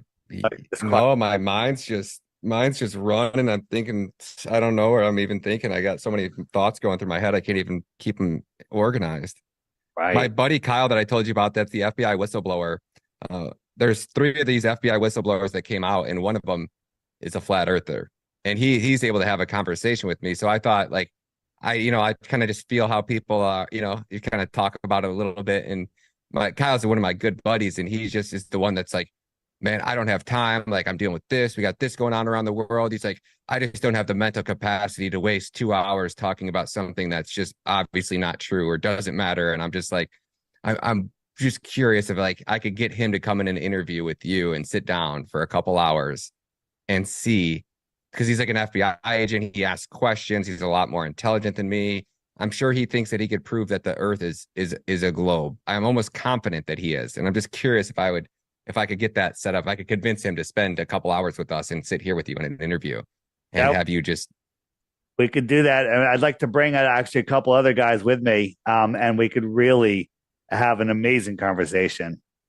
Wow. He actually might be open to that. If I could do that, that would be a really good video, I think, because he's an investigator. I mean, I don't want to say it on here because I'm recorded, but I'll tell you a story about just, people that we meet online that claim to be their so-and-so. And this guy, in a matter of like an hour, had everything about these people. I mean, their histories, their parents, their relatives, their houses, their cars, their taxes. I mean, everything. I was like, oh my gosh, it like blew my mind. I'm like, I don't want to get on the wrong side of you, man. Like, he's really good at what he does. And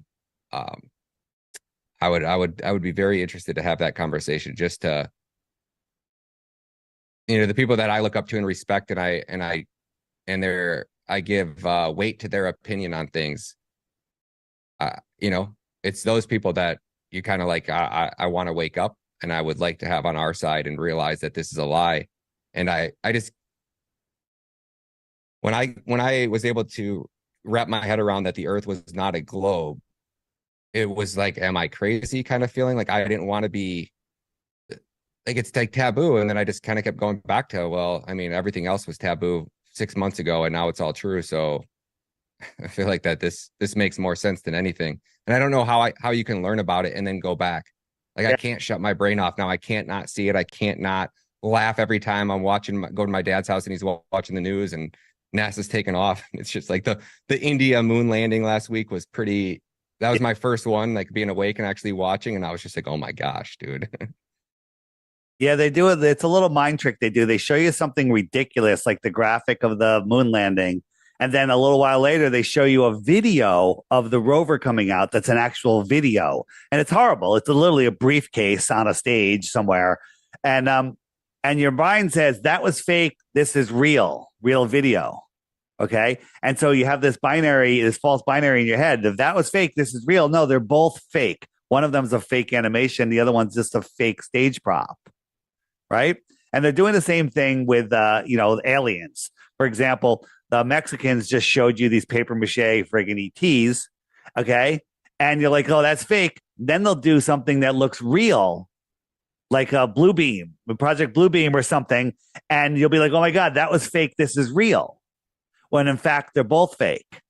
Even if the alien things in Mexico were real, I'm not saying that they are, they look fake. So it doesn't matter. It does the same mind trick. Because if you show somebody something so obviously fake, then you show them something that's, looks pretty good. If you showed them that first, they'd be like, that looks fake. But their comparison is something so stupid, so fake, so 1970s Atari that they look at the other thing and go, oh, that must be real. That must be real. And you had mentioned that back in like the 1920s, they were teaching us that the earth was flat. Has anybody, I know you had showed me a list on your app there about all the flat earth books. I just actually ordered a bunch of science magazines from the 1930s off eBay, which I was just trying to do a little bit of research and see if they left something in one of these old antique magazines. Have you guys come across any educational content from like the 1920s that they were actually teaching in schools, books that had flat earth? We're actually looking at stuff like that. We found a 1959 Encyclopedia Americana that talks about the dome. And somebody just sent me an ebook, a PDF of pictures of an old book that showed the flat earth in it and all sorts of stuff from the mid 1900s. So there is stuff out there that we're slowly finding more and more, but they're good at eliminating stuff. Like the story of the Iron Republic was in Florida Magazine in a series of articles, and you can't find a single copy of that magazine anywhere, which is weird, right? You can find a copy of anything, right? Go on eBay, whatever. It might cost you a lot of money, but every single real copy of that magazine has been removed from the public. And what was that topic? It was the Iron Republic, which is, there's a book in the book section. It's about a politician out of excuse me, out of New York. That guy in the 1800s got tired of politics and sold everything, bought a ship, went to Antarctica, found some opening, goes through that, and then back out in the sea. And then they were lost for a couple of months. And then they found land. They saw a city. They pulled up. They waited till the morning, and a boat came out, greet them. They're like, hey, where are we? We're from America. Where are we? And they're like, well, you're at the Iron Republic. And they said, well, where's that? He goes, well, it's on the other side of the ice wall, about the same distance as America is. Didn't quite understand. He went in and he took notes and everything. He actually stayed there for, I think, 10 years because he ended up meeting a woman, got married. Then his wife died. And he came back. He got his ship back, and he came back. He landed in Florida, and he wrote all of his notes down, saying, this was an advanced civilization. They had flat screens and electric cars that hovered in midair, and all sorts of stuff that, like, he's writing that in 1901, right when it was published, and it was quite an interesting story that rings true. Whether it's true or not, kind of doesn't matter. It kind of does matter, but he was talking about more land beyond Antarctica in the late 1800s. So there's something to it. There's a whole bunch of books. Another one called The Smoky God, same thing, and others. But they're all listed in the app on the book section. Here is when I was interviewed Ruth, I interviewed her in Florida, and she was telling me about how they taught her the earth was flat. And when I told her, that the earth is flat, because she just believed it when they told her it wasn't afterwards, and that we're at the center of creation, she literally broke down in tears of joy, so happy. And she's like, I always knew it, and it was crazy. It was crazy. That's on my channel, DITRH. Just search Ruth. Really good stuff there. That makes me think too, like what do they call it? The lost city of, gosh, where is that? The lost city of, what is it? Atlantis? Yes, that makes you think that that's outside the ice wall. Well, there, I don't know. I think it's in the Atlantic Ocean. But where did all these people go? Right. And there's a lot of theories. I did a talk with Sophia Smallstorm, who's another great researcher. And we were just theorizing about the outward flow of civilizations. If you read I think it's the Vostok Saga, it talks about how all life began in the north. And if we look at imagine all of the world is frozen. Okay. It's just a frozen, frozen, frozen, frozen. And then a sun is born under the star, the North Star, and it starts circling around and melts out a pond here. Okay. And then that sun starts going out farther. And now it circles all the way out here into one part, and it works all the way back in to our summer solstice. So now it's just circling out here. So the middle might be a little frozen, and out here might be frozen. Okay. But then let's say this sun decides to travel out here, and another sun is born in the center. Just speculating, right? So now we have two suns, and the world could look like this, right? You got one sun here and another sun out here. Well, as that sun traveled out before the second sun was born in here, this is frozen. So all of these civilizations, they migrated outwards. They migrated outwards. They migrated to the warmer lands. They followed the sun. And so maybe this was frozen for 50 years or 500 years or whatever. And then a new sun was born. And the people that were remained there all of a sudden, had a new sun. I don't know. It's just a interesting way to look at the world. Maybe the suns never did that, and maybe they just moved out there and there was already another sun out there. Maybe this is the same sun that's always been here. Pretty crazy. Again, here's the thing. A lot of people get pissed when I talk about other lands outside. But I like talking about it because it's very, very interesting. Hey, we've been going forever, but I want to go through one more thing. I've been doing a lot, but I don't think you've seen it. Have you seen? I'm in no rush, man. I'll talk your ear off for as long as you want to talk. So whenever you get tired, you call it. Yeah. I don't want to go forever. But have you learned about? Have you heard me talk about Kiribati? I have slightly, just very, very brief. Okay. Let me get rid of that. Where is that? I wanted. Here we go. So here's a ship tracking map of the world, and you could track cargo ships and click on them and get all the information. And we found one 730 miles inside the shoreline of Antarctica. 730 miles from the closest bay. How does a ship get 730 miles in and 1.9 miles higher, according to Google Earth? If it is in there, and Antarctica is what they tell us, it's 1.9 miles higher than the ocean. How did it get there? Right?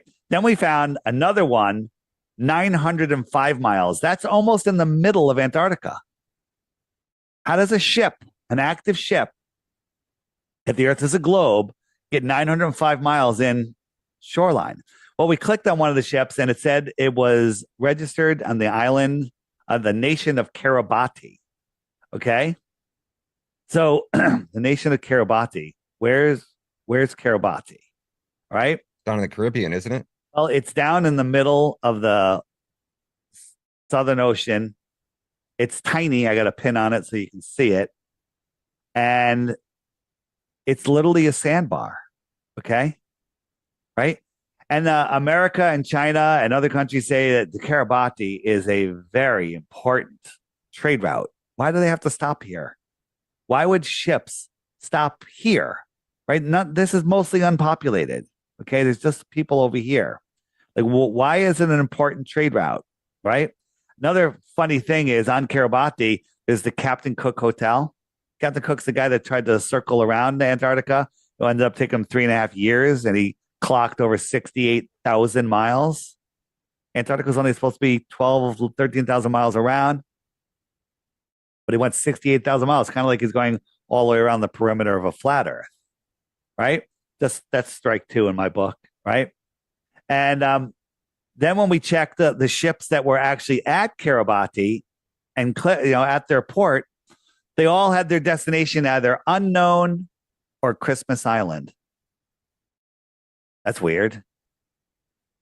Okay. Unknown or Christmas Island. So where are these ships? Where are they migrating? Where are they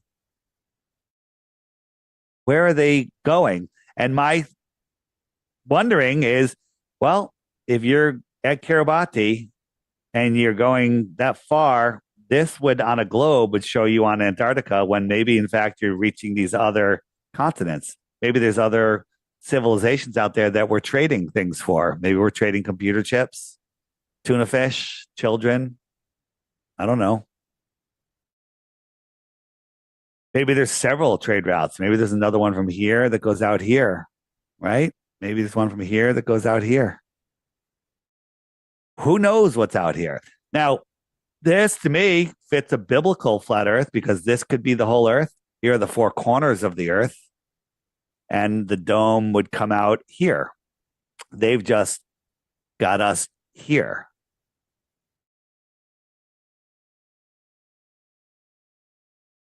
These are possibilities. These aren't reasons to believe the earth is flat. This is just going beyond flat earth, trying to figure out what's going on. We want the right to go explore. We want airships back. There was giant airships in the 1800s and before that traveled worldwide, the size of cruise ships with thousands of people on them. Okay? Traveled all over the world. We want those to go explore, but they won't let us. We want the right to go explore and verify if any of this is true. We don't need to go anywhere to prove that the earth is a level stationary plane. I've given you all the tools. I've shown you the experiments. You can do them yourself, and we've done them for you. They prove that we're on a level horizontal plane. Why can't you fly over Antarctica? I get you can't walk over it. Why can you not fly over it? And couldn't you fly to the left or right of it?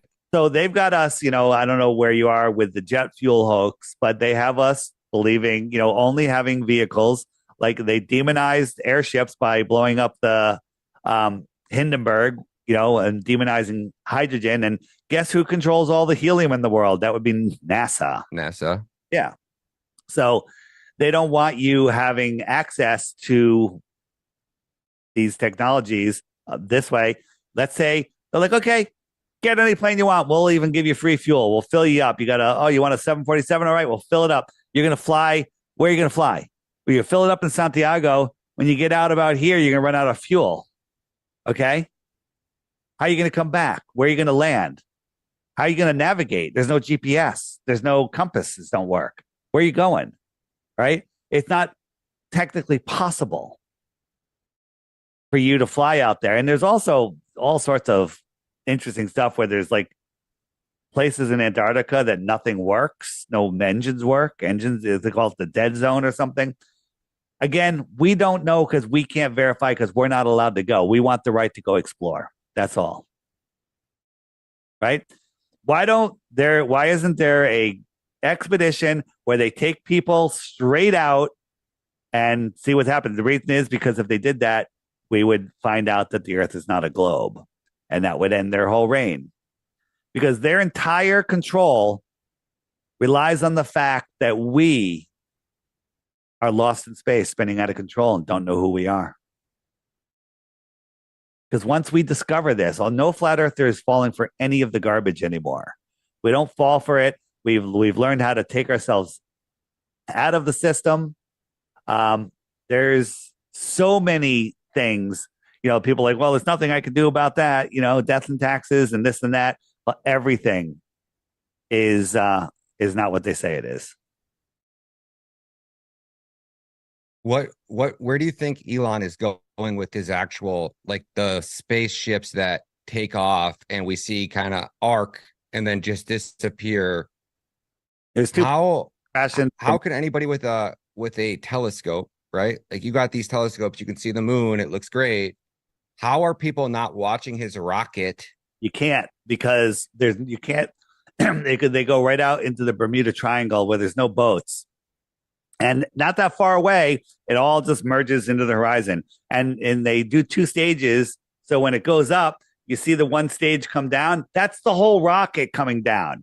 The rest is CGI. Yeah. That's the whole rocket. Blue beam blue beam. It's all complete and total nonsense.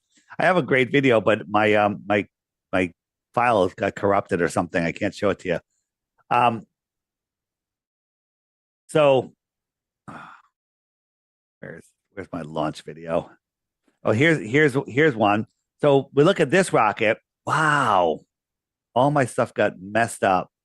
All right, I can't show you any rockets today. Bummer. Yeah, you're talking to me. I'm pretty much on the FBI's hit list. So anytime I do any type of big interviews, they normally end up Wow. having issues. Yeah, Everybody does. it's crazy how After we interviewed Tara Reid from Russia, things have been going south ever since. why isn't that showing? That's so bizarre.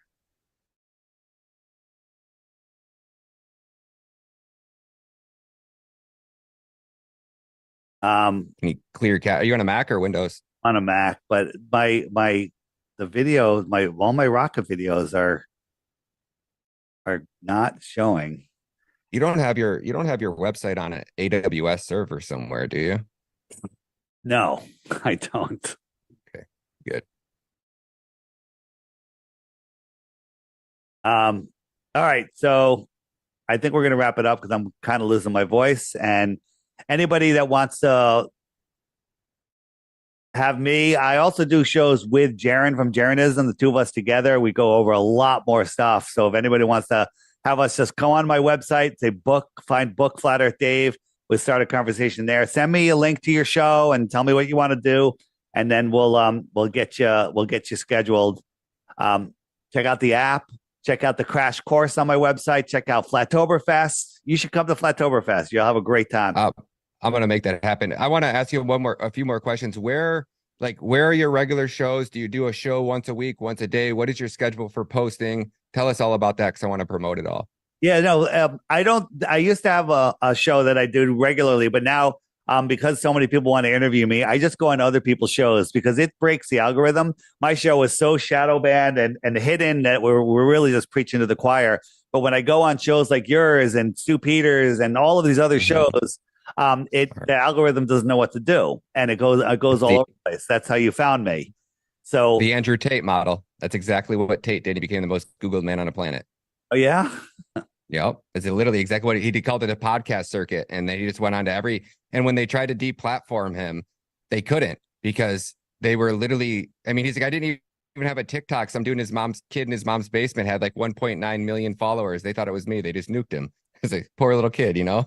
Yeah. It's just, he never had any of those accounts and they took him off like 5 different platforms and he wasn't even on like 3 of them. So all my YouTube channels, I have a bunch of YouTube channels.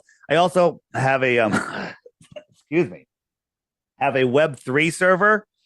So if on the more on the web button, this right here, this has all the videos that go on the featured videos, all my interviews, all my videos.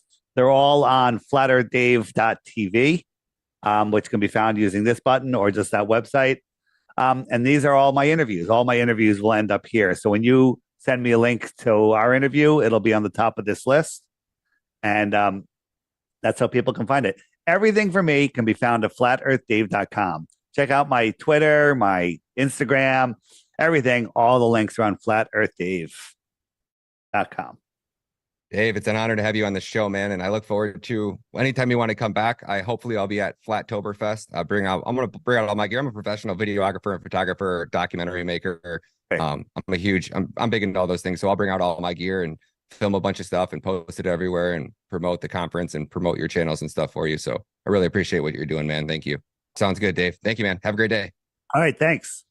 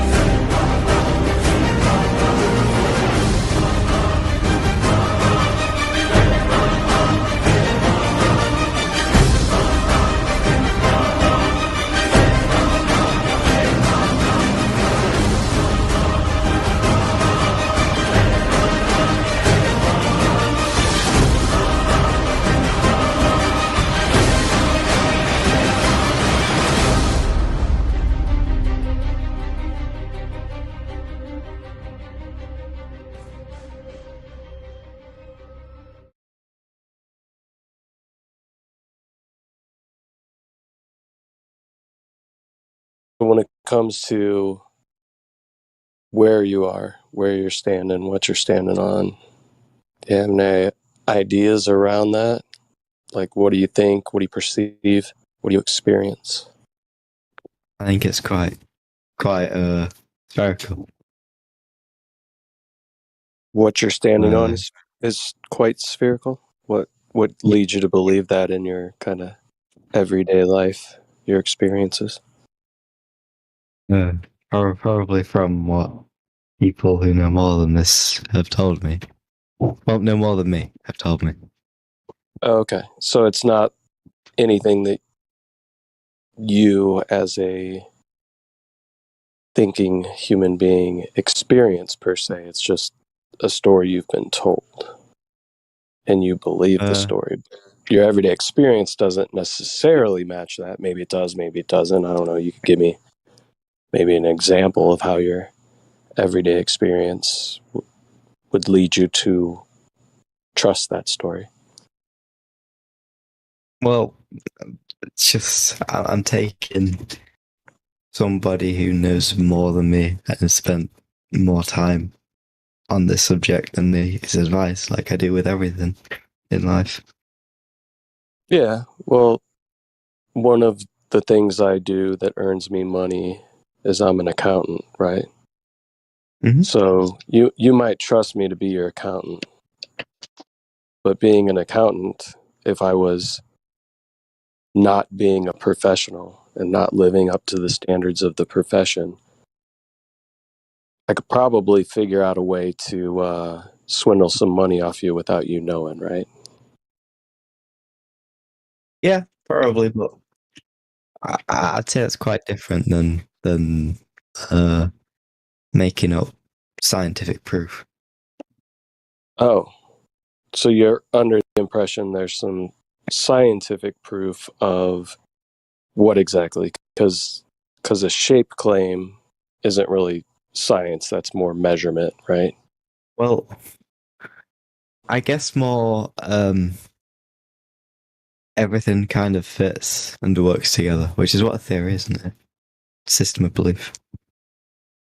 So when you say everything fits and works together,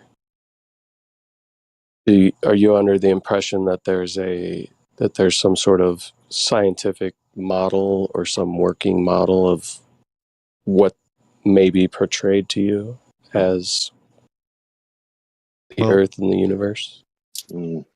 Talking model, isn't that called the heliocentric model? Yeah, but we got to stop right there real quick before we continue. A scientific theory is not a systemized belief. A systemized belief is a religion.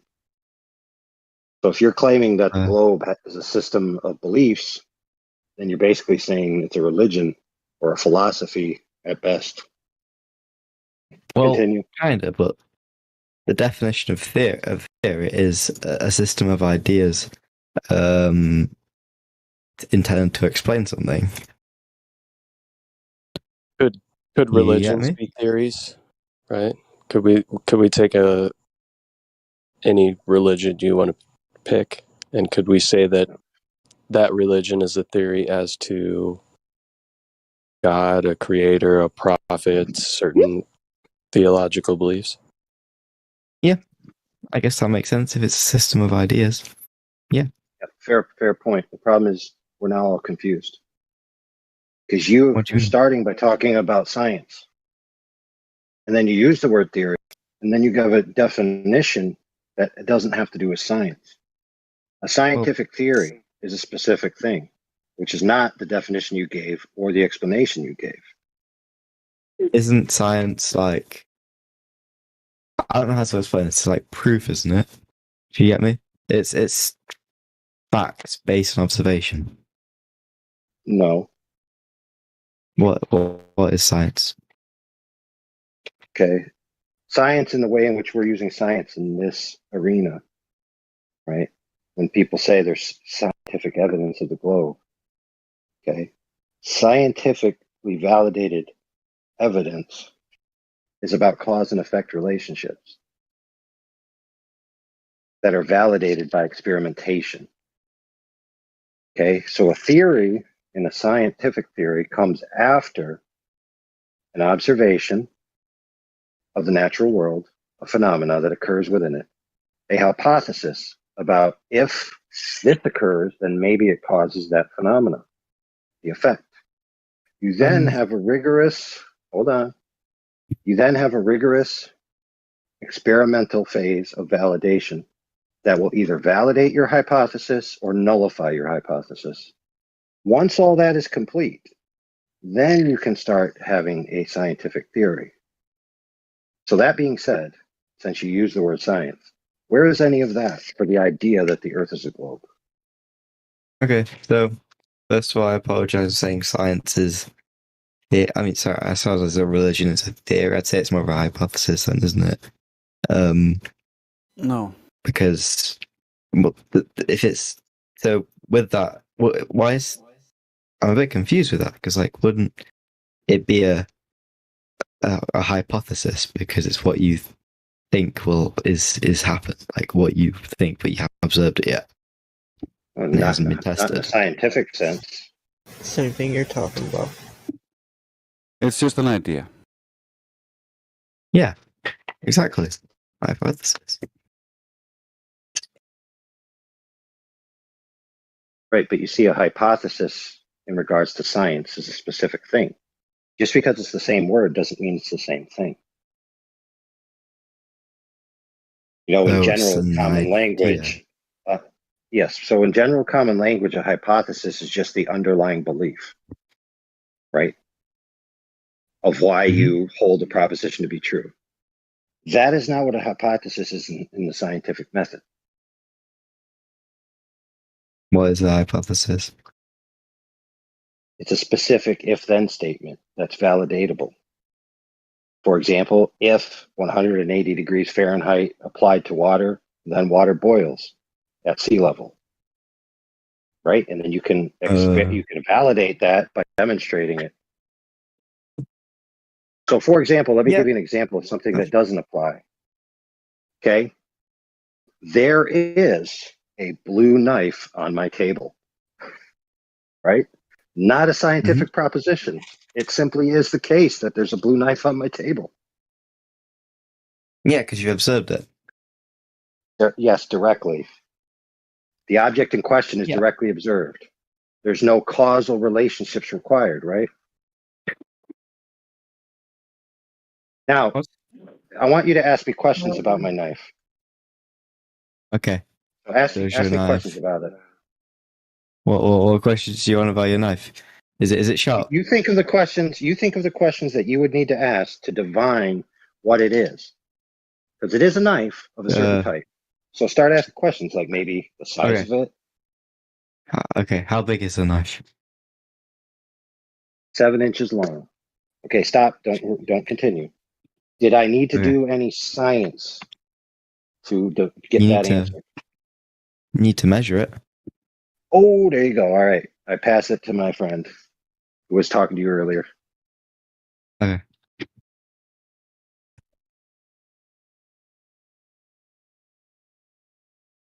Is that my cue? I think so. You can take a nap home. Sure. So, yeah, the measurement isn't science, right? Is that what we were just talking about? Yeah.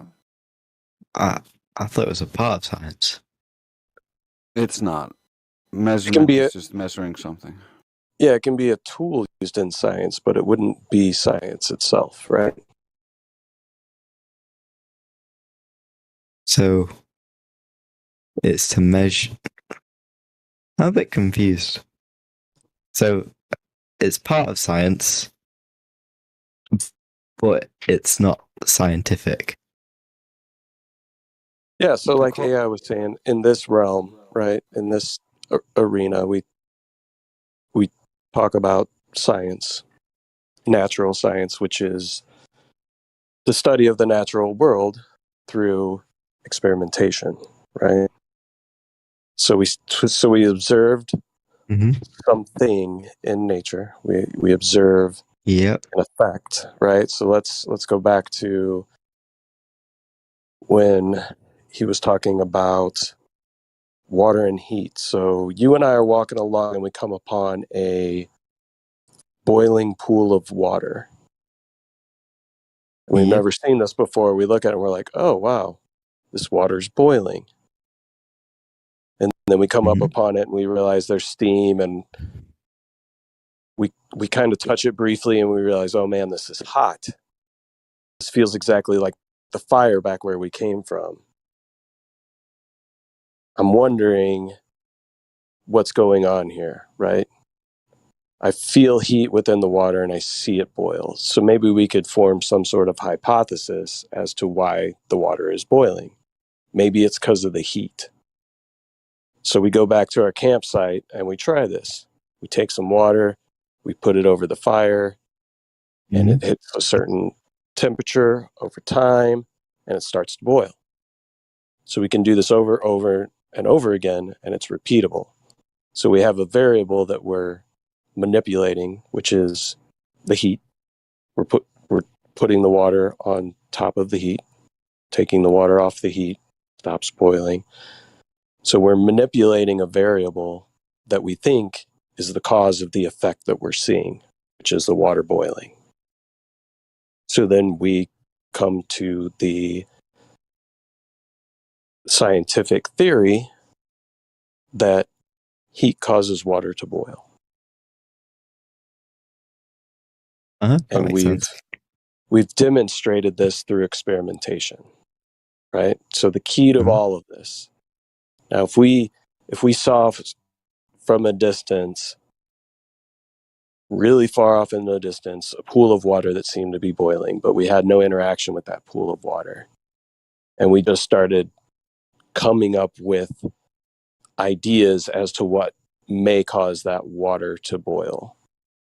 If we don't touch that water, or we don't look at that water, or we don't try to take water ourselves and figure out what can cause this boiling, do any of our stories that we may come up with as to what is causing the water to boil, do you think any of those would be relevant? It would be a hypothesis. So let's say you have a hypothesis. So we're viewing this water that's boiling in a distance. We've never seen anything like this take place before. We're familiar with regular water. We've got some around us. What is your hypothesis as to why that water we see in the distance is boiling? Because it's warm. Let's come up with another hypothesis as to why water is boiling. We have no idea. We've never seen this take place. We would have no inkling or indication as to what may be the cause. Throw out an idea. I have absolutely no idea why water would be boiling. Well, we could maybe we could say that we think that there's some sort of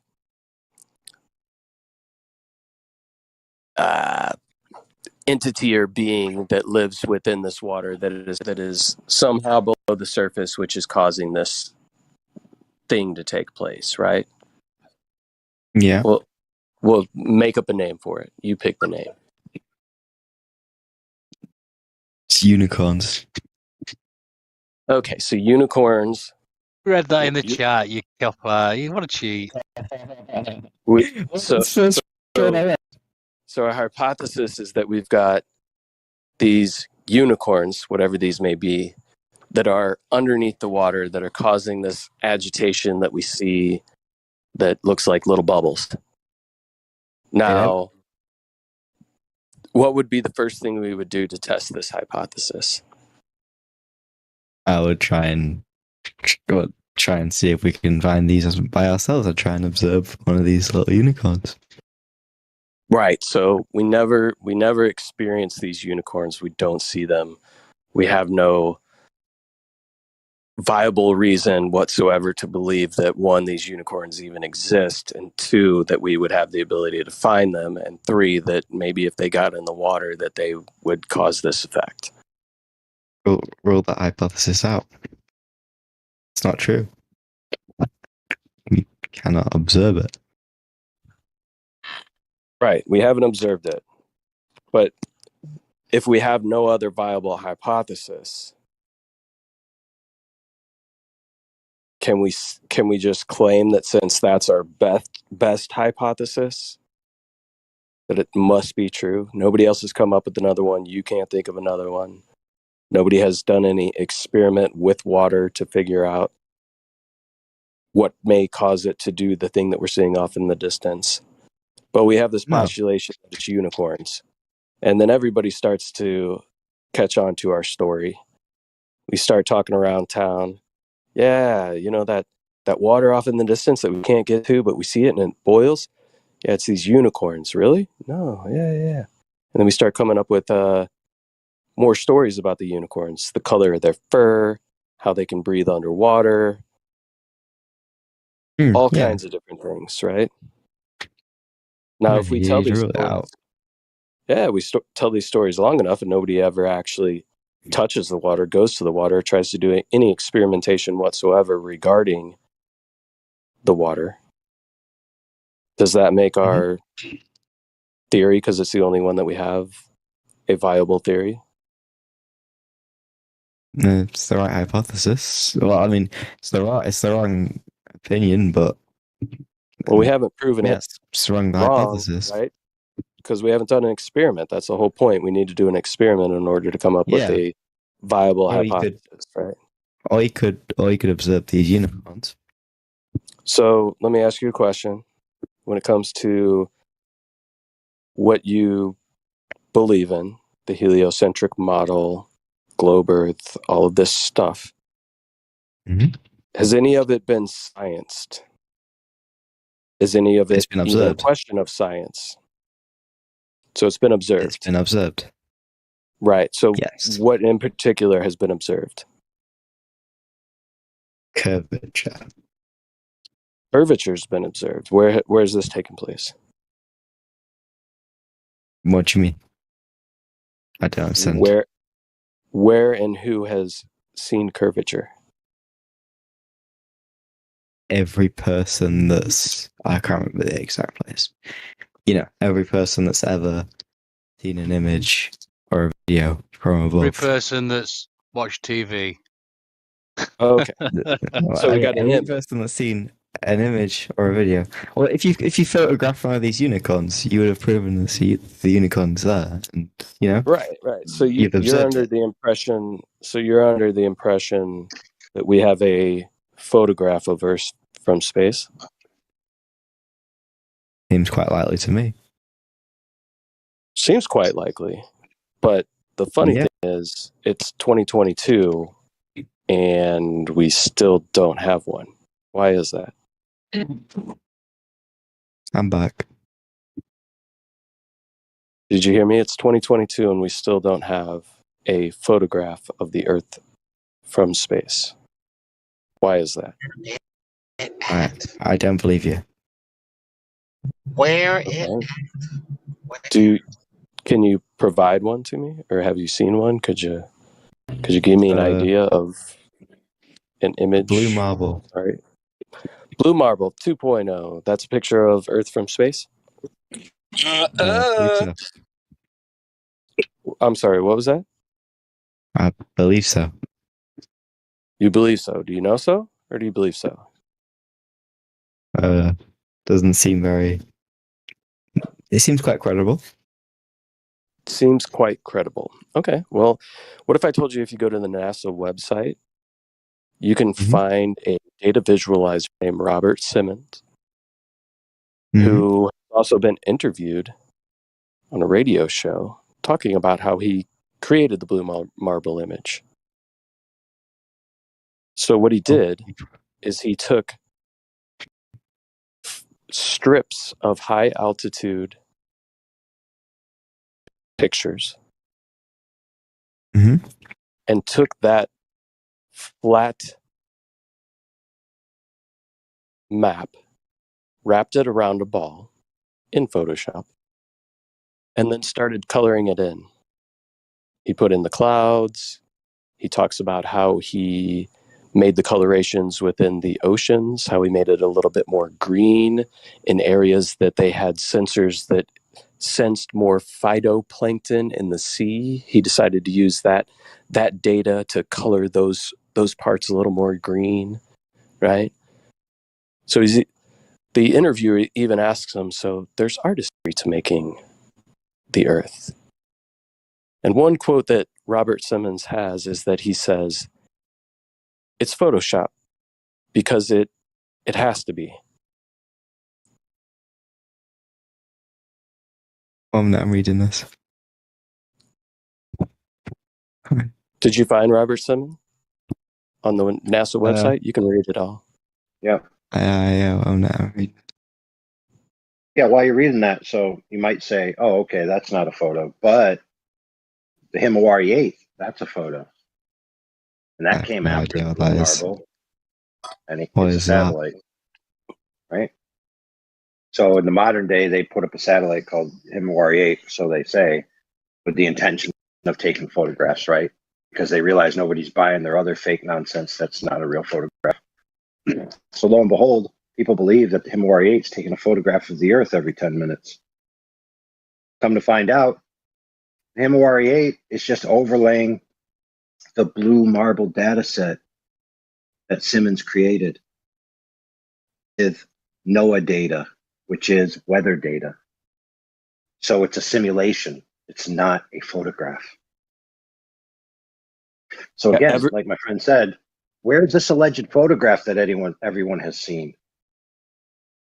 It says here that in 1972, during Apollo 17, that was the last time someone took a photograph from above low Earth orbit. 1972. That's the only alleged photograph. From what this is saying, whenever this was interview was out, 2004. So it's 2022, and the only photograph that's ever been taken of the Earth from space is from 1972. Do you believe that? From low Earth orbit. According so it shows the entire hemisphere. It's from they were going to the moon, they claim, and that's when they claim to have taken the picture. But NASA admits today that they cannot cross through the Van Allen radiation belt. They would kill anyone who would try. So they cannot send people beyond low Earth orbit or to the moon. What? So apparently, so that's why they couldn't have taken that picture. And even if you watch the documentary, a funny thing happened on the way to the moon. The tapes from when they were faking that actually showed more and were leaked and found and were shown in that documentary. So you can see exactly how they faked that picture as well. Right. So what we're telling you here, my friend, is that the only photograph that everybody's seen is scandalous at best, unvalidatable at worst. So again, where's this supposed photograph that everyone has seen? Well, until what you said, there isn't one. Oh, there you go. That's the answer. Well, I find it hard to believe, which I'm sure is quite normal. Wait. So you think it's rational to believe that the only legitimate photograph happened at the beginning of space exploration, and since then, not one has been duplicated by an advanced system? You think that's easier to believe than just to believe that they can't take a picture because they can't get far enough away to take a picture? Just like our other friend just told you, they admit that they're planning missions to go past low Earth orbit, past the Van Allen belts. It makes it sound like, wait a minute, didn't you already go past the Van Allen belts? I mean, if you're a wise person, my friend, and you think self-reflectively, all that sounds pretty scandalous, don't you think? Well, I don't think have people really been past low Earth orbit since the end of Apollo. No, not really. No, they never Because- went past it. They never went past it, my friend. That's the Yes, point. yes. Allegedly. What he's trying According to what he's NASA. trying to say, what he's trying to say is in the Orion project, that's NASA. They admit themselves, just like he said, that until they fix this problem of going past the Van Allen belts, they cannot go past low Earth orbit. We're using the globe experts, NASA. They're telling you the truth. They can't go past. That means they never went in 1969 to 72 ever. They never went. What? So they said they went, but then they said, for some reason, I don't think they'd do that. Yeah, they said they went a long time ago, and then they realized, oh, the radiation would actually be completely lethal and can kill anyone who actually tries. So that's why anyone now cannot go. And for the last few decades, no one has been allowed to go because it's deadly. You can't go. It'll kill you. We don't have any shielding that'll protect us, so we can't go. That's their excuse right now. All right, fair. However, the pace is getting too frenetic. Okay? Right. People are interrupting each other, and that's causing people to create a fog of war in their mind that they have to talk faster, and it's just going to escalate. So I'll take a moment and breathe, and then continue.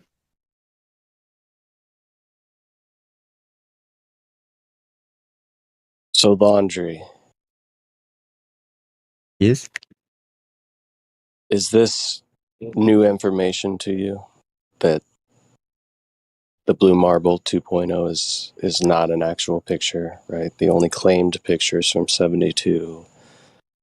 And there's certainly some issues around whether any of those missions did or did not take place, certainly because NASA's excuse of not going back is they're trying to figure out a way to get the proper shielding and protection against the radiation so people don't die going past low Earth orbit, right? So you said something not too long ago where you said something along the lines of this information was hard to believe, right? It's hard to believe that maybe what you thought were real pictures actually aren't. Are you just kind of trying to process that? Are you coming into the realization that maybe what you thought you believed before was proof? Yeah, is not reading up actually. on it. It says here that the last photo taken from above low Earth orbit was the pale blue dot, right? Taken in 1990, which would make more sense. Yeah. So Voyager which isn't a manned spacecraft. So that makes a lot of sense. No, it's an alleged space probe, which, if you believe it or not, is still up until, I don't know, when was the last transmission we allegedly got from Voyager? Within the past 5 years, I think. We're still allegedly receiving photographs from this alleged space probe that was sent into orbit. I don't think we're receiving photographs, and I think we have since. What is it? Wait. Maybe it's Voyager 2 that's still providing images. The last photo from Voyager was 1990, pale blue dot. Okay. Voyager So 2. take a look at that. What does that tell you? What's that? Does that give you any indication as to what you're even looking at in that picture? Have you seen the pale blue dot? I don't think the quality of the image is very, I don't think it's like why does the quality of the image matter? Do you know what I mean? No, like if I handed you a photo that looks similar to that, right? If not the exact same photo, and I drew a little arrow on it to one of the more lit places within that image, and I said, this is Alpha Centauri.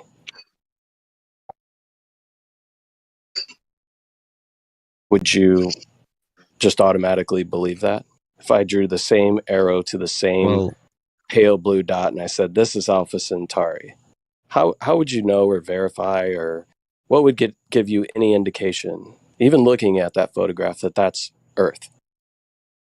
Well, I wouldn't see a reason for you to say that it's Alpha Centauri. And surely if you did, you would try and make it a bit more believable by maybe putting some sparkles or something around it. Yeah? I don't know if sparkles would make it more believable. It actually would make it look more fake. But either way, either way, man, looking at this pale blue dot image, does that make you think that that's where you live? That that's a picture of where you live? Yeah, I don't see why they wouldn't. So what on Earth itself, aside from you believing pictures that are shown to you, which we've already proven, the main one you thought was proof of where you live and the shape of where you live, was a utter fabrication. So what on Earth here, the ground that you and I are both currently standing on, indicates that you live on a globe? Because that has no reason. Like what? So, wait a minute. Say that again. Sorry, really, I'm tired. Yeah. So what here on Earth gives you any indication, you personally, any feeling, any observation, or anything that you see in your daily life looking around you would give you any indication that you live on a ball? Well, that's spinning. Nothing, but it's the same for the other way around. There's nothing that gives me an indication that it's flat as well, because it's quite hard to observe that. Sure, I mean, I observe it all the time. I live near water, right? So I see very far. Looks very flat. When I go over, across this very large bridge in my area that's tall enough for cruise ships to get underneath it, and I look around, everything that I see around me indicates flatness. No indication of curvature at all whatsoever. But can you see those ships forever? Like, can you see them go forever? Forever? Do you think you can see forever?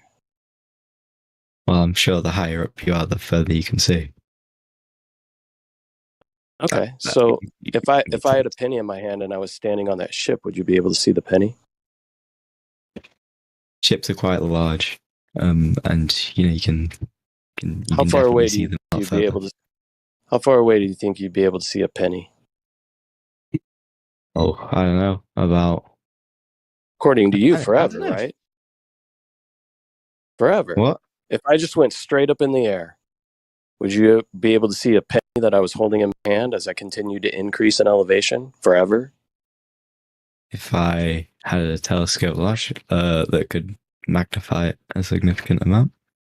Okay, so let's even say that the moon is as far away as they claim. Could you see a penny on the moon? If I had a significant enough telescope, probably. There's not a telescope good enough in the world to be able to see that.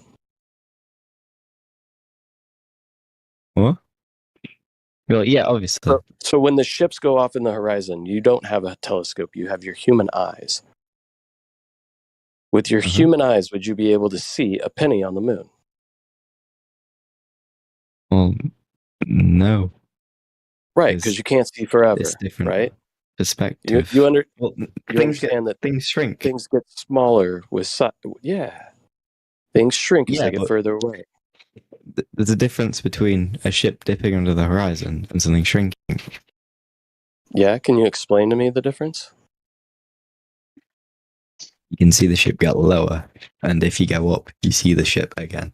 If the penny was at the same distance, if the penny, that it doesn't matter how high in elevation you are, you'd still not be able to see the penny. So as the ship moves away on the sea, wouldn't you expect it to get lower because it's getting smaller as it moves further away? Or would why yes, wouldn't there that be your wasn't expectation? What? Sorry. Why wouldn't The that ship be is your getting smaller, expectation? but not a significant enough distance. It's not a significant enough distance for it to be any. I don't get what you're asking here. Sorry, it's quite late. Okay. Well, you say Okay, fair point. these ships go over the horizon, right? Yes. Yes. So ships get further away, they get smaller and harder to see. But there's also a ton of different things that take place in the atmosphere. Yeah. So I have a question. Because he's saying if things get lower in your field of view, I guess the insinuation is that they're going over a curve. So I'm in my house and my ceiling is getting lower. Is it going over a curve? What do you mean? Well, I'm looking at my house, and for some strange reason I just can't understand, rather than my ceiling being straight, it seems to be angled down in my field of view, as if it's going downwards. So I can't fathom it. I guess my house is built on a curve. Could be. I don't understand the question. Like, is the Yes, is the yes, that's ceiling the actually point, my curved? friend. My friend, the statement's incoherent. I know that my ceiling is straight and flat because I can measure the entire thing. So I know that the effect of it going down is not because of anything physical. It's all to do with optics. So why would you just So, jump to the assumption that if I can't see something or if something is appearing to go down, that it must be because of a curved earth? But don't you? I mean, I've never seen my ceiling curve, so I don't like. Right, but you have seen your ceiling recede in your field of view on the y-axis, yes or no? Can you word that a bit more? Let me give you a visual here that visual yeah, aid. let me give you a visual you might comprehend. So let's say you ever been to a hotel. Mm-hmm. Okay. So imagine a hotel with a very long hallway, right? We know it's flat, straight, because they don't build buildings that aren't straight, right? So we're looking down this long hallway and there's lights on the ceiling.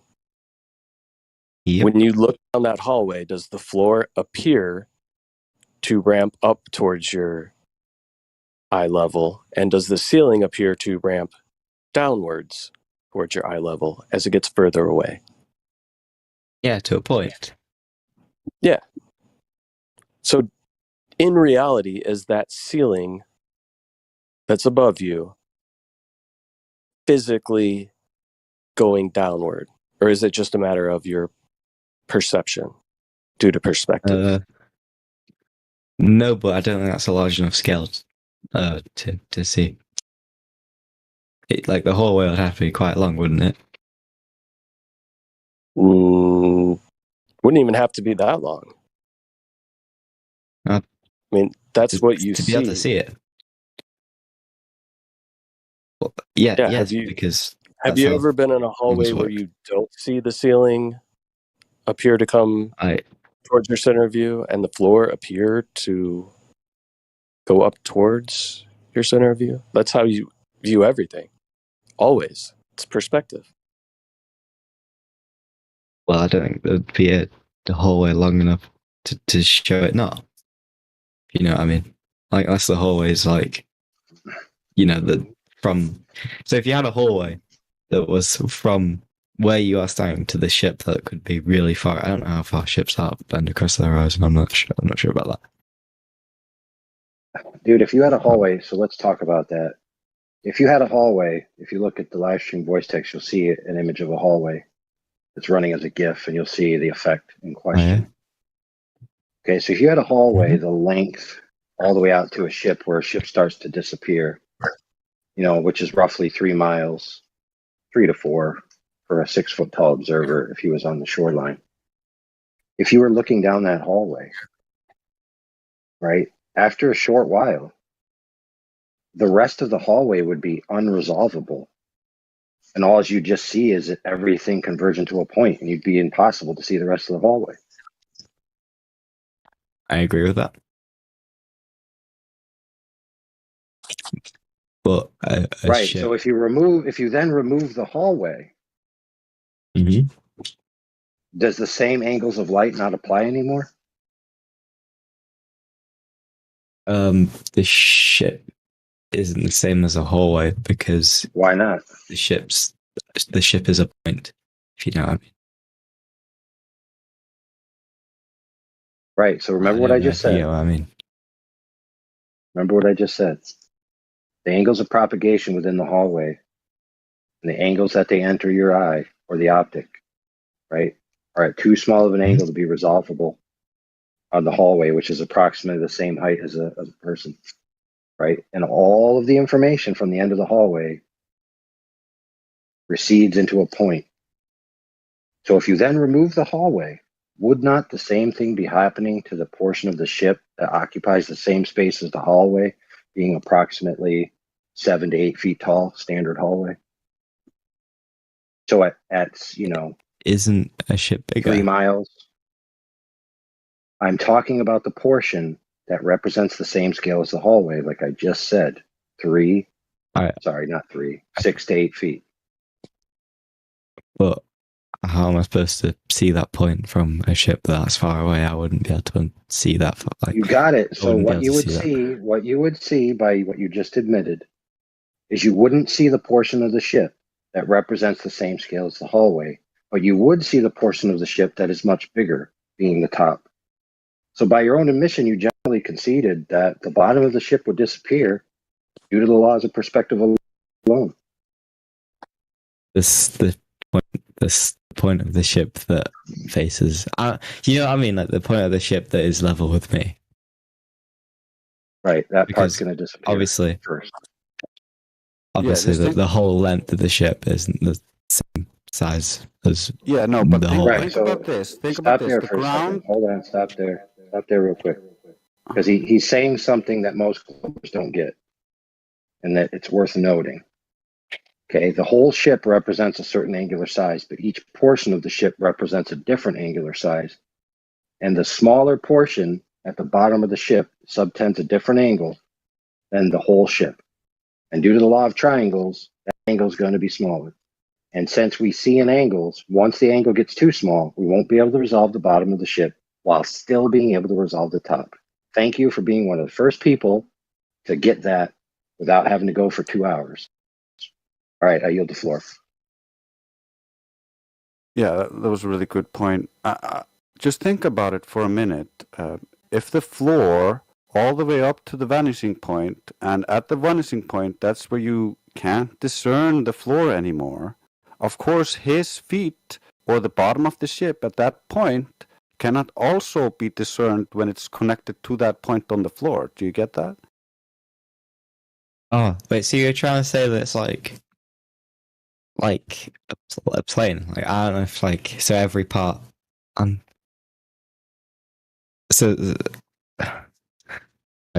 so every part is the. Sorry, I'm a bit,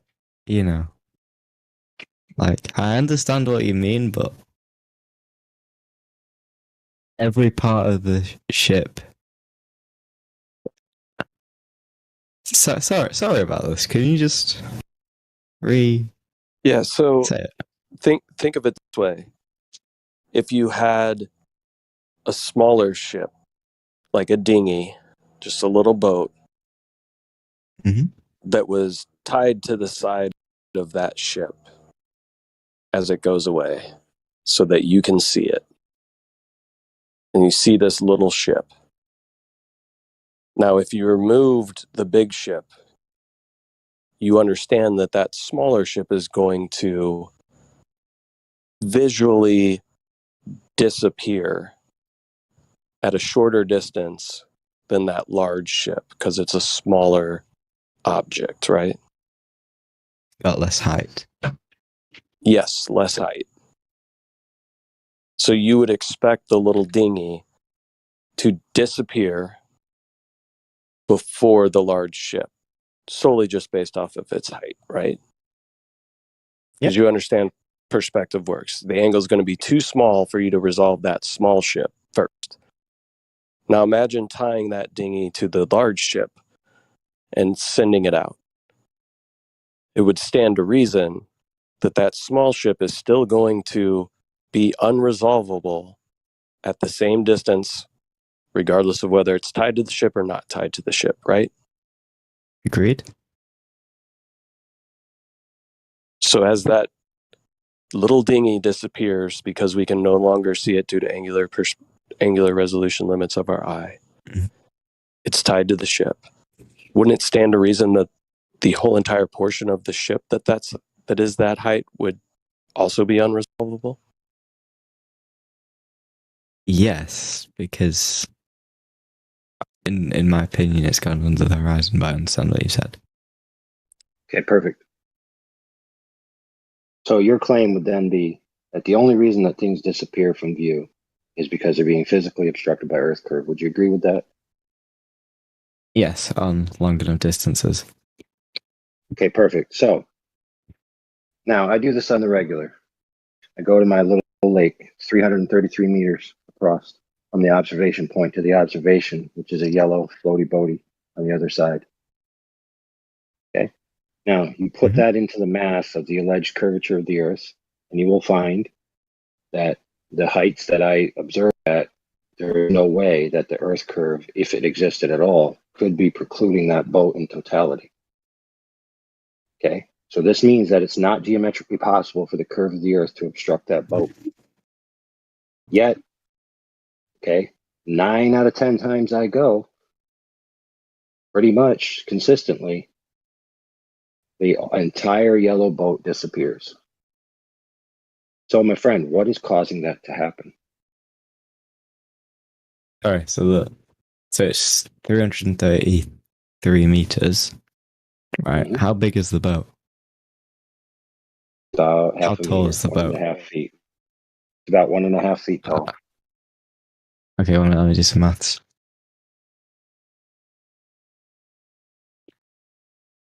So how many?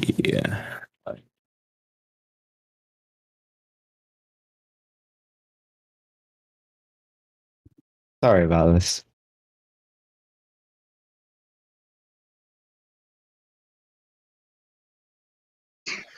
Just doing the math up Sorry the top about of my this. head, AI.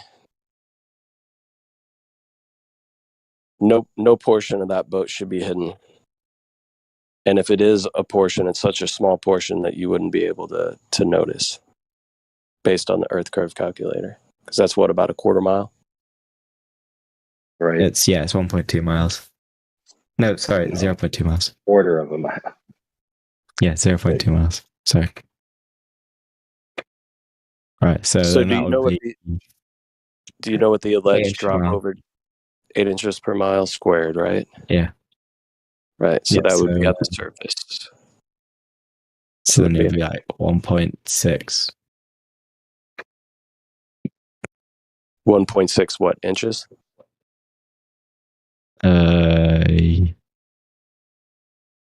Would be probably, the yeah. alleged hidden height due to the curvature of the Earth, allegedly. Mhm. So when AI said he goes out, and 9 times out of 10, the whole entire boat disappears. Why? Is that Earth curvature? Do we have a tiny Earth? Smaller Earth? That'd be funny. Probably not. I'm so glad you said that. There's no reason. Right. So There's then no what reason. must be the reason? Okay. So it looks like it's happening. So what must be the reason? The only other hypothesis you've given is that whole stuff about vanishing points. Well, let's just be more broad, just for fairness sake. Okay. It's not because of geometry. It's because of an optical effect of some kind, whatever that might be. It's no longer in the category of geometry. It's in the category of optics, correct? Yes. Exactly. So now that we've agreed that the bottom of things can be missing, or an entire object itself can be obstructed without the necessity of Earth curvature in the way, we can now make progress.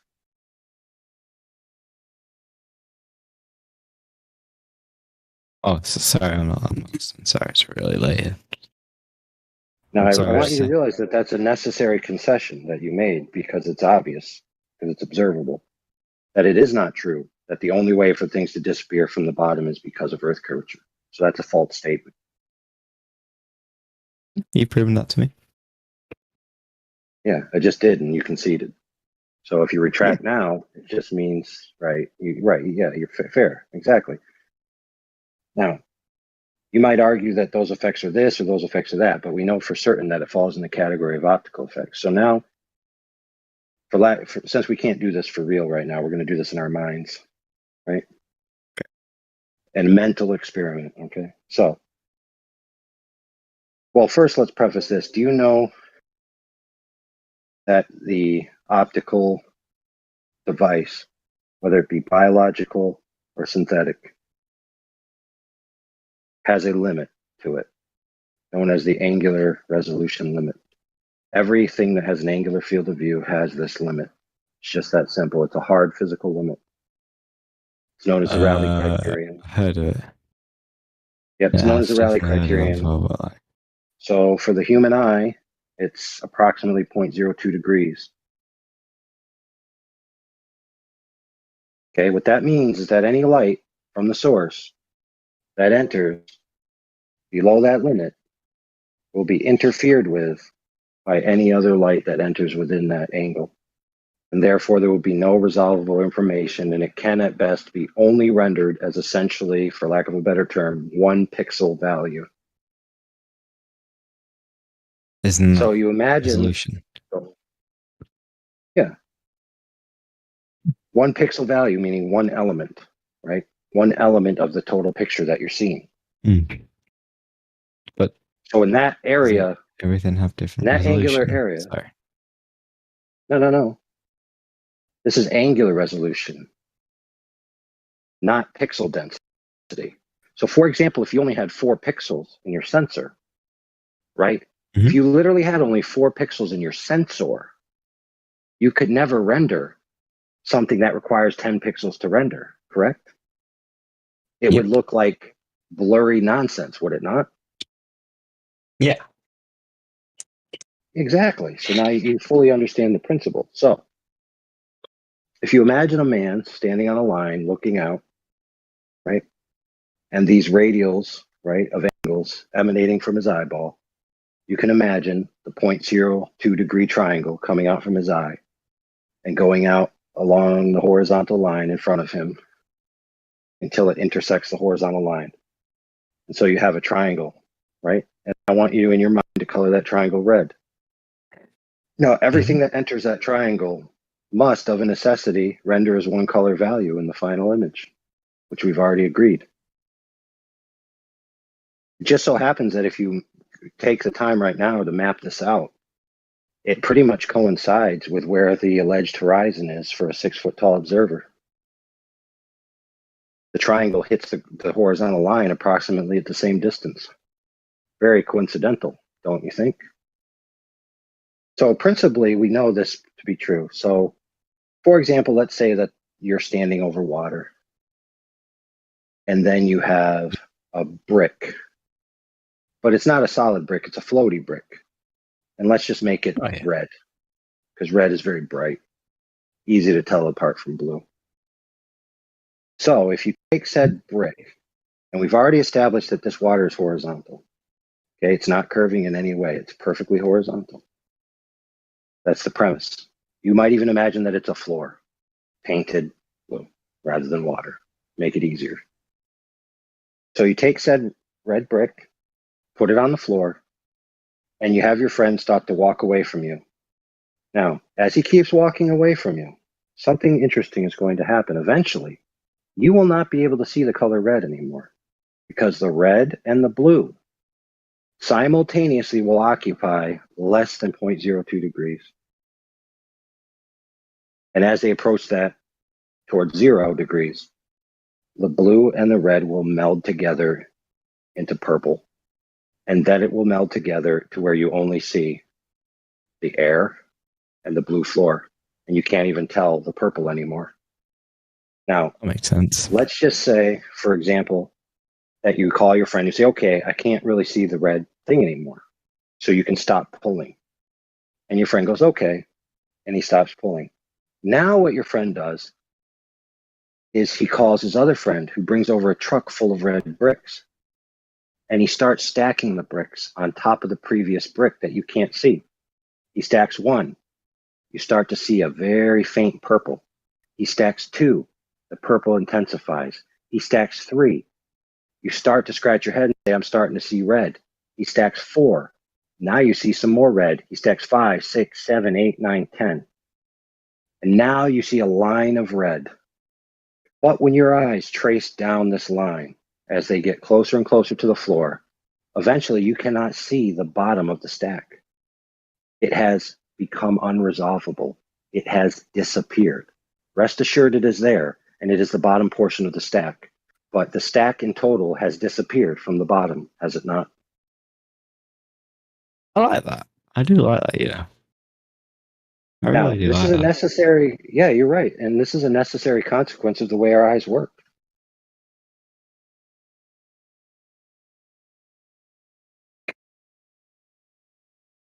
And and all optics with an angular field of view, by the way.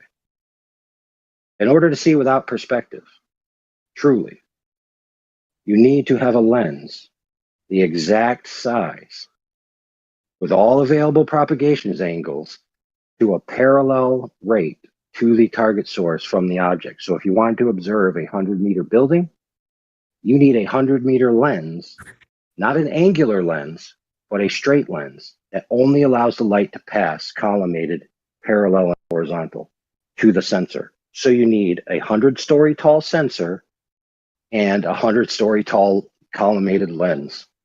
Okay, these types of optics don't exist. So every observation that we make is through an angular field of view with these limitations, in which we already have said that because of optical phenomenon, the bottoms of things can disappear. And that's just the facts.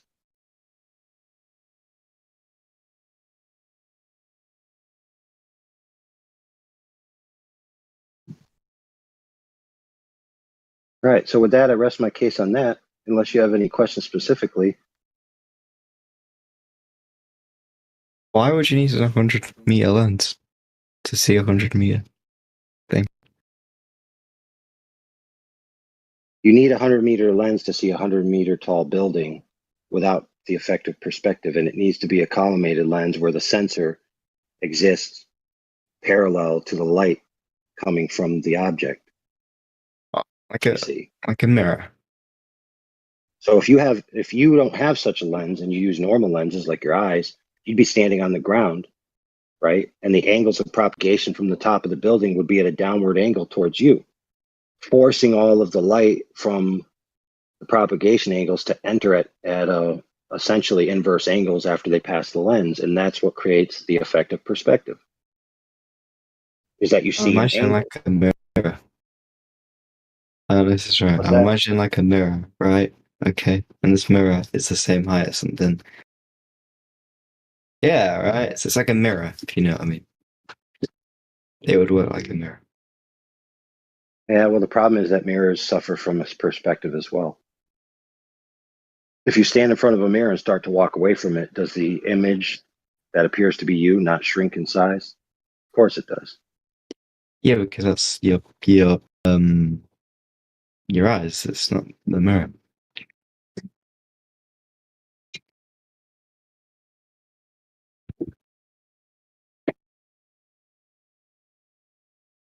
Right, because your eyes are getting the angled light, not the straight light, not the direct one-for-one parallel reflection that's going back in on itself. So now you get it. There's also another way to show it. The ancient Greeks, of course, didn't have any fantastic telescopes or anything. They just looked at the horizon with their eyes, and they drew on a piece of paper and used orthographic view to assume that the horizon was Earth curve. So in orthographic view, things don't get smaller with distance. So the mountain is just as tall angularly in their idea, in their math, but that's not how it is in reality, it's actually tiny in reality. And so when they compare these pictures from reality to their math or orthographic side view, which they got from the Greeks, they're actually just taking perspective and turning it into Earth curve and assuming that the horizon is this start of this Earth curve. But there's no evidence to actually substantiate that.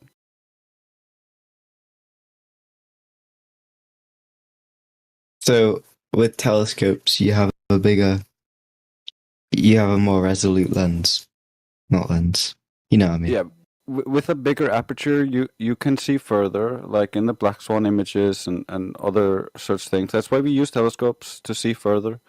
And then if you use a very small aperture, like we did with the pond tests and other stuff, such things, we can see that the horizon appears much closer and things disappear over what should be a flat surface. According to the globe mechanics, these bodies of water should not have enough convexity to hide these objects, but it does happen on the smaller aperture cameras. But on the bigger cameras, you can actually see the boat still. So it is optical. There's no Earth curve here. What's Black Swan? I know what a Black Swan is, but what is Black Swan experiment?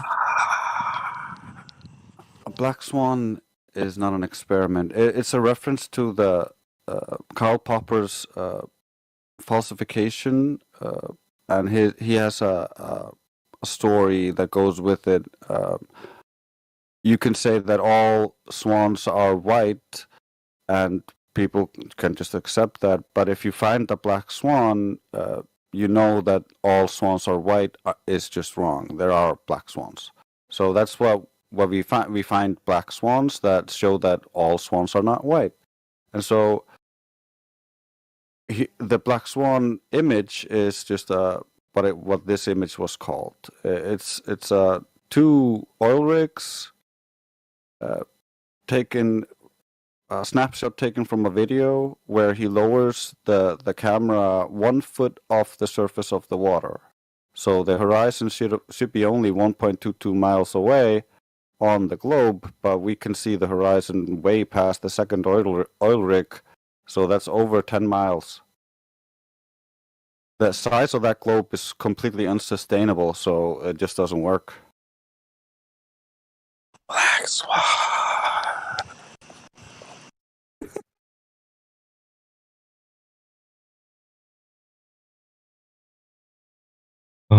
Excellent. Yeah, so it's well like- said, Grace. Go ahead. So it's basically just a proof, a contradiction. That Yeah, makes sense. I like that. we're comparing the claimed globe geometry to reality, and it doesn't hold up. But you can go check it out. You don't have to just believe anybody here. You really should go out and see if you can test some of this stuff on your own. If you have a body of water nearby that's like 5 miles, 10 miles big, maybe bigger, that's a good start. Next time you go on vacation to the beach or something, take an Earth curve calculator with you. See if you can do some long distance observations. This is the kind of stuff you don't want to just leave this Discord and be like, well, these guys on Discord told me it was flat. Like, you want to go out and check for yourself. So, there's plenty of resources for you to be able to go out and do that. And if you need help, we're here. Okay, so let's establish where we've come from so far. We've conceded that the concept that the Earth curve is the only reason why things disappear from the bottom up is false. Right? Now we've been presented with the black swan, which is a premise, right? In a sense. That premise is that if you can disprove a certain proposition by providing one counterexample, that negates the proposition, and the proposition isn't true. So the proposition in the idea that we already agreed to isn't true. is that the horizon is a hump of Earth curvature between point A and B that's blocking the bottoms of things. Now, we've already agreed together that that's not the case. Now, let's talk about the black swan.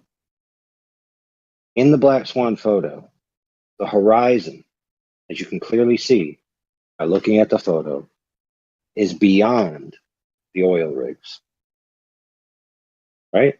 Mm-hmm. The oil rigs are at 9 miles, respectively, between the other one and the other one. There's approximately 9 to 10 miles from the shore.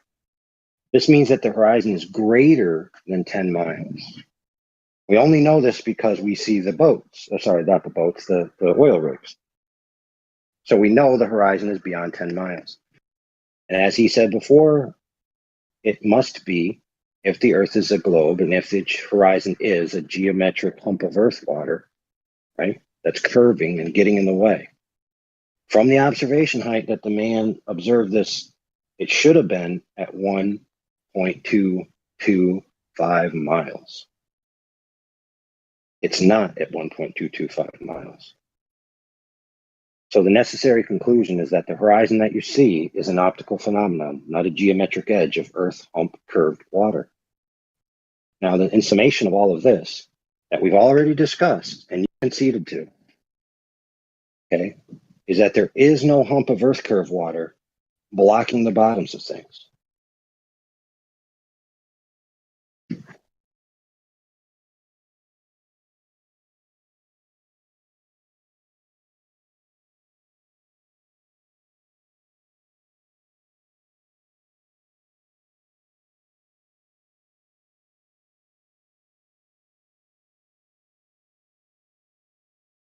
Now you might say, okay, that's compelling. How would I know for sure? Well, the correct answer is to directly measure the water. So far, we've been talking about optical defects, right? Mm-hmm. So let's measure the water. How are we going to do it? We can't use a string because of the catenary curve problem, right? Which is a physics problem. Just take my word for it. Can't use a string. Oh, okay. Can't use a solid piece of steel for similar reasons. So the most efficient means to get something at that range, that we need a sufficient sample size, right? So what's a sufficient sample size? Let's say 25 miles. That sounds pretty good, don't you think? 25 miles, you'd see, doing the maths. 25 times 8, 200 inches, which is what? I don't know what that is in feet. 25 miles, it would not be 200 inches. Wait, what? So wouldn't it be 25, then 8 inches per mile, times it by 8? It's squared. Oh, there we go. So would it be If you were doing it your way, it'd be a slope, times... not a curve. Oh, yeah, that makes sense. Sorry. Right, so 5 times... What is it again? What is it? 5 times 8? It's 20. 40. No, 25. 25 times 25 Uh-huh. times 8 inches. Right, so that'll give you inches. Sure. 5,000. That's going to give you. Right, that's going to give you the drop. 16 feet. Right, so that's 416 feet drop. Right. That doesn't seem very believable to me. I'm gonna be honest. Really? Yeah. Why not? I don't think you can see 400 feet of drop between 25 miles. That's like. I mean, that's the math of the ball. Significant. That's very significant. Yeah, it's very significant. So we have something that's 400 feet, right? 400 feet. I can live with like 400 inches, but I can't live with 400 feet. Well, too bad, because that's the measurements of the ball that they told you exists. Yeah. So I'm going to walk you through it. So this is how it goes. You got 400 feet. It's actually worse than that, but we'll just use 400 for sake of argument. It's easy to divide. So what they did is they went, set up what's known as a laser transit measurement. Laser transit is basically a really long level, right? Because obviously you don't have a 25-mile long level. So you level the laser on the one side of the land, you shoot it over 25 miles of water, and you have a target, right? You set up the laser at 6 feet off the ground. You set up the target at 6 feet off the ground. Right? It's kind of laser be refracted and stuff though. Ding, ding, ding. He said it. He said the word. Oh, what? Hey. Calm down. Oh no. We're not getting frenetic here. Yes. The correct answer is lasers can deviate due to refraction. Okay. So I want to ask you this before we start. You already have heard this is a 400-foot differential, right, between the drop. Mm-hmm. Now, yeah, we're going to measure this. We're going to measure this to see if that drop is there by setting up a laser transit level. Now, I'm going to continue with how this works, okay? So we'll set a baseline for how this thing's supposed to function. So in construction, let's say you have a foundation, so you have a piece of land. You set up the laser on one side, you set up the storyboard on the other, which is what the laser hits, and it tells you the differential between a level laser and the ground. So for example, if I set up my laser at 4 feet tall and the storyboard says 6 feet, right? Then that means I have to add some dirt to level the ground, right? And transversely, if it says in the other direction, I have to take some dirt away. So what this tells me is over my foundation that I'm trying to lay, whether or not I'm laying it flat. Because I can go with that storyboard and get 4 feet here, 4 feet here, 4 feet here, 4.5. Uh-oh, I got to change something. Right? Yep. Now, of course, there's tolerances, right? So when, for a client, I want to make a level floor or a level foundation or a level piece of land, there's tolerances that they're willing to accept. Now, dirt has a different tolerance that someone's willing to accept in concrete, has a different tolerance that someone's willing to accept for their tile in their kitchen floor, right? They want that floor flat. They don't want it curved, they want it flat. So I want to ask you this question.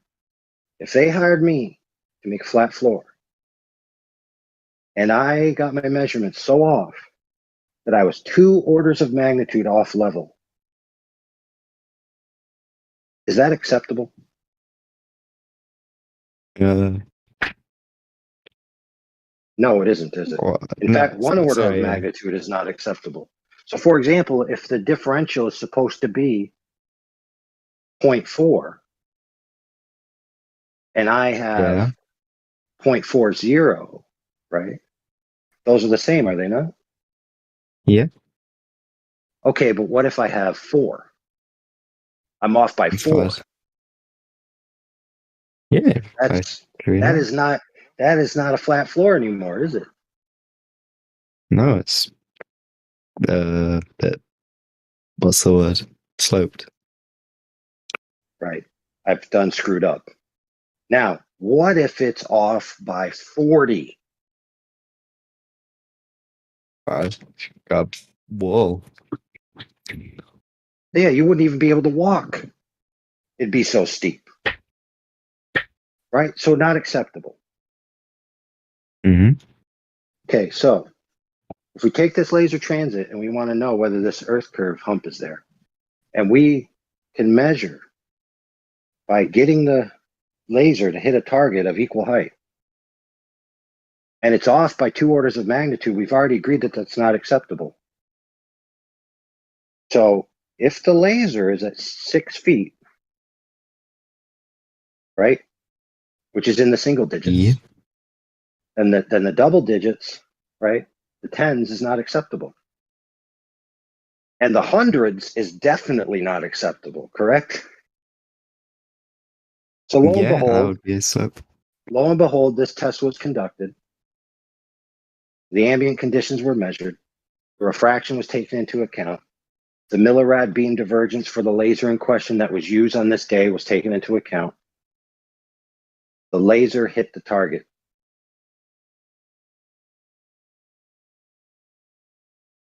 with a maximum differential of approximately 3 feet, still within the single digits. And they're supposed to be 400 feet. So That's if the acceptable. Earth was a globe, the laser would have went over the target by hundreds of feet upon hundreds of feet. Yet the laser hit the target. So by the principle of laser transit within the margins of error, that surface is flat. Oh. Now, what say you should be, oh, I'd like to see that evidence. Lo and behold, we have it for you. We have a documentary of the people doing it. We have a short version of it if you don't want to watch the long version, just to get your, appetite satiated. We have a document, 120 pages, with all the information, the sites, the equipment, everything. Oh, One of my good friends will post that for you. Friends? Yeah. There we go. My buddies. So what's going to happen is you're going to say, oh, okay. Right? And then you're going to be like, well, is this the only test that's been done? The answer is no. Many have been done. Many. Hundreds. With all different kinds of methodologies. All demonstrating no big hump of Earth curve in the way. Observations as well in excess of 255 miles, to which the target object should not only be 400 feet below the curve, but should be a mile below the curve. Yet the object in question is clearly visible. So we've already established within tolerances that the Earth doesn't measure to be a ball, that the horizon that's been claimed to be a horizon doesn't exist, and that it's not true that the bottoms of things can only be obstructed or cut off by Earth curvature. So we've basically shown that there's just no evidence or need for this Earth curvature. What? Wait, I'm looking at this thing, right? What is this thing about a blue laser and a green laser? Blue and green lasers refract at different rates. Colors refract differently comparative to the refractive index of the medium. By using different colored lasers, you can determine the refraction that's present in the ambient conditions. Okay. Which, by the way, the military, recently did that. The military recently did that at 120 kilometers, shooting 2 lasers to see how it does, and they found out that it doesn't match the globe model. Space Force is going to be angry about that. Space Force is going to be angry at that. Well, I mean, yes and no, because most people, when presented with this evidence, just hand-wave dismiss it. Because they're under the impression, right, that the Earth is a ball. Therefore, what must be happening is that light is curving. Do they have any demonstrable evidence of such a thing? No, it's just an affirming the consequent formal logical fallacy. So now we've established that the rebuttal for all of this evidence you've been presented with is a logical fallacy, not actual measurements or demonstration. So again, we just have no need or demonstration of this Earth curve on the ground level.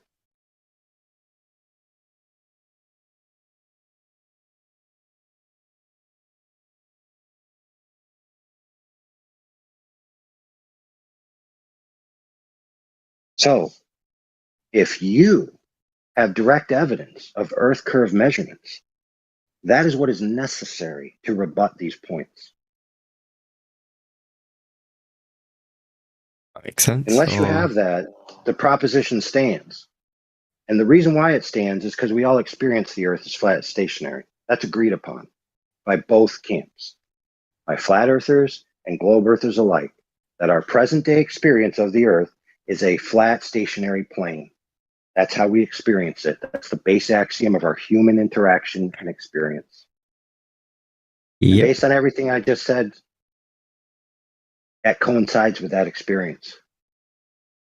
The globe curvature is an extraordinary claim that requires extraordinary evidence. But most people are fooled by the claim that a fuzzy dot on a piece of paper is a picture of the Earth from space.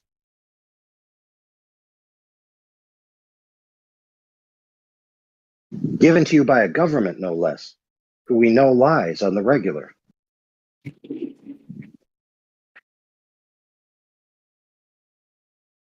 Alright, I'm just interested, right? Why would they like, so now you're gonna have a really good answer this. Why would they lie?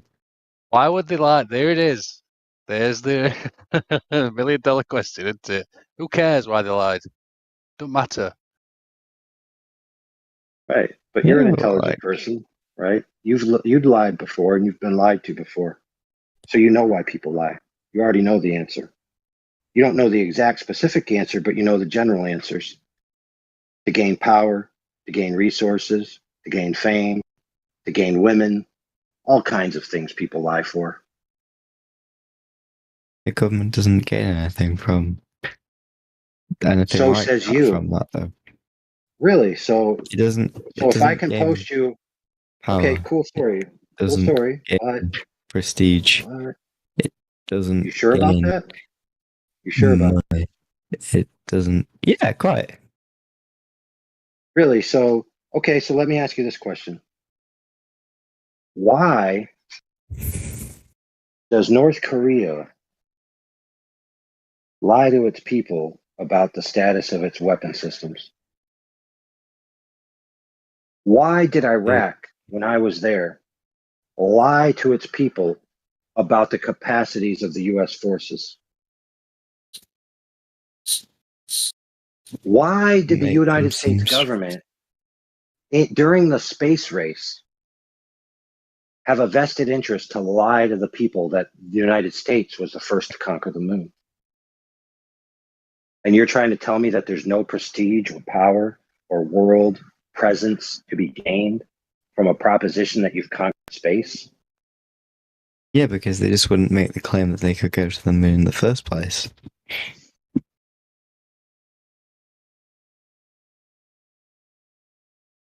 It would be better for them to just not make that claim in the first place.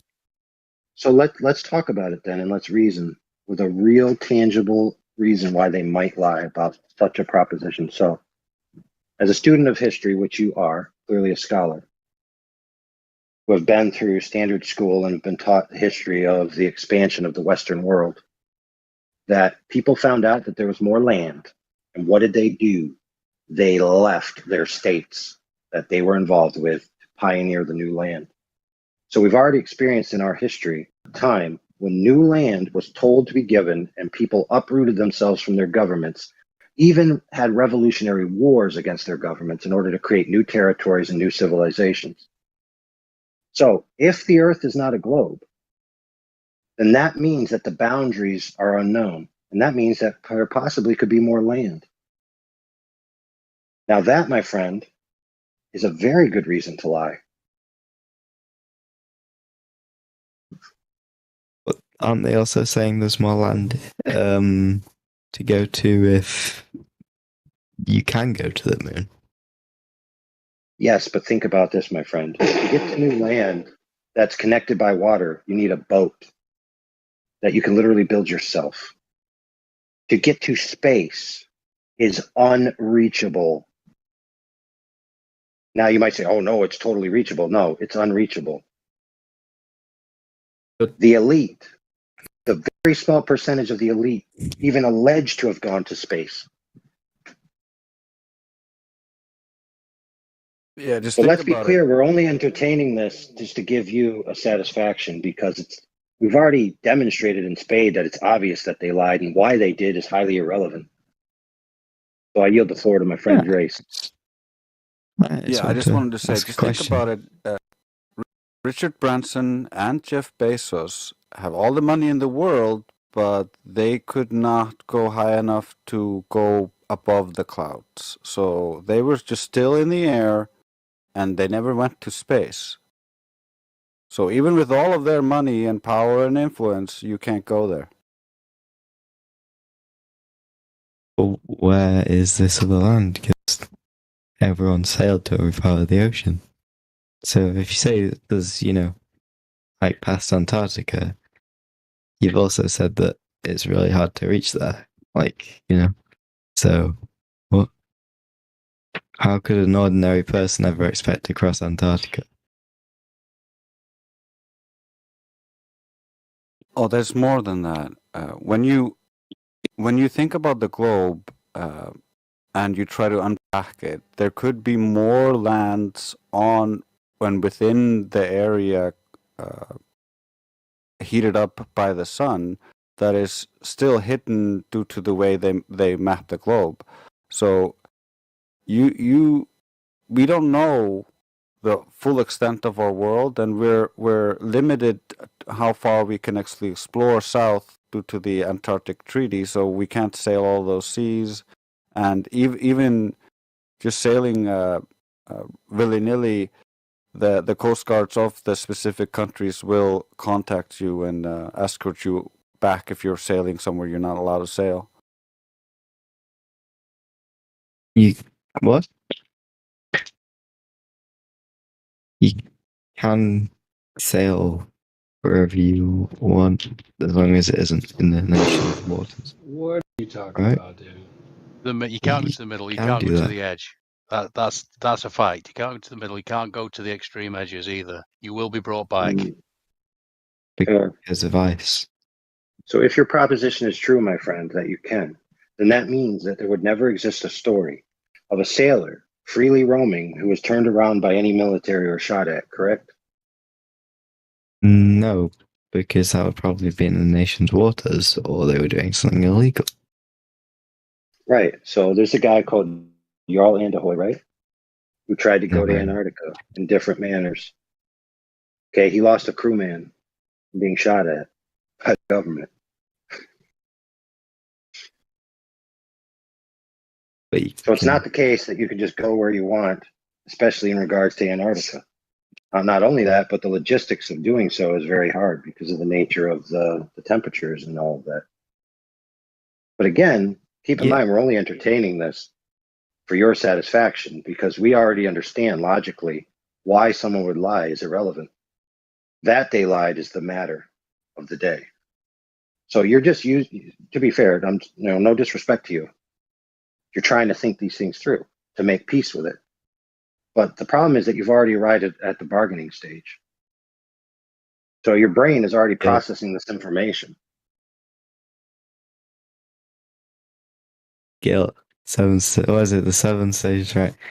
Yeah, but Yes, for example, my grandfather's is dead. Why would he die? Why would God do such a thing? Like, he's dead. It's just a simple fact. He's dead. So now you have to go through that process of trying to understand why and come to peace with the reason that you may never know. Once you accept that you may never know, then you can have peace with the fact that the lie is just a lie. I don't think it's possible to patrol that big of an area, though. Can I just say this though, real quick? Like, have you been living under a rock for the last like 2-3 years, dude? Well, I don't know where people get this idea that you can just go wherever you want. You can't even fly a drone wherever you want. They have perms and rules and stuff like that, man. I mean, you can't even get in a car and just go wherever you want. You can't walk wherever you want. So why can you get in a boat and go wherever you want? Why can you get in a plane? You can't. I just think it's goofy that people have this idea that you have. But then again, look at the last 3 years. You couldn't even go to the grocery store, dude. It's like, dude, I just don't know where people get this idea that, oh no, you could just do whatever you want. Like, no, you can't. Because it's a big place.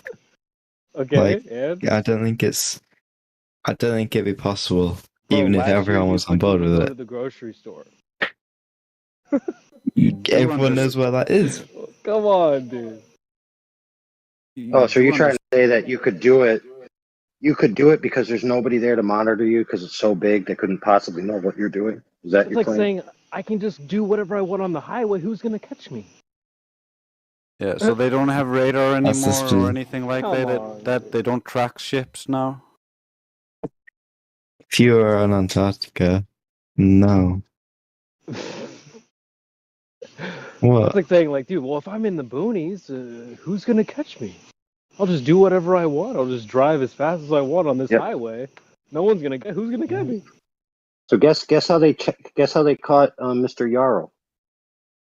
Information that was acquired at land, because you have to plan and do all the logistics at land before you depart.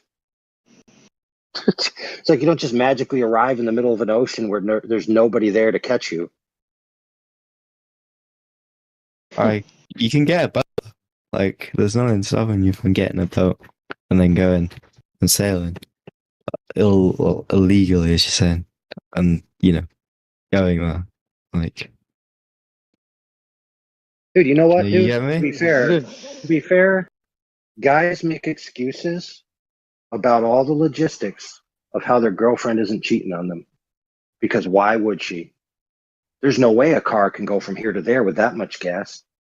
Of course, somebody would have noticed she was at the store, and all these excuses upon excuses upon excuses because they don't want to accept that one of their friends gave them the stone cold brass tacks truth of what their girlfriend was up to the other day.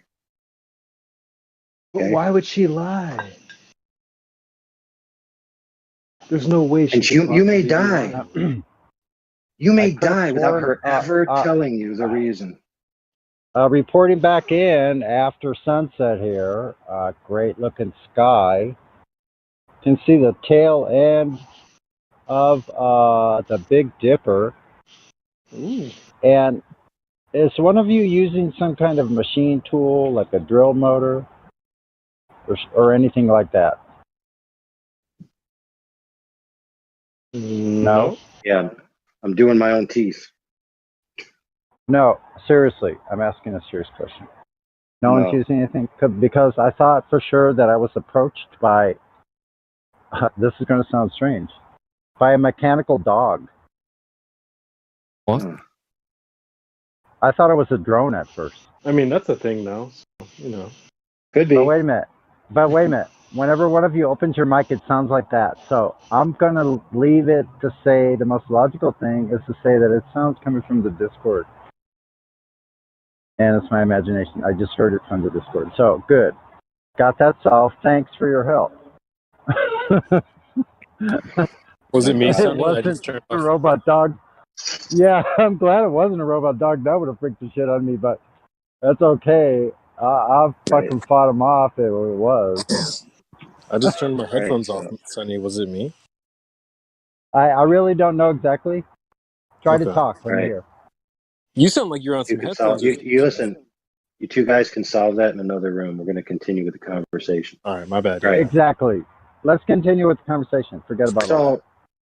So if you knew that your girlfriend cheated, right, and you couldn't figure out why, and to her dying day, she never told you, does that mean she didn't do it? Correct. Yeah. I mean, if you don't know why she would have, that means that she didn't. And to be fair, it may give you peace to find out the reason, right? And that might be why you want to know, because you want to have some kind of peace with why the powers that be who know the truth are lying to the public. And rest assured, it's a very small amount. Most people just believe what they're told and raised in by school. They have no clue about the true nature of the world.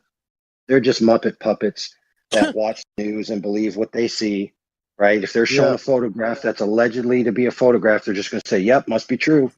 Well, couldn't they say that the excuse that they give, that could also be a lie? Yeah, I actually heard in the background that it was some kind of Dremel tool. I'm going through my files now to find out which model based on the frequency. I'll get back to you on that. There's also, worst part is, we kind of showed him a video of the guy who shared it with us, sleeping with his girlfriend, and he's still like, why would she lie about it? That it can't have happened. Why would she lie? There's no reason for her to lie, so she probably Right. didn't do it. There's no way she could possibly have done it. I can't think of a good reason why she would have done this, so then therefore she did not. Glober logic. Nobody admitted to using a drill motor or Dremel, so therefore it could not have been a drill motor or Dremel. Right, that's false. Sounds retarded. Yeah, so let's say for example that we know, or that you know. All right, let's say for example that you know that not only have you been presented with recent evidence that your girlfriend's lying, but in the past she's lied to you. Like at one time she said there's weapons of mass destructions in the closet. At another time she said, no, I totally didn't give those black guys syphilis. At another time she says, oh no, that's totally the reason why we went to war with Vietnam. Right? So the powers that be at the elite level have a track record of lying to the public. Right? So they're untrustworthy in a general sense. So they need specific evidence. Wait, hold on a second there, Ed, because like Santa Claus, when it brings joy, then it's not a lie. So it's okay to tell a lie as long as it brings joy, like Santa Claus. Oh, I understand now.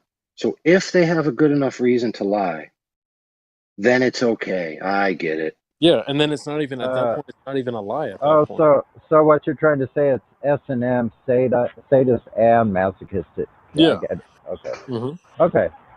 Awesome. That's kind of like Christmas. Yeah. Oh, just like it. Oh, holy mackerel. Yeah. Yes. Like, it's okay to for lie example, as long as it brings joy. Yeah. For example, in this context, if the Earth was flat, that would have huge philosophical implications. A lot of the scientists who came up with these ideas in the past, who philosophically chose to disregard the Earth as having a central position in the cosmos for philosophical reasons, would cry at night. Therefore, we must continue this lie. And then you're like, oh, that's such a good reason. We wouldn't want the scientists to be scared. Wow. Wow.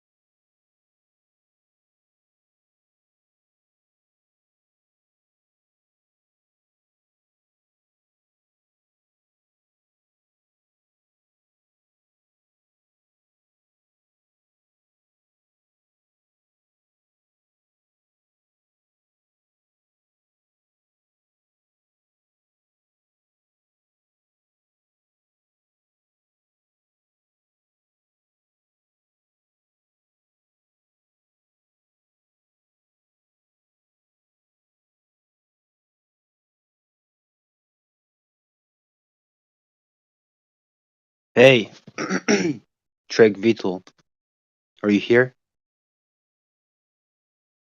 Yeah, I'm here. Just Hi. watching something. Oh yeah, yeah.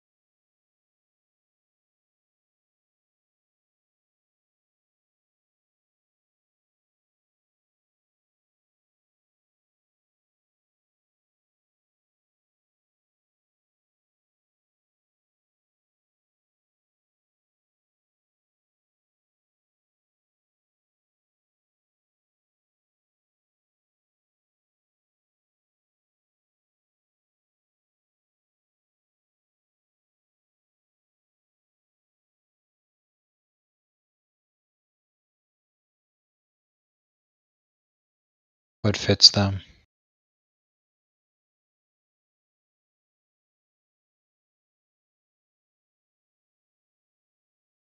There's no Yeah.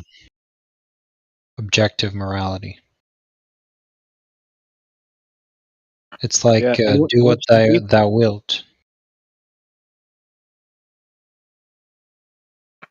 Yeah, but I think a lot of people in the West, even though they don't believe in God and they say they're atheists, they still hold to some Christian values, like universalism type of thing, even though they don't say it. But if Christianity or were to go completely away from society, then we would definitely see the effect of that, and it's not somewhere you would like to live, I think. I think even Richard Dawkins said something to the effect of that you don't want Christian morality away from society. It's going to be a bad day. I personally am not a Christian, but at least when it comes to God being the necessity for morality and logic, it is true that if once people just totally cut off from God, it can become a hellhole. Yeah, God, it's a starting point. That's where you get your morality and logic from. So you can make an account for where it comes from. Or else you can't say where, you don't have a starting point. Then you can make your own axioms, your own personal axioms of what you believe. And it will be no better or worse than anyone else's because there really is no better or worse. It's just whatever is. Yeah, that's true.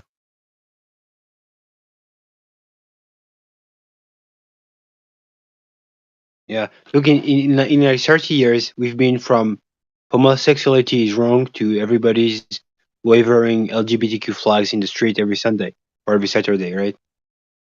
So, watch the same guys, right? In 20, 30 years, tell you, yeah, pedophilia is right because the government said so. All of them. That's already happening. You don't have to wait I know. 30 years for that. No, their logic makes, in certain ways, it makes sense because if it's just about love between two people who are okay with it, then incest, pedophilia. Who decides the age of consent anyway?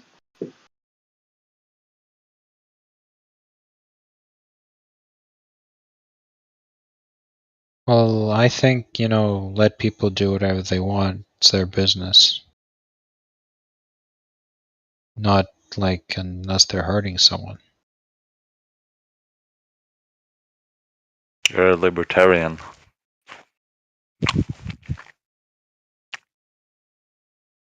But that rule itself, as long as you don't hurt anyone, is both subjective and it can be twisted in so many ways.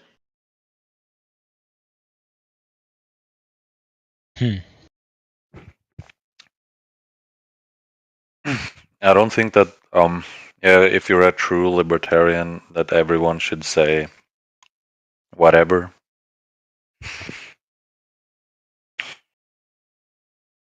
What do you mean?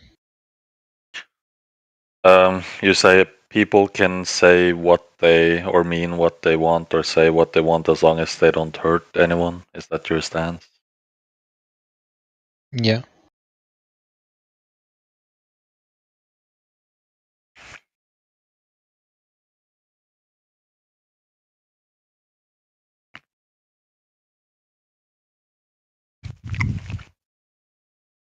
I don't think that's possible.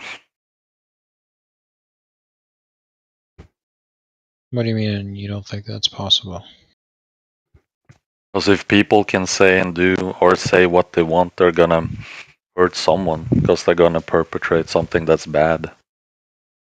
They're gonna say something that's not good. So if we allow everything, then we stand for nothing, right? No, what do you mean we allow everything? And if everyone can say everything, how do you know it's not hurting anyone? Well, if you're referring to talking to people, I don't think talking hurts people that much. And if it does, it's not like you should disallow people from saying things, even if they're hurtful. Wait, so okay, so you don't believe people can say what they want then?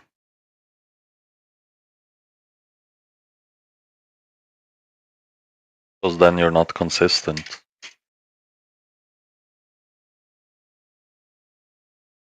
If we're not gonna allow people to say certain things, and you know, you see what I'm saying? Sorry, it's getting late where I'm at. I'm starting to lose what you're saying.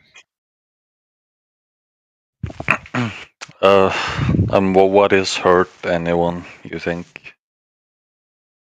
Well, let's say like not committing aggression towards anyone, like an aggressive. So physical harm. Yeah, mostly physical harm, but also like, say, maybe financial harm, but I don't know if that's yeah, that you could interpret that a lot, like many different ways. But let's start with physical harm, yeah.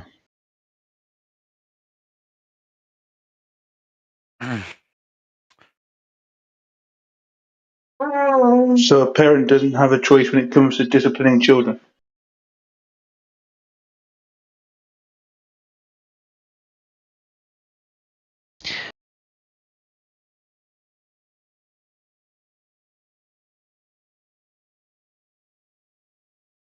I don't know where I stand there, you know, because I've been raised that with like parents that say like hitting children is completely out of the question. But as long as it's, you know, it's the parent is doing it reasonably, then I guess he's allowed to do it. But then again, what's reasonable? I don't think that the government should be like taking out children just because their parents hit them like once or something.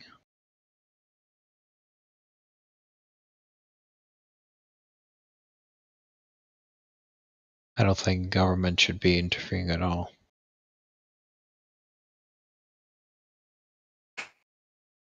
But they are. If you have your kids, if you bring your kids to school. Yeah, if you don't bring them to school, then they take your kids.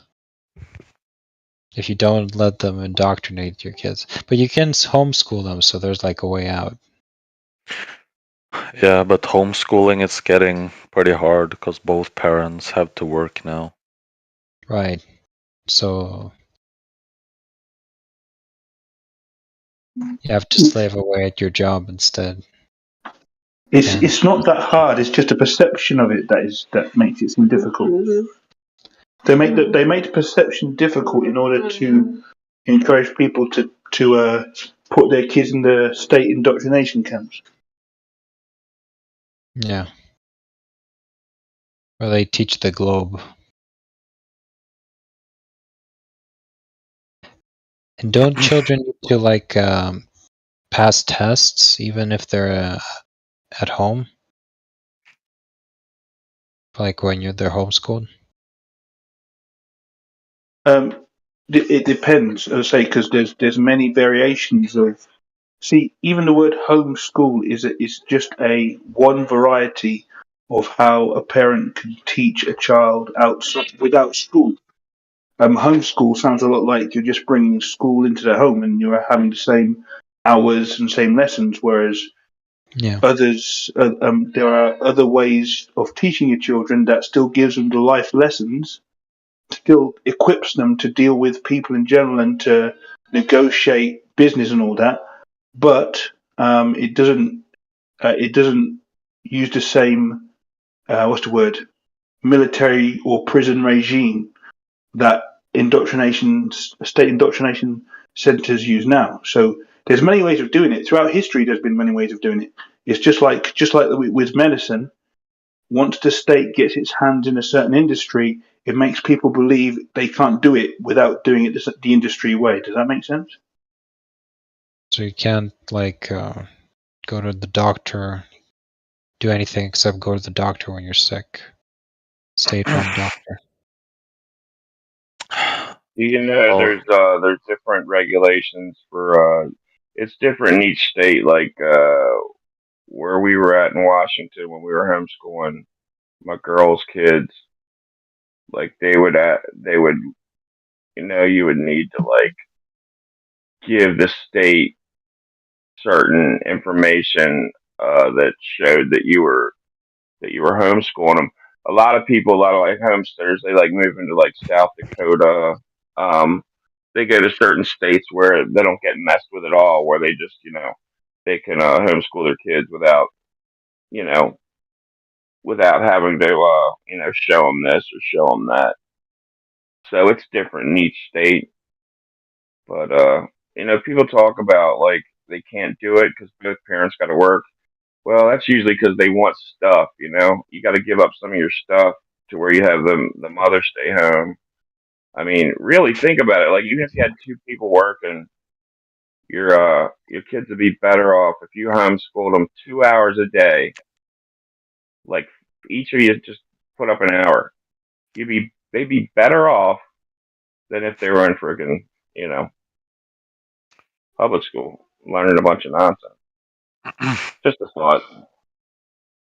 Yeah, I agree. It has a lot to do with the mindset for people to change.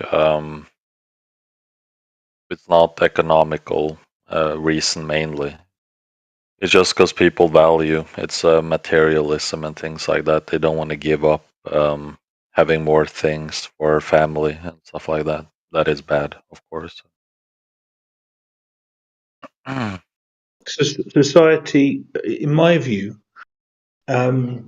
society, the state, society, media, all the things around us program and brainwash everyone into a certain way of thinking, and that's when it comes to either education and so many other things, like, and again, flat Earth, globe Earth. The society will make sure that if you do not stay within the norms, you will be excluded and ostracized. And that is one of the things that maintains the control system, whether it's purposeful, or sometimes it seems that way, or whether it's just the way how ignorant people are, because people are generally ignorant. They have to maintain the control system for things to have a norm, and the norm is comfortable. And to have both parents working in jobs so that they send their children to it's a bit like chickens sending their the hens sending their chickens to the foxes to get learned. The foxes are just going to teach them how to be better, more docile creatures so that they can get them when they want. But the chickens think that that's a form of safety. It's a bit like living on a farm, making sure that all the animals are domesticated so that they're easier to slaughter when you need them. And a lot of society is a lot like a farm. It's a lot like a control system.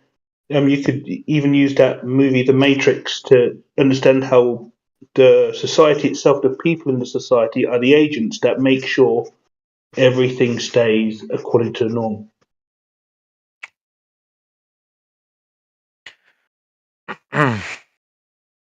Yeah.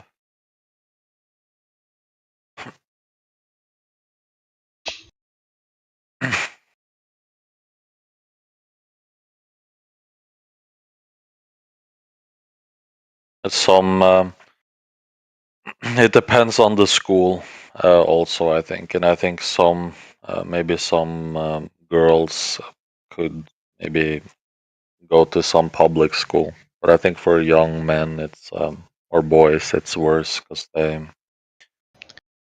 they put them on pills and things like that. because it's not for them the way of learning, just sitting on a desk all day. Have you heard of John Taylor Gatto? Oh yeah, Most definitely. Most definitely. Great guy, very good like lecturer. Or I don't know about author. I've not read his books, but I've listened to his videos.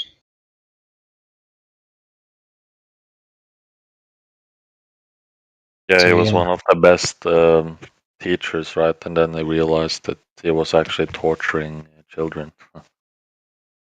He was torturing children for the government. He did a wonderful expose on all of it, on all the public schooling. Turns out it was created by industrialists, the whole school system in America. Oh, yeah. Same model is everywhere. And it was modeled by the Prussian schooling system, which is like which was aimed at creating. I don't remember if it was workers or soldiers.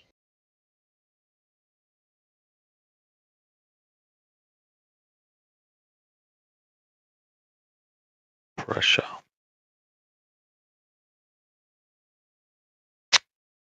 The points that he raised about what schools actually do to children, as opposed to the perception that the public have of school. It's a bit like the pigs. I mean, the police, where they think that the pigs are meant to be there to protect them, and they think that school is there to educate the children and make sure they have a great career. But it's not the content of the lessons that are really drummed into the children. It's the regiment. It's the mind control.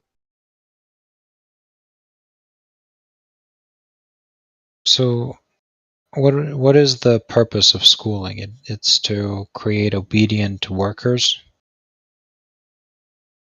Yeah, pretty much it's conditioning, I think. In the UK, at the schools I've been to, they say the same thing that you just said, but in the politically correct way. We want to make law-abiding citizens, which just means order-following slaves. But yeah. Like citizen means like sort of a person, an employee of the government, basically. You know what I'm talking about? Have you heard of this, that governments are corporations? Yeah, I heard about this. So the citizens are basically used as collateral for the government, because all government, I don't know if all governments, but I think all governments are bankrupt, and they're using their citizens as collateral to pay out the debts that they have. I'm going on a limb here, but if this rings a bell, like No, what you say is logical, because the government, or at least the gang, the gang called government, they do have no money. All they have is the obedience of their slaves, and what else are they gonna give to people who want stuff? The time of their slaves. They don't have anything else. yeah, like the taxes they collect, and basically they own you. They own everything you do. You always need to have their permission to do anything, and the permission of the government. You just always sign a form. Your house is not your own, like the government owns your house, basically. It's very, very shady. Not shady, very, very totalitarian.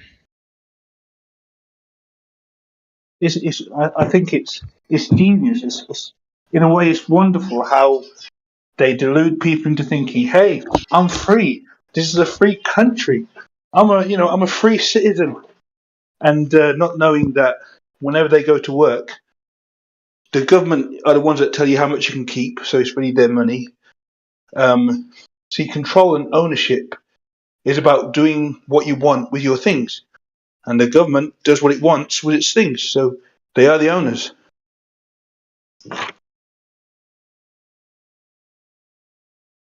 The most enslaved think they're free.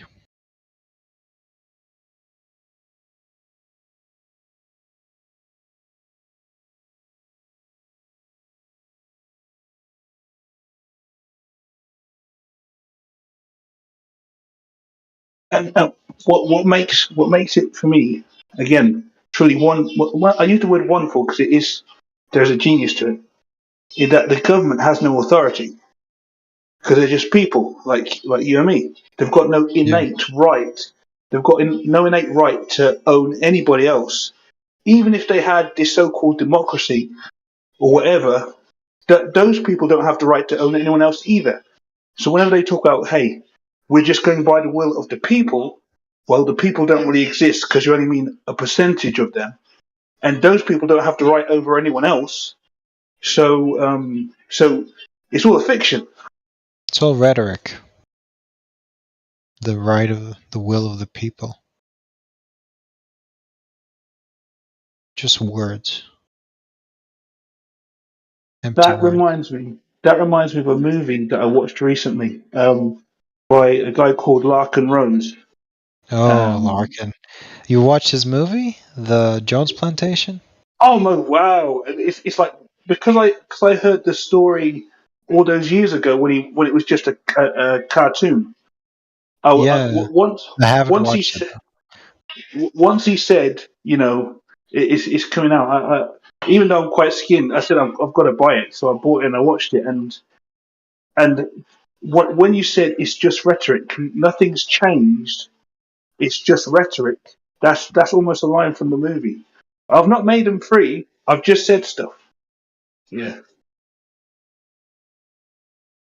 Yeah, just say the stuff in the right way, and like magic, everything's different.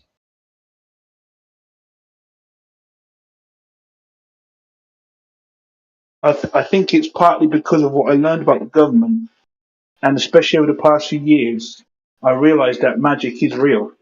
It may not be exactly what people say, it may be, but it's definitely about the way you say things to create situations.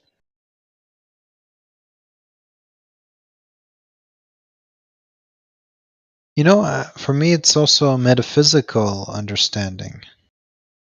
Though this might be weird, but there's this idea that God is everything, and then how could things be separated?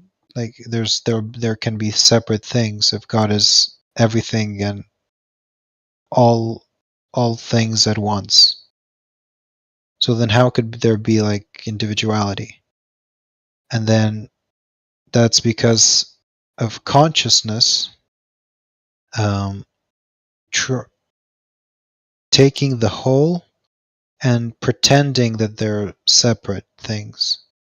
And so the way your perception of the world is basically that's what creates the world. What's the difference between a table and a chair? They're all hunks, just pieces of atoms floating together. But when you give it meaning yourself, then you say this is a chair, this is a table. It's the perception that creates the object. I don't believe this. Yeah. Yeah, I was going. I don't know if Yeah, I I know even made I sense. know. Oh, yeah, there are people who hold the view that you have. That it's all sense data.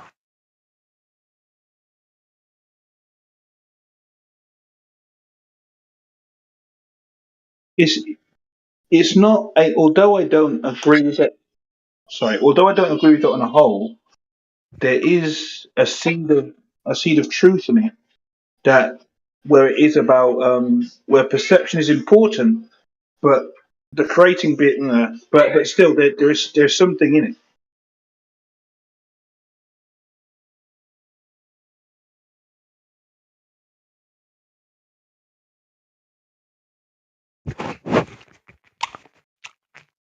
Hello. So what they're basically doing is just changing your perception about things, manipulating the words, manipulating the way you see things. They're not actually changing the reality. Yeah, I agree with that.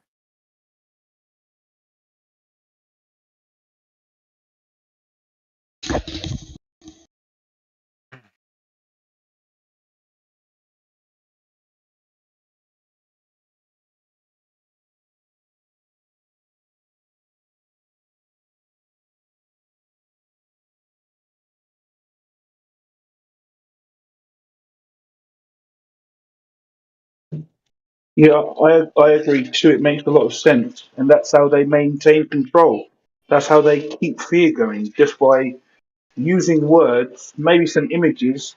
Nothing's really changed, but it's just it alters perception. Yeah.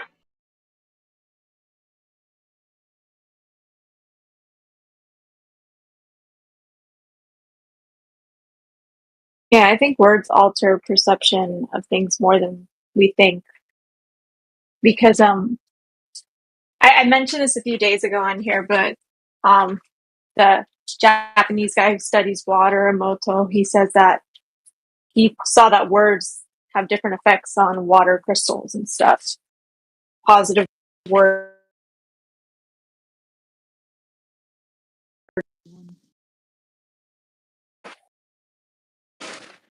Did I get disconnected? Someone was calling me in the middle of that. Well, yeah, I know what you're talking about the guy that talked to crystal, to water, and showed that different waters crystallize in a different way depending on what you say to them. And like plants also have an effect on them. Yeah. Yeah, because the water is in them gets affected. My little brother, in their classroom, they did an experiment with bread, I think, or something of that. Yeah, I think bread, and they took bread in one jar and bread in another jar, and in one jar they said like all nasty stuff, and then another jar they said like all good stuff, and in the nasty jar, after like a few days, it got all black from mold, but the other day, yeah. Rice test. Yeah, the rice. Mm-hmm. Oh, I think rice. Yeah, you're right. Yeah. Yeah, it's because the water that's in it and stuff. And the other rice only had like a little bit of black. Mm-hmm. So these experiments, everybody's doing them. So weird. It's I think there's like words have a way bigger effect. That's why like they wouldn't put subliminal messaging and a lot of stuff and things that they didn't have an effect. They wouldn't put them in for no reason.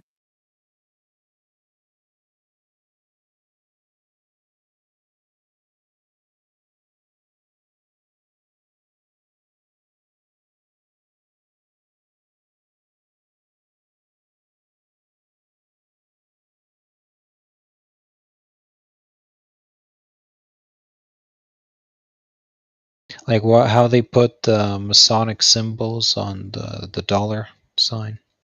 Yeah. The dollar. Mm-hmm. And a bunch of things. Because even the guy, he mostly did words, but he even like stuck like words so they could see the word itself, like the rice or the water or whatever. And even just seeing the negative words affected the water, like it being visible, which is really weird. So I don't know. Maybe this is maybe this is relating to like an astral effect. Hmm. So like spiritual. Yeah.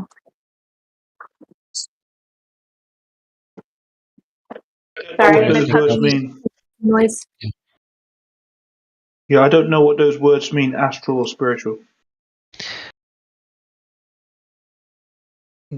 Basically, the astral realm is supposed to be overlaid on top of the physical plane, and it's where most of the spirits exist in. So like ghosts and stuff like that, or people And I after think it they. depends on what we think. Because I just read the book by The Hidden Messages in Water by Masaru Emoto. I don't know if I'm saying his name right. But he said that words changed, like the effect they had on their water. Like if there's, I just got a puppy and he's going a little crazy right now. I'm sorry. But that words change, like with a big event, the words could change when people's mind changed about the word. The water could change too. So it's like we control the power of it too, if that's true. That reminds me of like ritual magic, and how Yeah. they use symbols and words for their magic to work. Hmm. Like Adolf Hitler, they did a test where they said Adolf Hitler to the water, and that water like turned, the crystals were disgusting and stuff. I bet it wasn't like that before. You know, everybody had a negative reaction to that. You know what I mean? So that's just weird. It's very weird. It's very mysterious that that happens.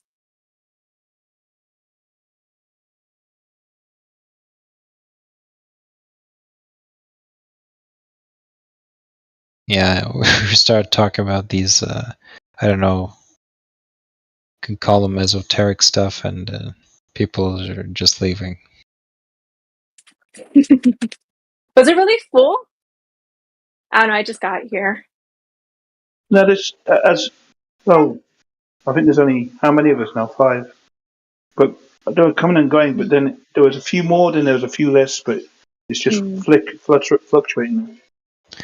Yeah. When a Glover comes or something, that's when a lot of people are here. And everybody's talking.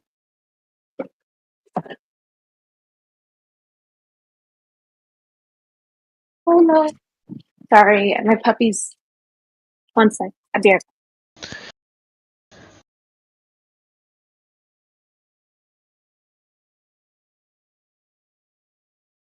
But for me, once it goes above the like, I understand the physical. Physical is easy to go with. Once it starts going to other things where they have to talk around the subject and they can't talk about the subject because it just can't be. It can't be handled. I can't. I know people say words. Yeah, I know people like spiritual, right? I used to say the word a lot until I realized I don't know what I'm talking about. Or energy. I used to know what I'm talking about. Now I don't know what I'm talking about. These words that people use so frequently, and now I realize they're quite empty. They're not. They're nothing I can really grasp. Well, isn't that the whole point? You can't grasp it. It's not physical.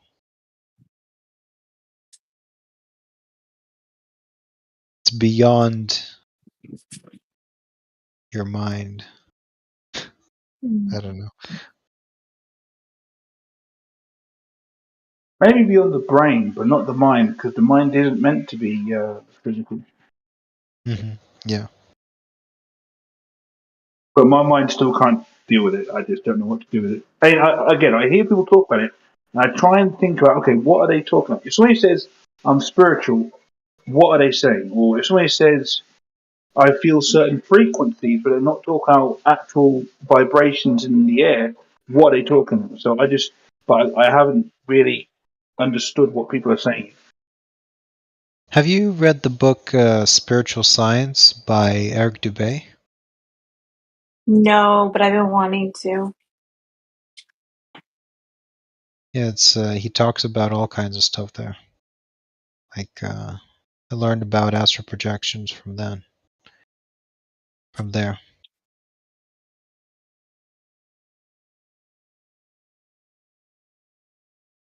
And ghosts. But I don't know. I think that ghosts are like demons. All of them? Yeah, that's what I think. What are demons? I'm not 100% sure what demons are. I think they might be maybe the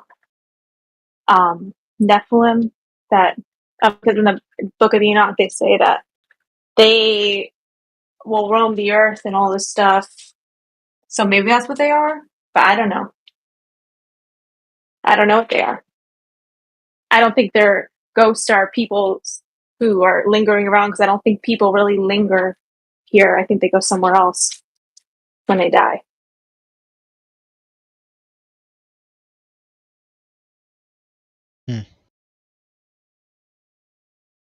I don't think it's that clear cut. I think how as much as this diversity we see in our physical realm, so much diversity there is in the astral realm. So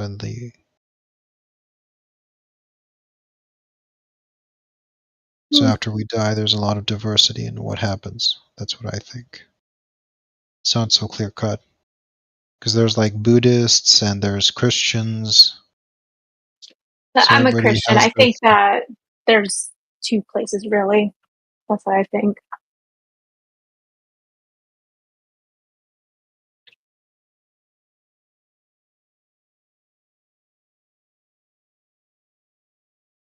But I think like it's not clear cut whether one place or the other because I don't think that people who don't know are going to hell or anything.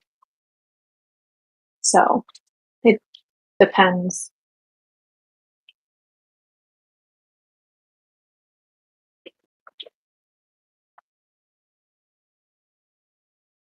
multiculturalism on the other side.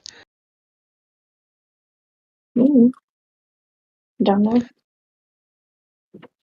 Because there's a verse in the Bible that talks about it like gives a metaphor about 3 servants who work for their master, and it's talking about because I'm not Catholic, but I do believe in you know how Catholics believe in oh my gosh, I'm literally forgetting the name right now. It's not heaven or hell. You go there and they're like, you have to give money to get them out. Oh my gosh. Purgatory. Purgatory. I don't believe in purgatory like they do, but I do believe that based off verses in the Bible, that we're all going to burn for a little bit before we go to heaven because it says that we need to be refined through fire. I think dying on the cross allows us to be refined, but we're still going to have to be refined because there's a whole story about 3 servants. One servant knows what's wrong, what they're doing is wrong, but they do it anyway. And they're going to get the worst punishment. And then another servant doesn't know that they're doing something wrong. So they get like the lesser punishment, but they're okay. And then, oh wait, I skipped the last one. And then the one does something wrong, but will do it again. Like they like doing the thing that's wrong. So they're going to get the worst punishment. And it's talking about purgatory and stuff. So I think that everyone's going to like burn before for a little bit.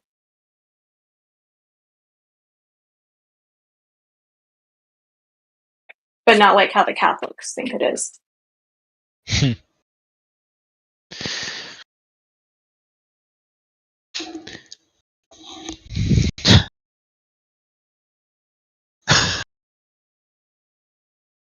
Miguel Sosa.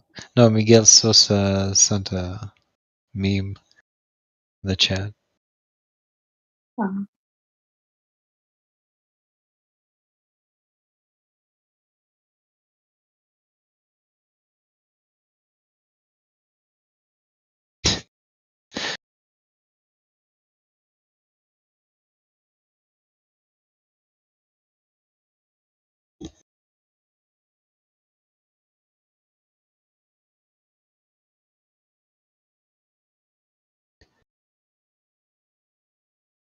So you think everybody's gonna burn for a little bit? Yes.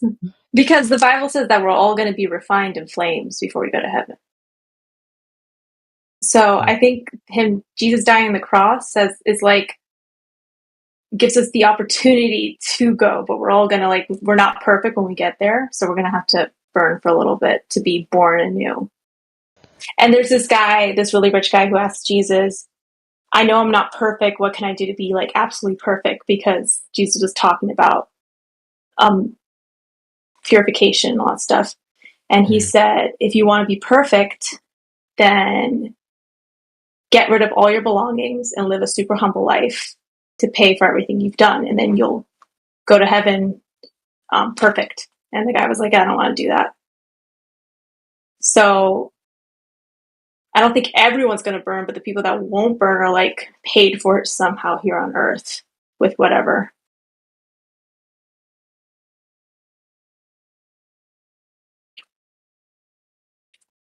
But that's why the Catholics talk about purgatory, because of all the times they said if you refined, and they said if you pay for like there was a point in history like you have to pay for your loved ones not to burn for as long in purgatory and be in purgatory for as long.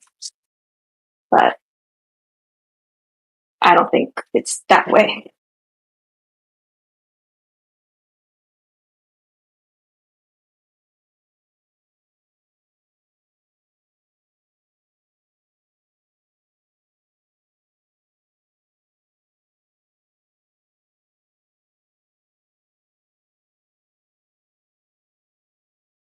What do you think? Me? Yeah, about all that, or about like you were bringing up Ghost earlier that brought this whole conversation on.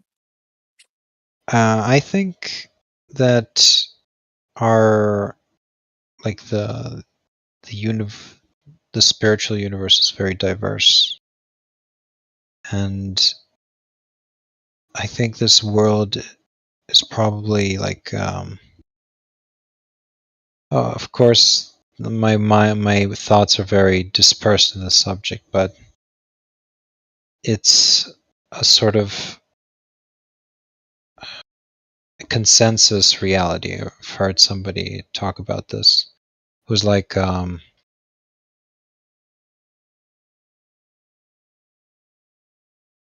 so basically all of us are sort of spirits, and we have decided that this is the world we're going to live in, and that's how the world exists, because we're constantly deciding of the way it's going to be. Mm-hmm. And that's why like the power of belief and faith has power in this world. How do you think it all started? Or is that like mystery?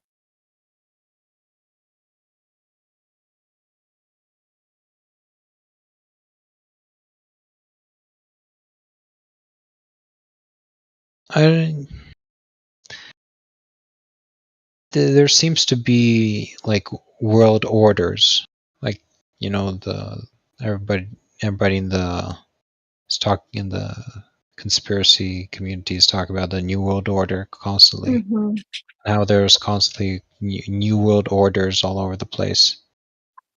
So I think this is part of this mechanism of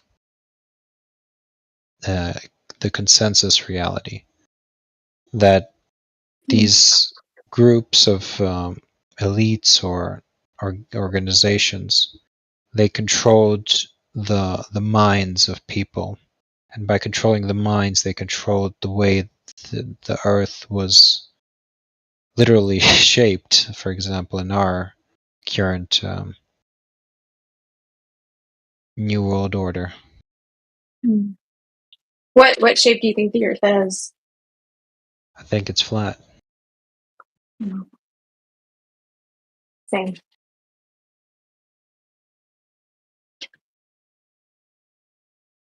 But I'm hoping that after I die, or maybe even sooner, that I will get to choose a different world to live in. What do you mean by that? Like belief wise? Some other consensus reality that's better than this one. Oh, so you think you could change? You could change Yeah, you can which change your version you're universe, living in. which universe you're Oh, living in. Yeah. oh, that's interesting. I Yeah. I think that for me it's the Bible. I'm not really under. I'll tell you, there's this guy called William Berman. He's from the Monroe Institute, and he Mm-hmm. talks about, he's basically doing all kinds of he's an out of body expert. He like has an out of body experience every week, and he's been traveling all around the astral plane and around other dimensions.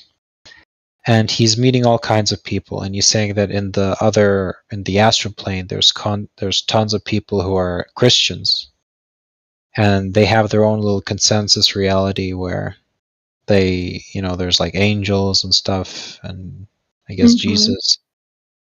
But there are other planes there, so there's like people who don't believe that stuff, or other completely different universes. So it's all based on what you believe in, how you limit yourself, to what degree you limit yourself. I think that's that's not what I believe, but I do think that's interesting, and I think that certain things about that are correct. Like you do control the reality you are in based on what you believe. If you're negative all the time, you're going to have a negative life. To that sense. Yeah.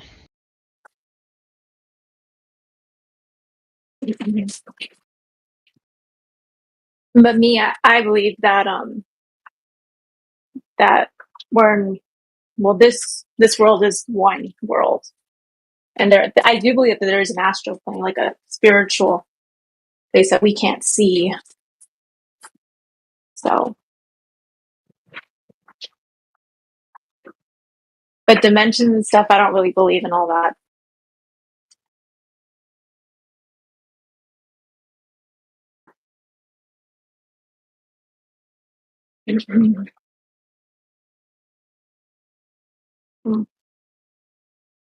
Feedback. Okay.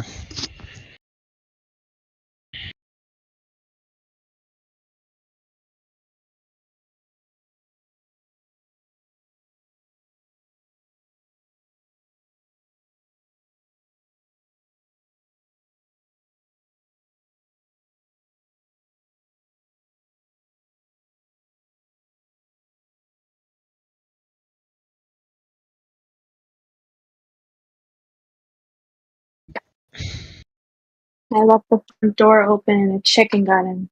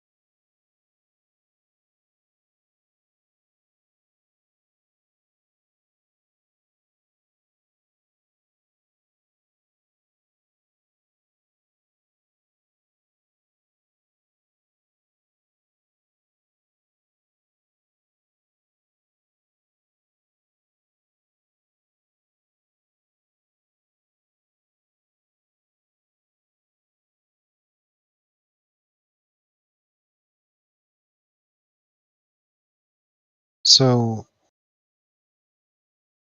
they say that you need the elite need to say what they're doing, like in public, in some sort of hidden way, before actually doing the things that they're planning to do. Yeah, I heard that. I heard it's like in a lot of their a lot of occult books. Apparently, I've never read to see if they actually went in there, but apparently they have to say things to public, which is probably why they do it so much. Because why else would they? Like, for example, the fact that the United Nations logo is a flat Earth map. Yeah.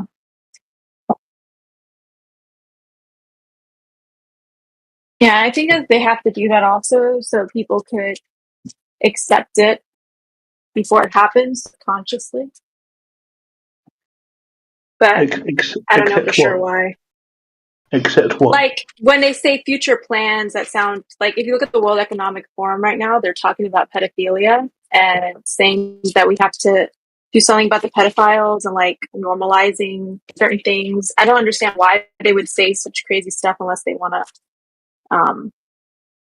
That's more obvious. Like it's not a picture or a song lyric or anything, but I think they start doing it so even if it's crazy and people don't accept it, that they some people start accepting it subconsciously. I think that's why. I don't know why. But what about the UN map? What was that doing before it happened? I don't know. I don't know why the UN map is like that. Maybe they just put Yeah, things you're like right. that up front to be like, Like I they don't know. have to tell the truth out front, like in some hidden way.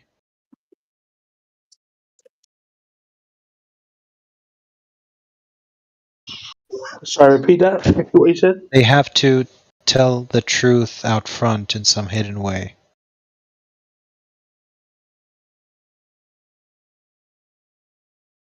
They need to hide like truth in plain sight.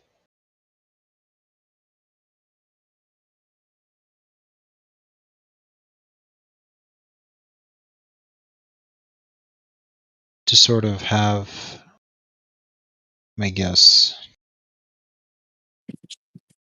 the allowance to deceive people.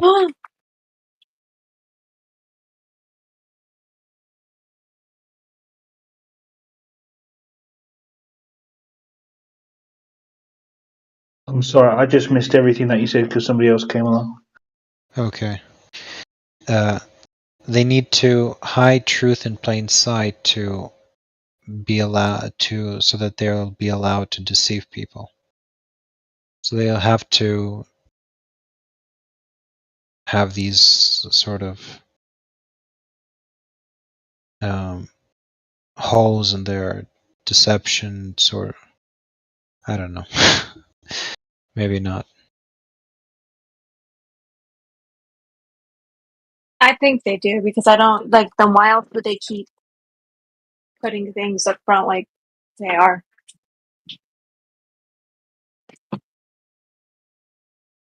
Like what? Like all these celebrities right now, Yeah, like they show in their the concerts devil horn. flashing in the back screen 666 or wearing devil horns and saying I sold my soul to the devil and all that stuff, especially this year. I think there's a Right. reason they do that. So I don't know why, but I think they have to for some reason. Some celebrities say like, I'm a boy. Yeah, I don't know why. I don't know why they do it, but they have to for some reason. I think they have to because why else would they do it?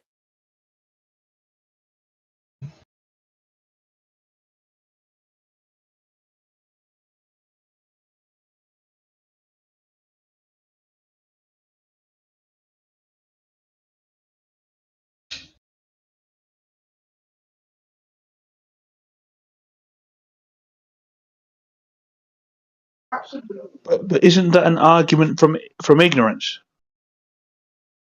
What do you mean? Well, I'm not saying I know for sure why, but I'm saying that they probably do it for a reason. Like, why else would they do it? Yeah. So to clarify, Why else would they put things on the dollar bill that are related to the occult and flash things on the big screen in concerts that are related to the occult and put song lyrics that are related to the occult. I don't know why they would do that unless they are part of it and they have to for some reason. Yeah. So to clarify, it wasn't. It's not an accusation of any sort. Well, it wasn't meant to anyway. But the argument from ignorance is I think it's a logical fallacy where something is held to be true, and then the question, or at least the statement, is said to prove otherwise. So let's say I think Santa Claus is real. Prove that I'm wrong. Now, the way how that can be reveal itself as a question is to say, just 1 second. One way how that can be revealed as a question is to say, how else could it happen? So how else means as the first thing is true. And I know that the lady said she doesn't say it's true, but the question how else implies that is a possibility. I agree. These people wear rings and have birthday cakes with a certain symbol on it that shows that they're part of a certain group and that certain groups. I don't know 100% sure. I didn't read this. I just heard it. So I heard that they have to display things all the time. I did not read that. I need to look at it to see if it's true. So it just suggests that they're all part of the same group. Like they have to leave the door open always. Yeah. Yeah. I don't know why they do, but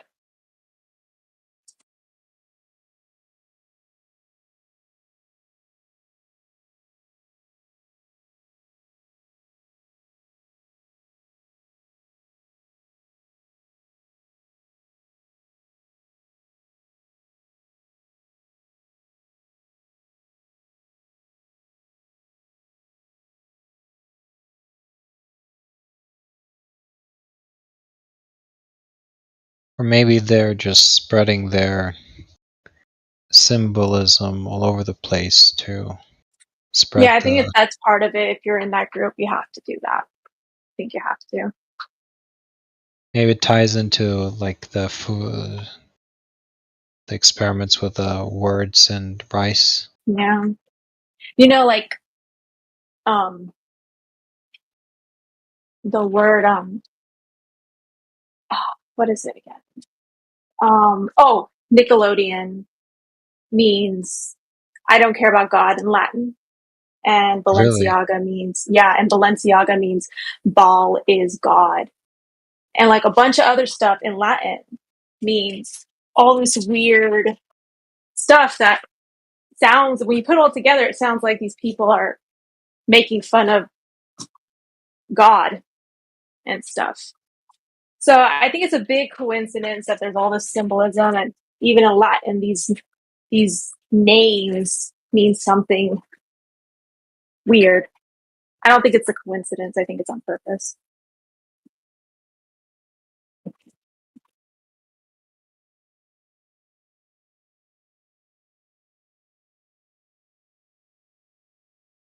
And the Nickelodeon things, you have to spread it all out. Same thing with the Balenciaga. You have to spread it out, and then it means that in Latin. It's weird. Where did you find that Nickelodeon is this in Latin? What? The idea that Nickelodeon, if you separate the Nickelodeon, it means I don't care about God in Latin.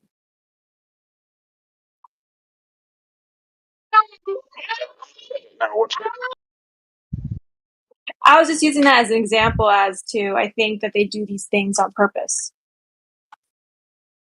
It's a big coincidence.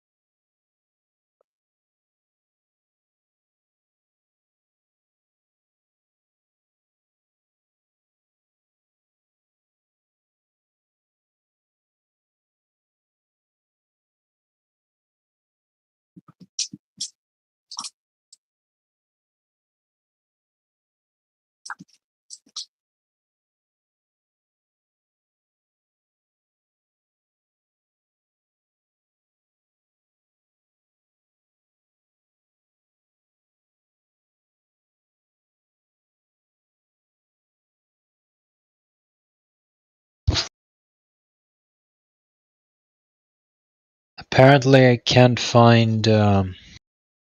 It says that in Google Translate it works, but you can't find these words in the Latin dictionary, like Nick or Kello. You have to spell it with two A's, Baal, and Siaga. And that's what Snopes says. That's what they use to say it doesn't mean Baal is king. You have to spell it with two A's if you want it to be Baal is king, because Baal is spelled with two A's. The Nickelodeon one I have not looked into. I know on Google Translate it says it, but I don't know.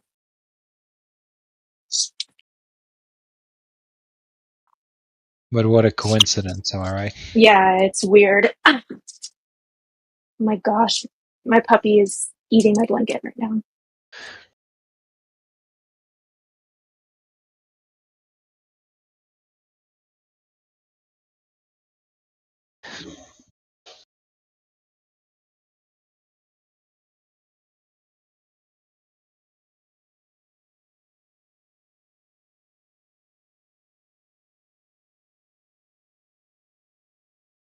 Yeah, but that's just a big coincidence. It's weird. And I don't know why, so I just think it's all connected.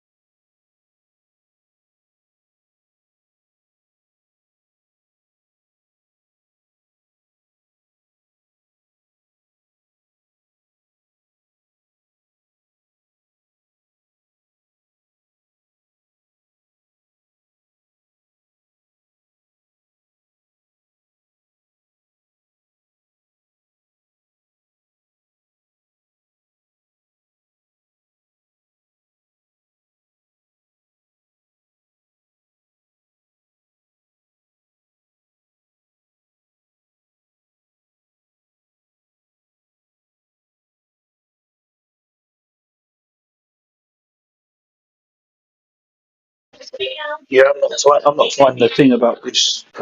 Just these three words. But yeah, What?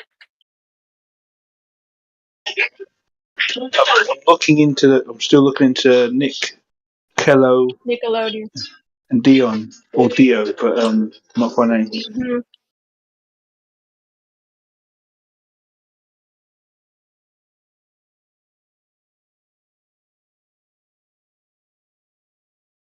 Paraplegic, what's up?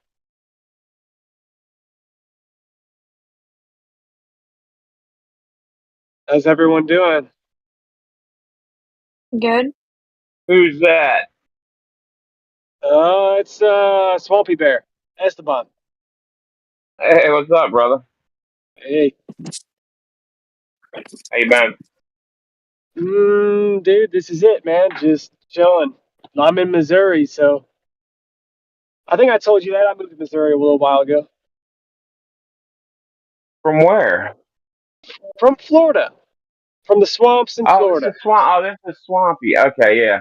I didn't Yeah, hear you. I didn't hear you clearly. Yeah. So you hanging out with Have you seen Winky. Damn it, Winky and Yeah. my boy damn it, Grungy. Have you seen Grungy and Jacobat? No, dude. Are they hanging around? Where are they living with Winky or something? They're somewhere. They're somewhere near all them. Because they I keep mean, talking about how they're posted from Missouri, and I'm like, are they living with Winky? I don't know. well, they're like I know they're just They're living with bumming around. somebody. Dude, I don't know what the deal is, but I guess they got somebody to kind of let them stay there until they all they better have jobs. I hope they got jobs. If they don't have That's what jobs, I'm saying, dude. I mean, they better be. I see. mean, like, dude, you're doing my lawn. You're doing my branches. You're. Right, dude. I see it. I see videos of them. Like having fun. So yeah, I I hope they're know. working. I mean, Jacobat's he's an electrician, and Van Yeah. Dutch is always a hard worker. I know him. I've hung out with Van Dutch, and Wait, is Van Dutch with them too? yeah. He moved. He moved up to New Jersey with Van Dutch, with Jacobat, and then they moved to Oh. Missouri. Yeah. Van Dutch was like, I'm out of here. I'm out of here. I'm going from New Jersey, and apparently Jacobat had some problems giving up all his stuff, but he finally did and Oh. took the trip. Yeah. So. Well, now he's working hard on Kind of- his invention, so it's all right. Yeah. Oh my gosh, dude! Was that like the craziest thing I've ever seen? What a Wait. troll, So dude. what are you? So what are you doing? What are you? Did you sell your place in Florida? Yeah, I got it sold like I don't know 5 months ago or something. Then I found some land out here in like middle of Missouri, probably like an hour and a half north of Winky, and yeah, dude, chilling here, man. I found some land up here, it's 6 acres. Nice. So yeah, Got any water on it? Any yeah, creek? it's got a lake or a pond. Yeah, it's got like a half-acre pond with stocked fish and ducks and all that kind of stuff. Wait, Yeah, they dude, it's already quite had nice. fish in it when you bought it? Yeah, man, it was already stocked with the bluegill and With perch what? and stuff like that. Oh, really? Bluegill? Any catfish or bass in there? No, I was thinking about putting bass in there, but it's like fully decked with. I don't know. I don't want to upset the balance. You know what I mean? Dude, I don't know, dude. Like you can eat perch, but bluegill aren't very good to eat. But I mean, really? the bluegills aren't the best. I mean, you can eat them, but you can eat perch. Which are pretty good. All right. Well, dude, I know Florida fish. I can tell you everything about. I know nothing about these fish up here. What are you talking about? Bluegills are in Florida too. I guess I Aren't haven't. they? Yeah, Sunfish? some of They're the like ponds. sunnies. They're like crappies. They're like panfish. Yeah, right. I don't know. I don't have that much So what do experience. you know? You just know garfish and Snook, redfish. Yeah. yeah. All the bait fish, man. I don't know anything else. I grew up all in the bay, like literally. So I heard like I there's was commercial fishing and everything. I I don't know heard anything there's about these. what are they, lionfish? I heard they're taking over. Or scorpion. What the hell are those ones with the crazy Oh, wings you can't dude. Lion. Yeah, man. Lionfish. There's video. Yeah. They're taking There's over like lionfish, them yeah. Asian carp. Are they Asian carp? They're like They're those scary too. taking over like Asian carp, like Yeah. taking over the area. Well, people are shooting them underwater and stuff in Florida, man. It started in my hometown too. It's like where it all Did you, apparently dude? started. They had some dude pitch some crap. I saw it that some guy pitched on Shark Tank. Why it's a good business to go into because because they're invasive and they're delicious and blah blah blah. But none of them. No. Oh, you can eat them? Yeah, Aren't they dude. That's why I'm poisonous though? shooting them. No, they're not like blowfish, dude. You can't cut. You can't run up and pick one up like a puppy, but you could clean it. You could clean it and eat it, sure. I wouldn't have thought of eating that thing, dude. Yeah, it's pretty crazy looking. I mean, it's like But I know eating somebody's eating it. like eating a blowfish, I guess. Not the same Yeah. though. I mean, it's got regular meat, apparently, allegedly. I've never taken one. Allegedly. It looks like it'd be all jelly and stuff. I don't really know. No, dude, Or all they bony. really did. Some guy pitched it on Shark Tank, like a whole business model. But you can't. For some reason, it's all about spearing them. Why can't you catch one on a line? I would think you'd be able to catch one on a line. Yeah. I don't know. I don't even know. All I know is that they're not indigenous to Florida, and some idiot dumped his aquarium somewhere. Just the same freaking story with the boa constrictors and the python. Yeah. Dude, there'll be anacondas freaking swimming around Florida soon. Oh yeah, dude, and the iguanas are fucking everywhere, man. There's so many Snakeheads. iguanas. People love dumping snakeheads, dude. Dude, in Maryland, they poisoned a whole pond because somebody caught one snakehead in a pond. So like, all right, we're gonna have to freaking poison the whole pond. We'll kill everything. We'll kill everything to get rid of the snakehead. Dude, snakeheads are crazy. You ever seen a snakehead, man? I've heard of them. I can't picture what it was, but I've heard of them. Dude, they're freaking angry as hell. Like when you go fishing for them, if you cast your bait near their little red ball, it's like where they're like guarding their young. They freaking go nuts. It's like they're angry. Yeah, they're angry, man. It's interesting, the way they look. I don't know. We're not doing much flat Earth talk here, though. It's just hilarious. I guess we better. There hasn't been any talk about flat Earth for the past hour. Everybody's been talking about everything but. So, I don't know. Is it still flat in Missouri?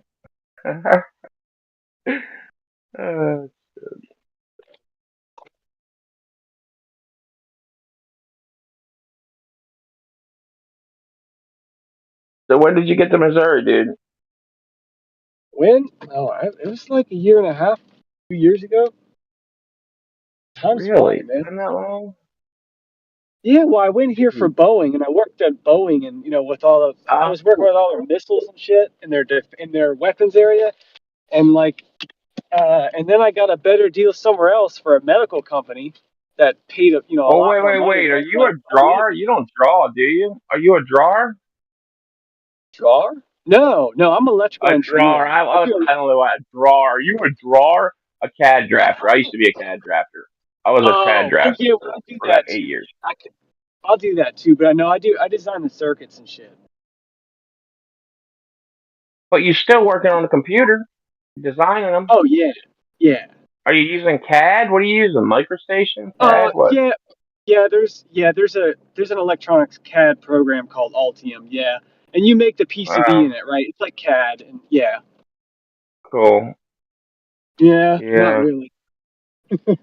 Nobody finds it really. I work for BG&E. Did we talk about that? I work for BG&E, doing electric, design electric. Like just where keep the transformers away from the water and sewer lines. Oh yeah. Just drawing up blueprints for that. Oh okay, yeah. It was fun. The old men that got offered early retirement, they loved me and drugged me with them to their new company. It was called KCI out in Laurel, and I went there with them because I was working as a temp for friggin' like 6 years at BG&E, and I worked at KCI because it was better money. I just talked to somebody who said they're getting paid $22 an hour to be a CAD drafter now. I was like, dude, I was making 22 in 1998. What? Like, What? yeah. 22's like pretty low now, dude. Isn't that's like 40 Right. grand a That's year? what I was saying. I was like, dude, if you could go to Washington and work at McDonald's for 20, Washington pays Yeah. ridiculous minimum wage. Oh, Where was Lord. that at? Huh? What state was that in? Who's making that? What, me? Oh, No, that crap. Who is that? I just talked to somebody. I talked to so many people. So I think I'm not even yeah. gonna be able to. Shit. That's all I think right. it's Yeah. Michigan. I think it's Michigan. I think it's Huh. Michigan. I'm almost positive it's Michigan. Yeah, Michigan. That's where it's at. Dude, yeah, there's some You states remember? where like Kentucky, like wages are crap. Like different states, it's That's awful. freaking And crazy, dude. Yeah, well, no way.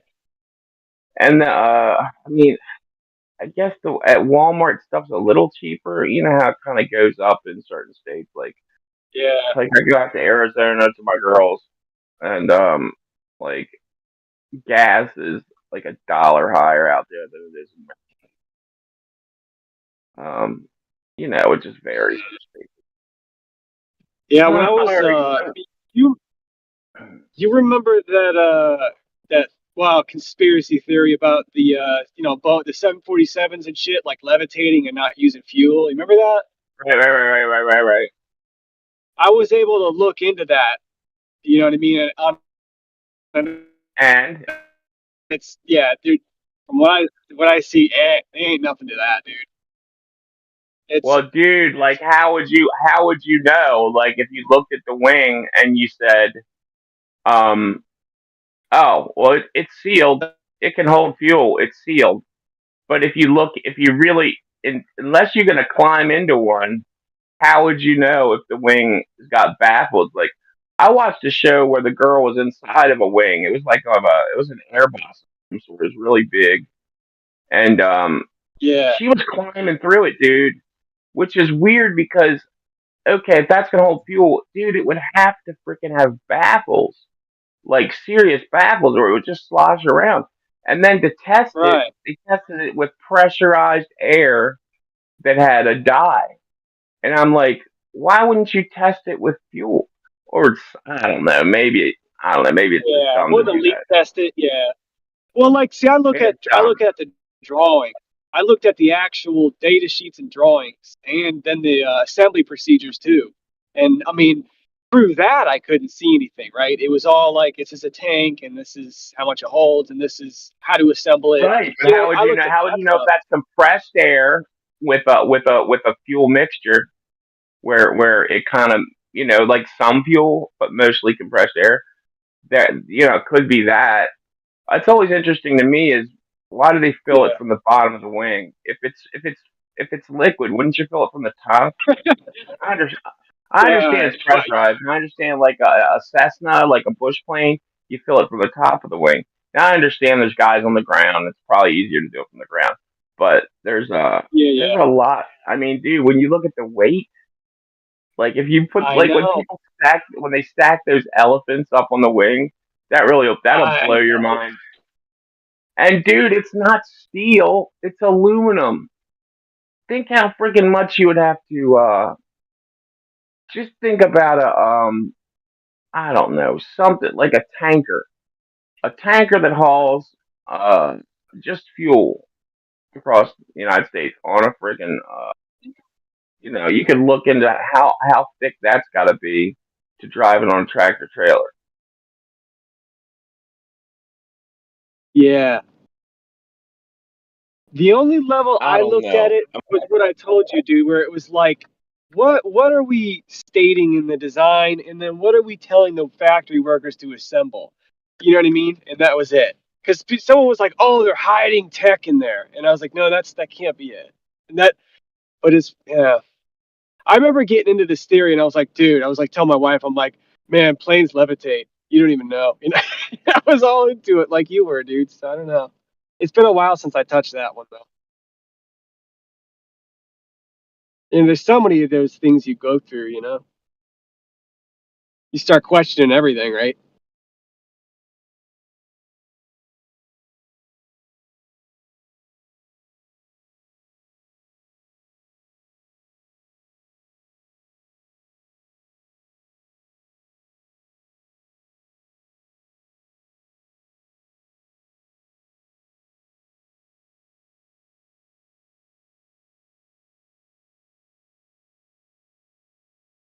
Yeah, I'll be right back. I gotta jump in the store. I'm gonna get a couple lottery tickets for once, dude.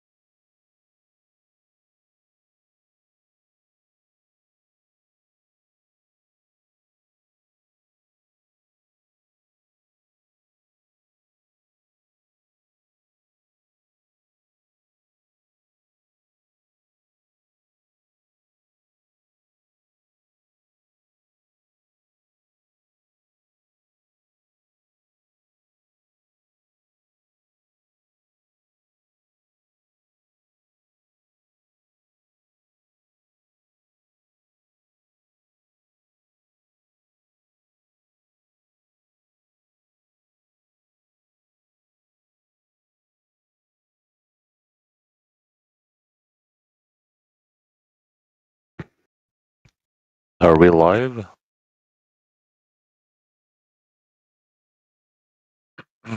Chocolate rain.